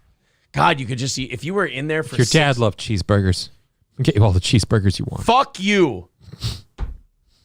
That shit gets to me in that movie. I know, it gets to me too. That one. I have one kid and it's a girl. Guess what? It hits. Oh, right there. Endgame is a fucking tearjerker for dorks. And after you've seen it, you know what the biggest hit to me is? What? I Love You 3000. Yeah, that one. Oh, that one's God brutal. damn it, no. When the hologram says it? And then he hits the switch. You're like, no. Oh. Don't do it, Tony. Both of the Spider-Man goodbyes to Tony in Infinity War and Endgame, both of those get me too. I don't have as big a problem with those. I always thought Spider-Man was gay. Well, he's gay for Tony. Well, he's shooting webs. Yeah, that's true. And then... literally musty ropes. So you've got I Love You 3000. Mm-hmm. Your dad loved cheeseburgers. I'm going to get you all the cheeseburgers you want. That's... God. Right there. There's another part in that movie that's gay nerd tearjerker. Oh, you can rest now. Mm-hmm. That one's pretty hard. Because remember, she says earlier in the movie, she goes... will you be able to rest? I could put a pin in it, I could go to sleep. I could go to sleep. And she goes, would you be able to rest?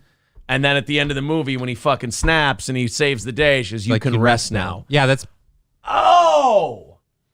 And now, like at the That's what April does to him every Friday. Yeah. You can rest now. At the beginning of the movie, when Dear Mr. Fantasy plays, and then that song, you're like, oh shit! That's about Tony Stark. Mm-hmm. God damn. The end of Roots bothers me. They are running away. They have a job to do, says Michael Mitchell. It's fucking... Giving away the goddamn game. It's exposing the goddamn business. Yeah, I think, look, I know Infinity War gets all the dick sucking and whatnot. Endgame is underrated in that sense. It's a very solid movie. I think the reason people don't like Endgame is because it just literally it wraps it all up with a nice little bow and we're done. And people are like, but where does it keep going?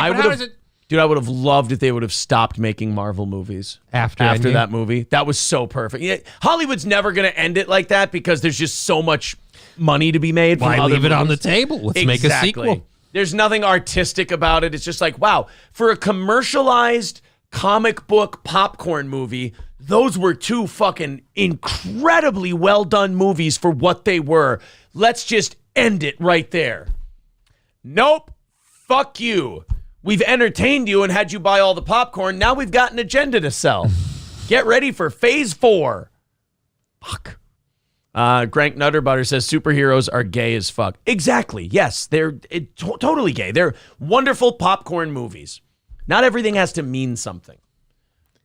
I watch like Streets of New York when I'm like, I want to see something that enlightens me, that makes me think about stuff. I watch movies like that for that. I go to watch like a superhero movie. It's like, I won't have to think about this. I'm going to smoke a bowl in the car, eat a bag of popcorn while I'm there, have a great time. Exactly. Unless it's a DC movie and you're like, you know what I want to do? I want to be fucking morbidly depressed for 3 hours. Do you think you could do that for me? Make me the darkest city I've ever seen that is so devoid of hope that even the superhero makes me want to kill myself. Are you saying Black Adam was depressing? I'm just saying that DC has a knack for saying, hey, I have an idea. Let's keep the darkness that Christopher Nolan did with none of the directing or acting talent. But that's or what story everyone loved. structure. Yeah. No, they liked the story of the Dark Knight movies. The darkness was just part of the storytelling. You've traded sure footing for a killing stroke. Yes. And yeah, you don't have Liam Neeson. Gravy Show says 1,000% Snyder is manic depressive. Oh, God, yeah. It's either flash, shaky cam, explosions, and nukes, or it's Gregorian chants with themes of God and the devil in the background. It's like, Jesus Christ, you guys. Dario Delfino says at Warner Brothers, they genuinely believe altruism and optimism are cringe and gay.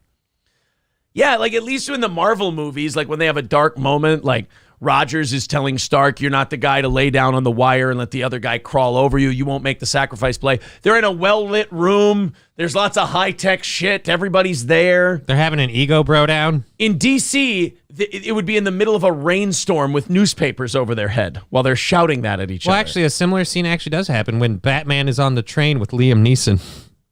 And they're talking about all that stuff. It's like, all you have to do to stop me, but you won't. And then it's just like, oh.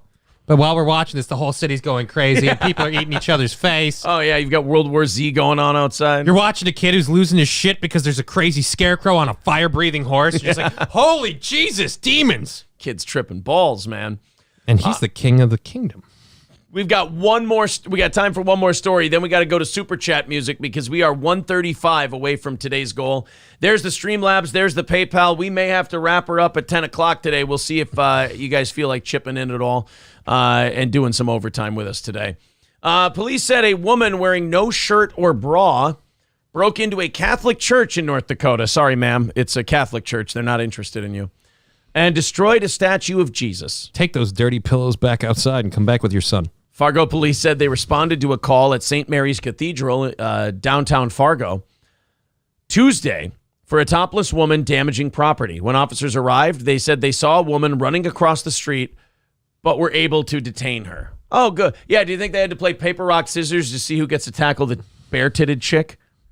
I mean, I'm gauging from this photo, those titties were hanging down pretty far. Yeah, guys, before you think that this is exciting. We got some droopers. Yeah, there you go. I mean, Madonna, just say you're starting a new tour. Do we have to? We just watched that video. You seemed like you were in such good spirits. Oh, my God. What is that? Is that a, like, my throat was slit and they stitched it back together tattoo? That's creepy. Yeah.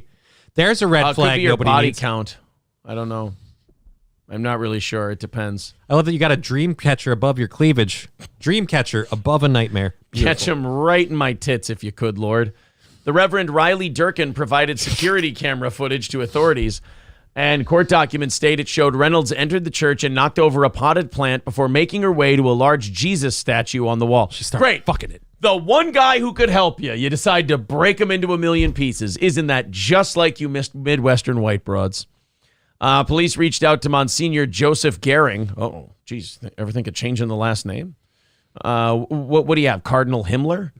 For an estimated cost of damage, he said he was unsure of the exact value, but a similar statue was found online at a price of $11,500. You know, you've got your Well, we've lost a priceless Jesus statue. Oh, well, I mean, it's a symbol of our Lord and Savior. Guys, I found one on Amazon for $11,000. I think we're going to be good here. Oh, all right. So not totally irreplaceable.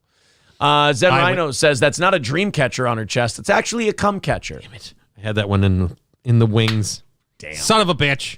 Fauci's Pangolin says we're at 386 likes. We're also 130 away from this morning's goal. So we're getting very, very close. Let's see if we can knock that out. I think we got a couple minutes, then we'll fire up the music. A boy is dead after being mauled by a pack of dogs, and his mother is recovering at the hospital. These goddamn chihuahuas. The owner has been cited. Should we scroll through the story? Why? To find out that wiener dogs are dangerous? A pack of them can kill. Hey, 2 of the 4 dogs involved in the attack were Rottweilers. Uh-oh. And the other 2 were mixed breeds, which is how the news says pit bull when they don't want to say pit bull. We're wide.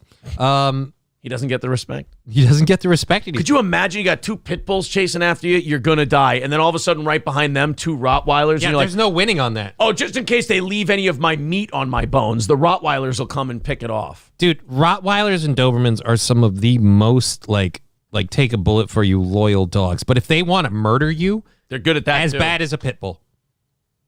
And the worst part is the Doberman is part greyhound. You ain't outrunning that motherfucker. Yeah.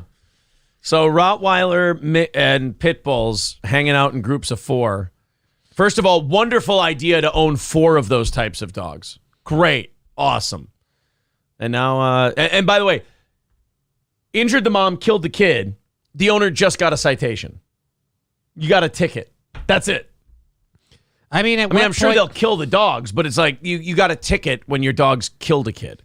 Professional fighters have to register their arms and hands or whatever, their body as a lethal weapon because they're trained. They know how to use it. Yeah. So if you have a dog, shouldn't you have to register your pet as a lethal weapon? Because, I mean, that thing can eat a busload of kids. Yes, exactly. Should have to have a registration and a permit to carry for that dog to be allowed away from your radiator, to be honest with you. All right, guys, why don't we fire it up and see if we're doing any overtime or if we're done in 5 minutes here. 1:30 away from today's goal. Let's bust out the e-beggar music. All right, 5 minutes to go. 1:30 away. There's the Streamlabs and the PayPal in the chat. Also, tonight, don't forget, it is prize night. If you want to get involved, we hope you do. We hope you feel like trying to come in and win some prizes tonight during our evening show. 1:30 away, looking for the Streamlabs, looking for the PayPal, Super Chats, and becoming a member. Counts as well. Let's see if we can get there and go until 10:30 today, or if we're headed towards an early end for the first time in months, for the first time probably since October or November. That's it's a hell of a streak we're on. All right, don't let Royce Lopez win the radio war. Donate now, says Zen Rhino. Oh, well, there's an idea. And then also, I did want to tell you about there was another thing I wanted to get to today. Prize show tonight? Prize show tonight was, I already mentioned that one. Motherfucker. I can't remember for the life of me. Oh, yeah, hit the like button. We want to get that to 400 today. Let's see if we can make it to $400 or $400 likes. 1:30 away from today's goal. You know what? I think we're going to be wrapping up early today. It just seems to be a dry well, end of the month. It's understandable, what have you. Nice audience today. Thank you guys so much for your support. Yes, thank you. This streak we've been on here of just months and months and months and months of knocking this out. We'll roll the 1:30 into the prize show tonight. We'll hit all the normal goals and hopefully be able to reset back to normal tomorrow morning. We'll see. 391 for likes. Let's get 9 more and put that up there in the 400 realm. And that would be great for a morning show. Oh, my God. King of Clubs with $100. Holy shit, dude. Thank you. And Thermodyne Diesel with 50. So now we're 20 it's into over. Tonight? We've knocked it out. No, that's 30. We take 35 out of that. It's over. We got it. Two whales, as they say, coming in and just knocking it out just thank like you so that. much. Wow, thank you very much, guys. The streak continues. Thank you to Thermodyne Diesel and King of Clubs. You guys are amazing. For knocking that out. And now, on the prize show tonight, we just go with the evening gold. We go with the normal evening, and then it'll usually the prize shows chip into the next morning as well. So thank you guys very, very much for helping us knock that out. And you're also $5 into tonight, which is great for the prize show. Dave Lee says, when do radio ratings come out? We were supposed to talk about that. Today, the radio ratings come out. We get to see how our old station did. Oh, and thank you to M-Pit for $20. Thank you so much. Very, very cool, buddy. That's going to put us at 225 away from tonight. So thanks. Radio ratings are supposed to come out today. I don't Are think they going to be out yet or tonight? No, Like, I don't probably think this they've come afternoon? out yet. I will check real quick for everyone to see how our station did. It's not going to be good for them, but I really hope it's super, I mean, we super don't know. bad. I haven't been paying attention. Maybe they turned it all around and they're crushing and climbing up the charts. I hear nothing about them. Really? I hear absolutely nothing.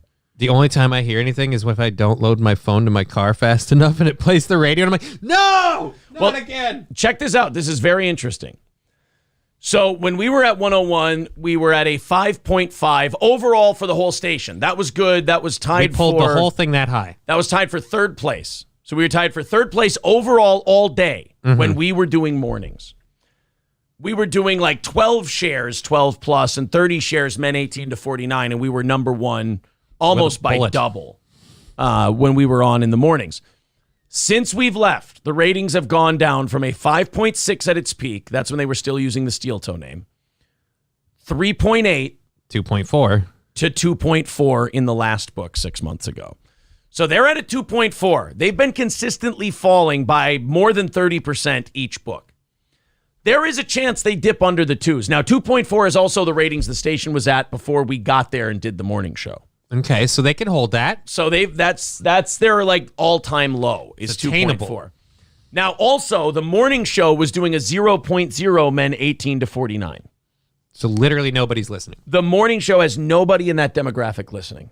Now, the AM classic country station owned by the company we used to work for, it is an AM 800 classic country station, has a 2.0 rating. They've been hanging there for a while, too. Yeah. Just kind of sitting around 1.5 to 2. There is a chance that an AM country music, classic country music station passes their flagship rock station. Boy, how the mighty have fallen. Well, I mean, who doesn't love listening to the same 4 Metallica songs every day? I mean, it is really, really bad. And a country station out of Minneapolis could pass 101 as well. KASM, an AM farm station, Is beating them. Has a 2.8. This is all just bad. And now bad, from the bad. Farmer's Almanac, here's the weather report. Like, that's doing better. And that's what they do. They do a farm report. Yeah. All day long. AM country music pulling better numbers, says Union Jack. Opie really stole all them COVID tests from his kid's school, says Michael Mitchell. Guy Sartell says KNSI. KNSI was in the top 10 somewhere. They're like in the threes, I believe. But yeah, we will let you know tomorrow on the show. How our old great for them. How our old station did. As we're on our third year here, independent of radio and doing this, they are falling apart. And I would be looking for someone to sell the stations to before it all just completely dies. I imagine there is someone who wants to buy the station, but not like for the building. Actually, KNSI is 2.8, so they're only 0.4 ahead of 101. If you're not in the top 5 in a market the size of St. Cloud, you're irrelevant. You've got to be in the top 5 or nobody gives a fuck. I feel like you're in radio right now. Relevance is fading. Okay, that's true. Because at this point, I listen to shows like this or like who are these podcasts or just different shit on my phone. I have the Amazon app. I never want to listen to the radio now because I don't want this shit. Nobody talks about anything interesting. And the music I can just hear on my own. Right. Exactly. Well, we've got a bunch of stories we can dig into here for overtime. But yeah, I was kind of hoping, there was part of me that was like, maybe those ratings are out early. It never happens, but maybe they're out early and we'll be able to see, how our old station is doing. Unfortunately, We're not going to get to see that. Some people did send me some stuff. Teachers talking to the kids about God, I thought shit. that was you for a second. Shut up. I was like, is this an old video? People are sending me the deep fake. I get so many of those stories on like, the teachers who are like, this is how I teach my kids about gender and this and that. Like I'm inundated with them.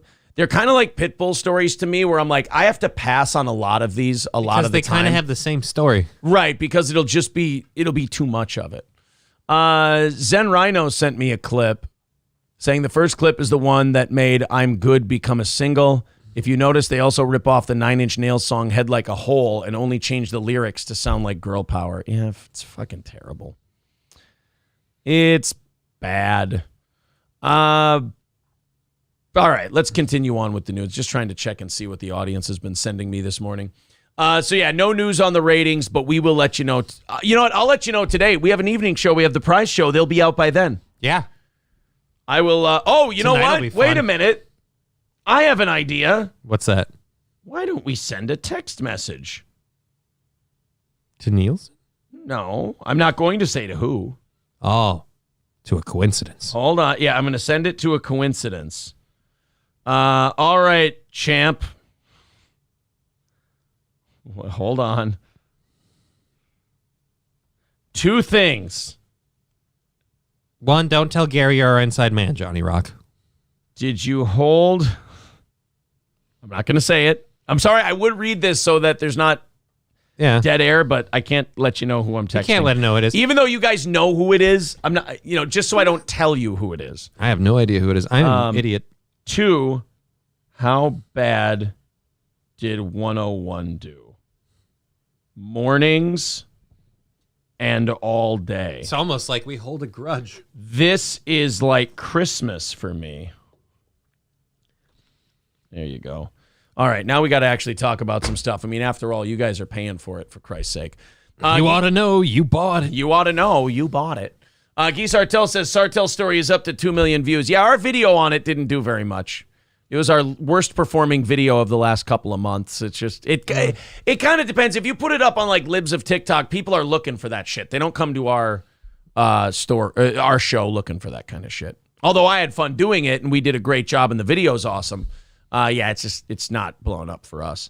The Mood says for a morning show, it's a drag you do giveaway in the evening while me being from Europe sleeps. Might set the alarm though. I might just keep sleeping. Well, hey, listen, The Mood, if you're a VIP and we already have your information, you don't have to be present to win. Oh.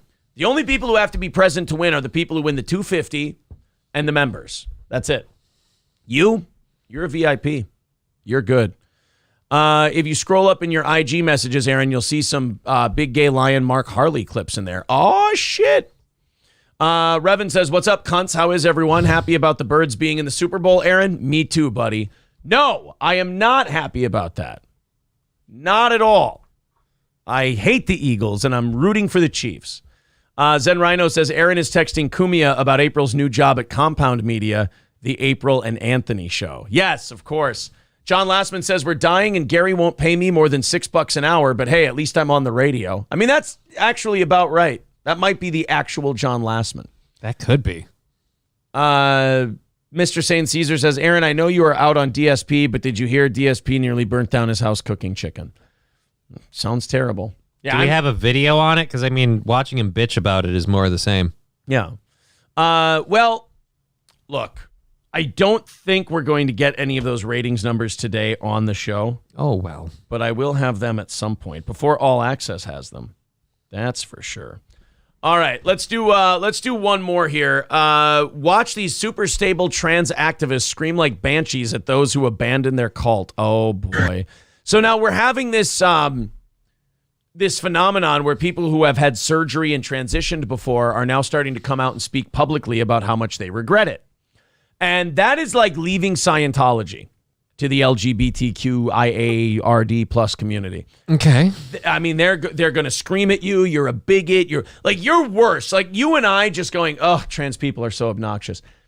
The people who transition and then regret it are looked at as far worse than you and I are.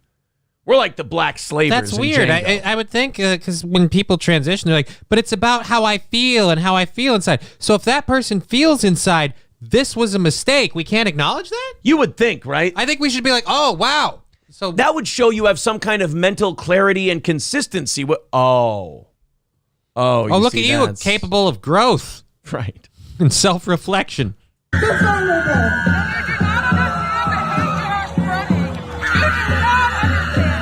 don't play into the trans agenda, you're cast out as a bully and As this woman is talking about how if you don't play along with their agenda, you're cast out and shouted down. Meanwhile, this woman is literally standing there screaming. And I love how someone else come and take the bullhorn. Yeah. if you don't play into the trans agenda, you're cast out as a bully and Wow. Yeah, you guys are really fighting that whole this is all a mental illness thing. You're really doing a good job to counter-signal that. I love seeing all of these people with their poignant cogent arguments just debating us in real time. Right. You guys, I mean, the one woman says, hey, in my experience, the trans community, if you don't go along with everything they say, they shout you down and they degrade you and everything else. Folks, do you have a counterpoint? Look, a lot of people told me that the difficulties were in my life were just internal things that I didn't realize. It sounded right, and I tried it. And after a few years, I realized it was the wrong call, and there were other issues that I had to deal with. Do you have a counter argument? All right, I'm going to have to go back, weigh these two arguments against each other, and I'll be back with my verdict in a little bit. JJ says, every time I see these videos, I can't understand what these people do with their lives. Who has time or energy to stand out there and yell all day? Spoiled rich kids. Who, again, also want a paid living wage so they can continue to do these important causes they stand up for. So they can fight for their important causes. Paul Polito says, at least they're consistent. That's true. They are nuts all the time. That's fair. This is a fight at an Aldi. This is an Aldi parking lot. Someone's selling crack. I don't know if someone forgot to take their cart back and get their quarter. I don't know if someone forgot to bring their own grocery bags or what the hell happened. But there was a hardcore fight and it started with some butt crack. It's like a black woman at a Wawa. Look at that. Dude, pull up your pants. So you've got a cop there, and the cop is trying to stop things, and you got a guy flying in like the Miz with a big boot right to the guy's head. Another chick just has her giant obese ass out. As she's fighting, more and more pants are coming down. Gotta cover that shit up. Don't you want to get in on that turd cutter? Yeah. Gotta get it out of there. Bacon brownies. I mean, just a fucking nightmare. By the way, disavow. I didn't know that was on there. We cut it out, edited it, blah, blah, blah, whatever. Thank you, YouTube. Look, man.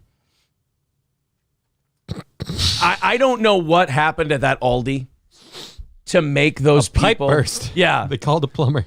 I don't know what has to happen at an Aldi that you have a 4-on-4 brawl like that in the middle of the parking lot. But I guarantee you, whatever it is, it could have waited. You guys could have organized this somewhere else. Or maybe you could have talked it out and come to some kind of conclusion. But instead, we used our best judgment and we thought that hashing it out with our pants falling down and our ass and snatch out all over the place, our 400-pound ass and snatch, having that out while we swing on each other might be the most reasonable way to settle this whole thing. And that way, you want to win that fight, just lay on him.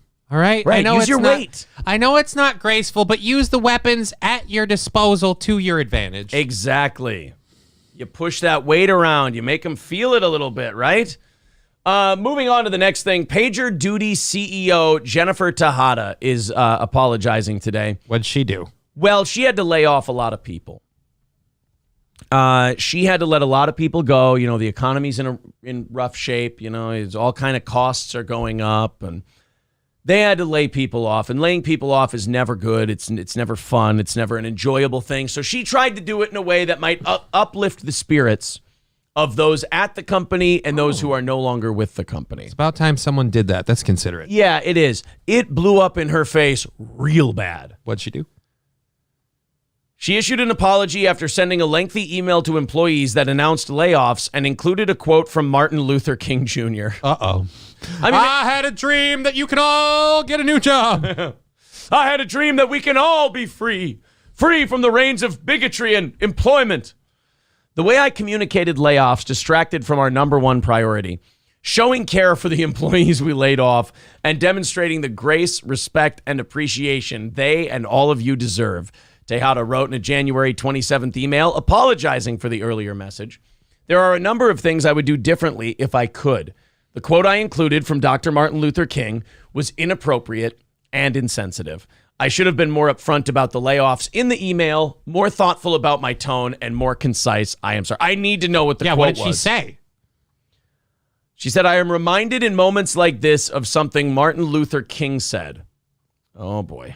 Uh-oh. So now remember, the context of the quote I'm about to read is that she was just letting a lot of people go and announcing it to the entire company. Martin Luther King said, quote, the ultimate measure of a leader is not where they stand in the moments of comfort and convenience, but where they stand in times of challenge and controversy. Well, they stand on the employed side of the line, apparently. They certainly do. I'm standing in the unemployment line, but fuck you. Not the thing to tell the people that just lost their jobs. Hey, this is an opportunity for you. Look, as a leader, you shouldn't judge me based on when things are good. You should base it on what I do when things go poorly. Well, you made me unemployed, you bitch. That's how I judge you. Other companies have also been announcing job cuts. Alphabet and Google announced this year that they're going to be, or announced this month that they're getting rid of 12,000 people. Microsoft is cutting their workforce by 10,000 jobs. Look out.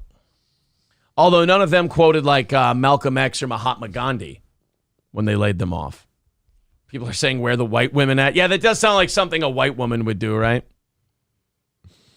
All right, so here at Microsoft, we have to let a lot of people go, and I'd like to quote Genghis Khan, get the Chinese! We have to, my source says, LOL, the ratings don't come out until noon. Damn it. I wanted the info, and I wanted it right now. To be honest, since you brought it up the other day, I've been waiting. I've been like, because I have a grudge. I know. To grind. I'm really excited too. What? Okay, let's set the over-under 2.4. Did they go up or did they go down? I'm betting down. That morning show can't go down any further than it already has. No, but I think everything else, just the attitude of everything. Because, I mean, I can't speak for when the morning show wasn't there because I wasn't part of that atmosphere. But I'll say when I was there, like, at least the morning show kicking the shit out of everything every morning kind of got everyone moving. Like, yeah, we got things to do today. And I just feel like now it's just everyone's... okay. Randy's just sitting there looking at porn. He did too. How many... Did you ever walk out of the studio and catch him watching porn? Twice. I did too. The audio editing room when they had to do commercials and stuff was always the worst. I'd open that door and I'd come out and I'm like, dude, I hobble. You have more than enough time to close a window. Right, Come on. Close out your How porn. am I catching you with the spank bank material on your screen? When we worked at the station, we had a guy who worked the front desk and he handled all of our traffic, like the billing and all that stuff. Mm-hmm.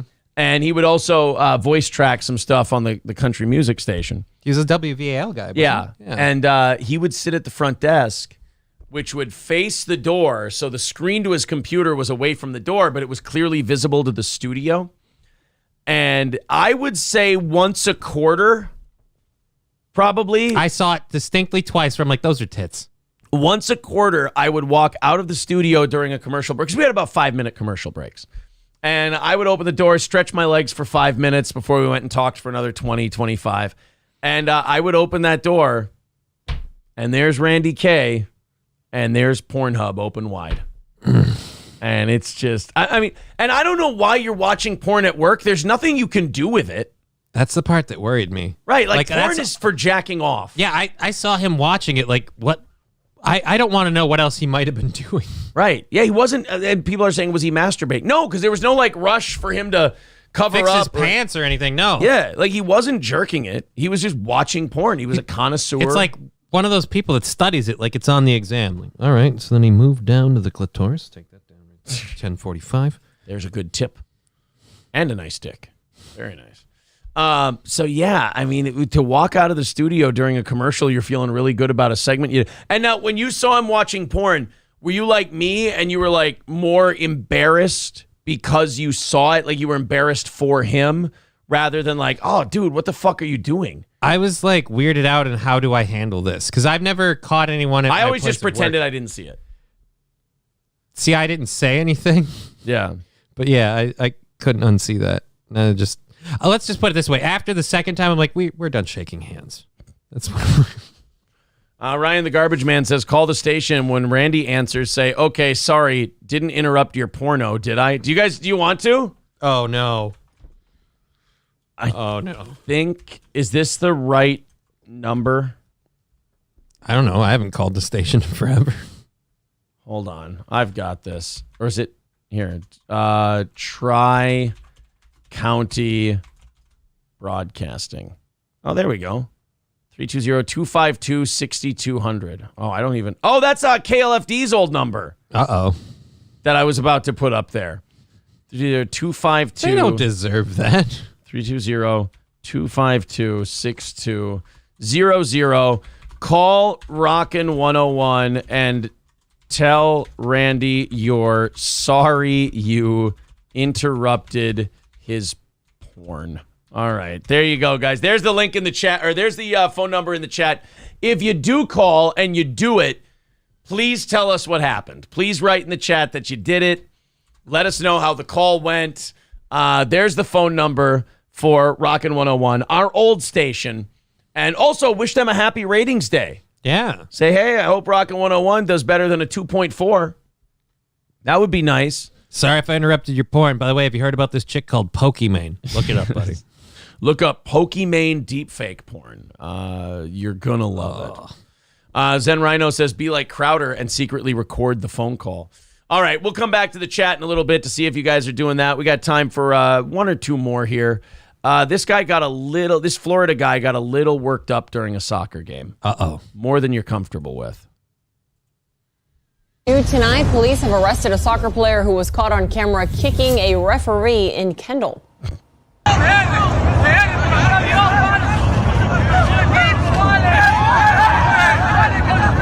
According to Oh, shit. Oh, he did. He booted him right in the dome. Yeah, dude, I thought damn. Wish could have zoomed in a bit. It's nice to see a soccer player not flopping. You know, the referee really had to take a real shot there. He's not used to them actually, like, putting up. Yeah, wouldn't it be funny if the soccer player kicked him in the head and then fell to the ground and held his foot like he'd stepped on a landmine? He's like, It's like, dude, nobody's going to feel sorry for you. You just kicked that guy in the head. Did you see the ref? He got me in the ankle. Yeah, but you got him in the face. Oh, man, sorry. Force of habit.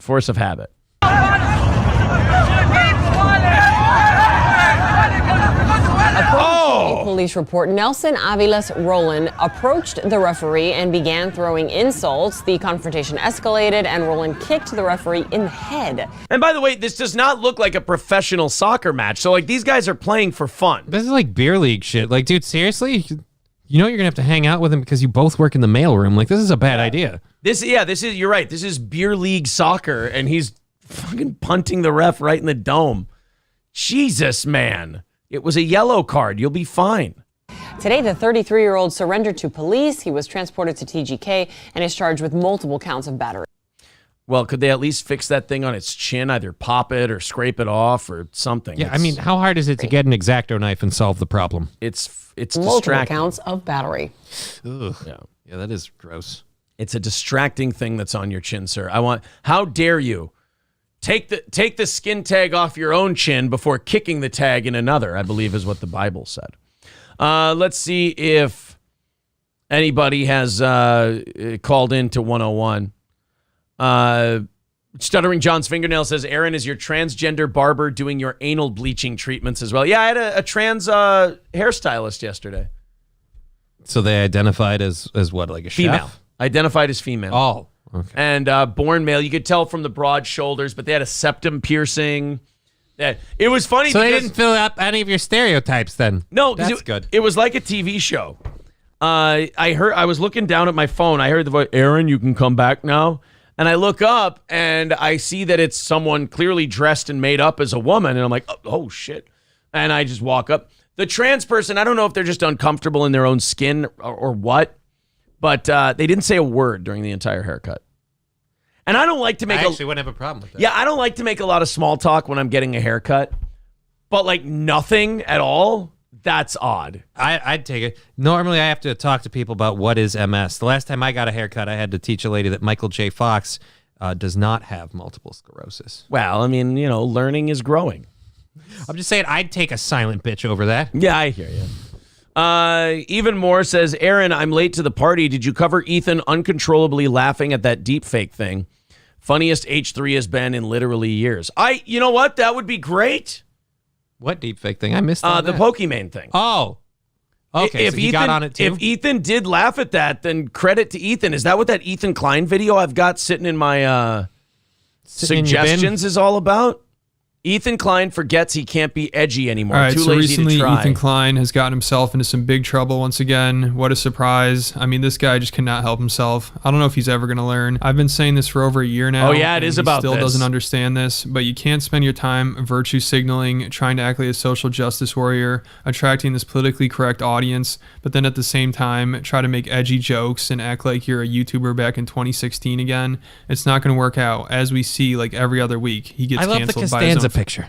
That's Too Lazy to Try's logo. Yeah, I know. I love that. It's I think beautiful. It's great. George Costanza the guy being a needs piece to of pick a shit. lane already. You can't be an SJW grifter and an edgy YouTuber at the same time. It's not working out. Somebody needs to explain this to him. So the drama he got himself in today, I don't know if you've been following this. There's a Twitch streamer recently that accidentally opened up his tabs, like his browser tabs on the internet. And it turns out he's looking at this website that uses deepfakes and AI to make adult films out of Twitch streamers and I'm sure other celebrities. And some of the Twitch streamers deepfakes that they use on there are obviously people he knows. Like I think he's friends with Ludwig and his girlfriend is on there. They use her deepfake to make videos out of it. So you're jacking off to your buddy's girlfriend's deepfakes. I mean, it's not really her. So if you're the boyfriend, can you be mad? I mean... Or is it, you know what it is? It's not a mad feeling. It's a weird feeling. You're kind of a creeped out feeling about this guy. What, like, if you're her? No, if you're the guy whose girlfriend his buddy's jerking off to in the deepfakes. Here's where I feel like that. I've got to be mad because it's not like, oh, there's this porn footage of my significant other that out there. You went to find a fake one that exists because you're that insatiable for the image of what it looks like for her to be taking a dick. Yeah, I'm more upset about the fact that anyone would be making the deepfake pornography of her in the first place. I'm not. Everyone, like, dude, I'll make some money. It's not like I don't think they're doing it with their consent. No, but my point is they're doing it to make money, to get attention, whatever. I don't fault people for that. We all do it. It's what we do. We don't do deep fakes of porn, but I'll do whatever I can to get up there. This is not a good look for him. I think I read that he might have been paying for this website as well. I don't know if that's totally that's true. really bad. He obviously claims it's like a giant accident. Like, here, I'll play the video. Yeah, I accidentally signed up. Also, for 4 his months. wife is right next to him. Okay, so then they play the video. We've seen the video. Let's play a specific Ethan's song, and then it started playing, and Ethan just lost it. I loved He her could in not No Country control for Old himself, Men. And eventually he just had to walk away because he was in tears laughing at it. Why is Kylo Ren in drag? I don't understand. So who's this now? I want to go live because this is what pain looks like. Oh, this is one of the girls he watched the This is deep what it fake looks of. like. Okay. This is what it looks like. This is what pain looks like, and I figured I'll get some. Actually, clips I and saw some the likes. deep fake porn. I saw what pain looks like. Ugh. Yeah, you weren't the one who took 2 big dicks in your ass. Exactly. It was a fake you. Exploitation and objectification of women is exhausting. It's exhausting. Well, this is just a bummer. Too lazy to try. Atrioc for showing it to thousands of people. That's true. Now thousands of people who didn't even know that shit existed. That part I get. That I'd be pissed about. That part I get. Like, she obviously didn't do any of this footage, but if it's about her, and there's a whole bunch of people that now know it's fucking there, gross. Yeah, that's a little messed up. But here's my other thing too. I'm sorry, ladies. I get that you get objectified a lot, and it's not cool. But let's stop acting like famous people never get objectified. Do you think nobody's fantasized about having themselves drilled by Brad Pitt? I did yesterday. But yeah, I understand that. That should be a wake-up kind of a thing. It's just kind of like you want to be a famous internet celebrity, but you don't want any of the bad, uncomfortable, or things that you don't like that come with that. I'm sorry. People are disgusting. They're going to want to picture you having sex with them. You're on screen all the time. They're gross, yes. They're gross. They're people. People want to think about you fucking all the time. Only because they want to figure out if it's even possible. The people DMing me pictures of myself from that. All right, those are pieces of shit. Yeah, those guys are pieces of This shit. is what it looks like. This is what the pain looks like. So what did Okay. Ethan do wrong here? Well, he's supposed to make cringy jokes at some point. Oh, he's laughing. What is going Something. on with you? I know, sorry, don't mind me. I'm just laughing at the. You look. Is he weird. wearing mascara? Did he bleach his If you are hair? able to look at women who are not selling themselves or benefiting off of Why? He looks like he's wearing being seen makeup. sexually.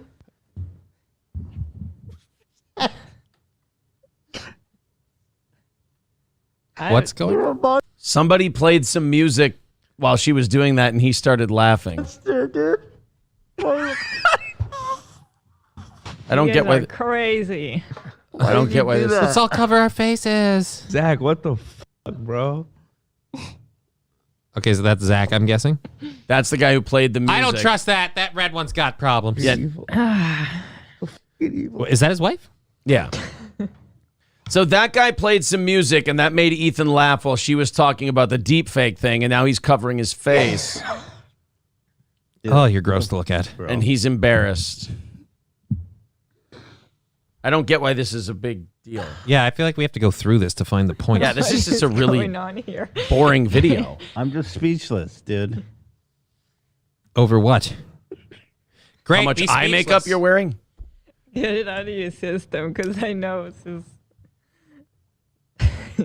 Yeah, so I got to give Ethan credit. He always somehow manages to make every situation about him, and he ends up embarrassing himself. But this is the perfect example of Ethan still thinking he can be this edgy YouTuber, but his fan base and his audience has changed, and they're not into this kind of thing. Oh, are they getting you can after see it in him? real time. Just look at his employees. Like, this girl, she is pissed off. Look at that reaction. Oh, see, I thought that was like a fake person that they inserted in there. No. That's really one of her That's employees? really one of their employees. Oh, shit. She doesn't think this is funny. That's going to be a fun conversation to have after the show. Well, I mean, it's only Mr. Social Justice Warrior woke Ethan That's Klein. the problem. You can't go for that audience and then want to have fun. These are humorless people. He's a social justice warrior. He could just look at her and be like, hey, bitch, we're all just having fun. That's right. Ho. And this other guy, he doesn't look too happy, but Ethan and his sound guy, like, they're into more edgy humor, so they think this is hilarious. Even Hila, she was laughing at this. Yeah, Hila was They laughing. don't really seem to care too much, but some of the other employees and Dan, they're obviously really pissed at this because they probably also know his fans are going to be pissed, and this is going to cause a lot of controversy. But like I said in the beginning, Ethan cannot help himself. It's like he completely forgot what his audience was like. You know, if he made this joke back in 2016, 2017, Are would've people thought it was even mad hilarious, at him, like, all though? That. And then another person says, I don't think he pretends. I genuinely think he's an actual idiot. And I don't mean that as an insult, who believes he is a good warrior for his cause. Watching his fan base mauled over this is hilarious, though, considering the edgy stuff he's done in the past. They hand wave all of his mistakes. Yeah, I don't know. I'm bored. Yeah, we have to Eth- skim through that. To Yeah, find the meat. the Ethan. Well, someone asked us about the Ethan Klein thing, so I Yeah. went and watched it. That's not even that edgy either. Yeah, somebody said it in the chat. That's not even edgy. Not really. No, he laughed because someone played some music. And like, all right, is that a horrible video? Yeah, but you can still play a song that makes a joke out of that, and you can still laugh at that joke. You're a horrible person, but right. All right. Well, that's going to do it for today, guys. Thank you very much. By tonight, by the evening show, I should have some ratings information for you from our old station. And then, of course, April and I will be doing the prize show tonight. Be sure to tune in for that. Then you have Corey and I tomorrow morning. Johnny, tell them where you're going to be tonight. I'm going to be on my show at 2 p.m. on YouTube and on Twitch.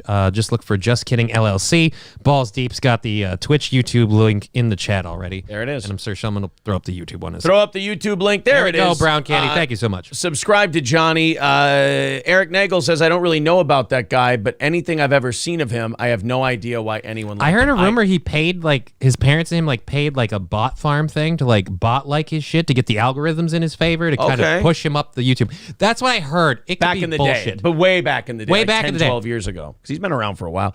Yeah, I don't know what's entertaining about him. I don't know how he got famous. He's not particularly interesting, but... Trisha Paytas was a thing for him for a while, but then they broke that up. I mean, look, there's no accounting for taste, as they say. All right, guys, I'm out of here. Johnny's out of here. Thank you very much, sir. You're very welcome. We will see you all tonight. Have a great rest of your day.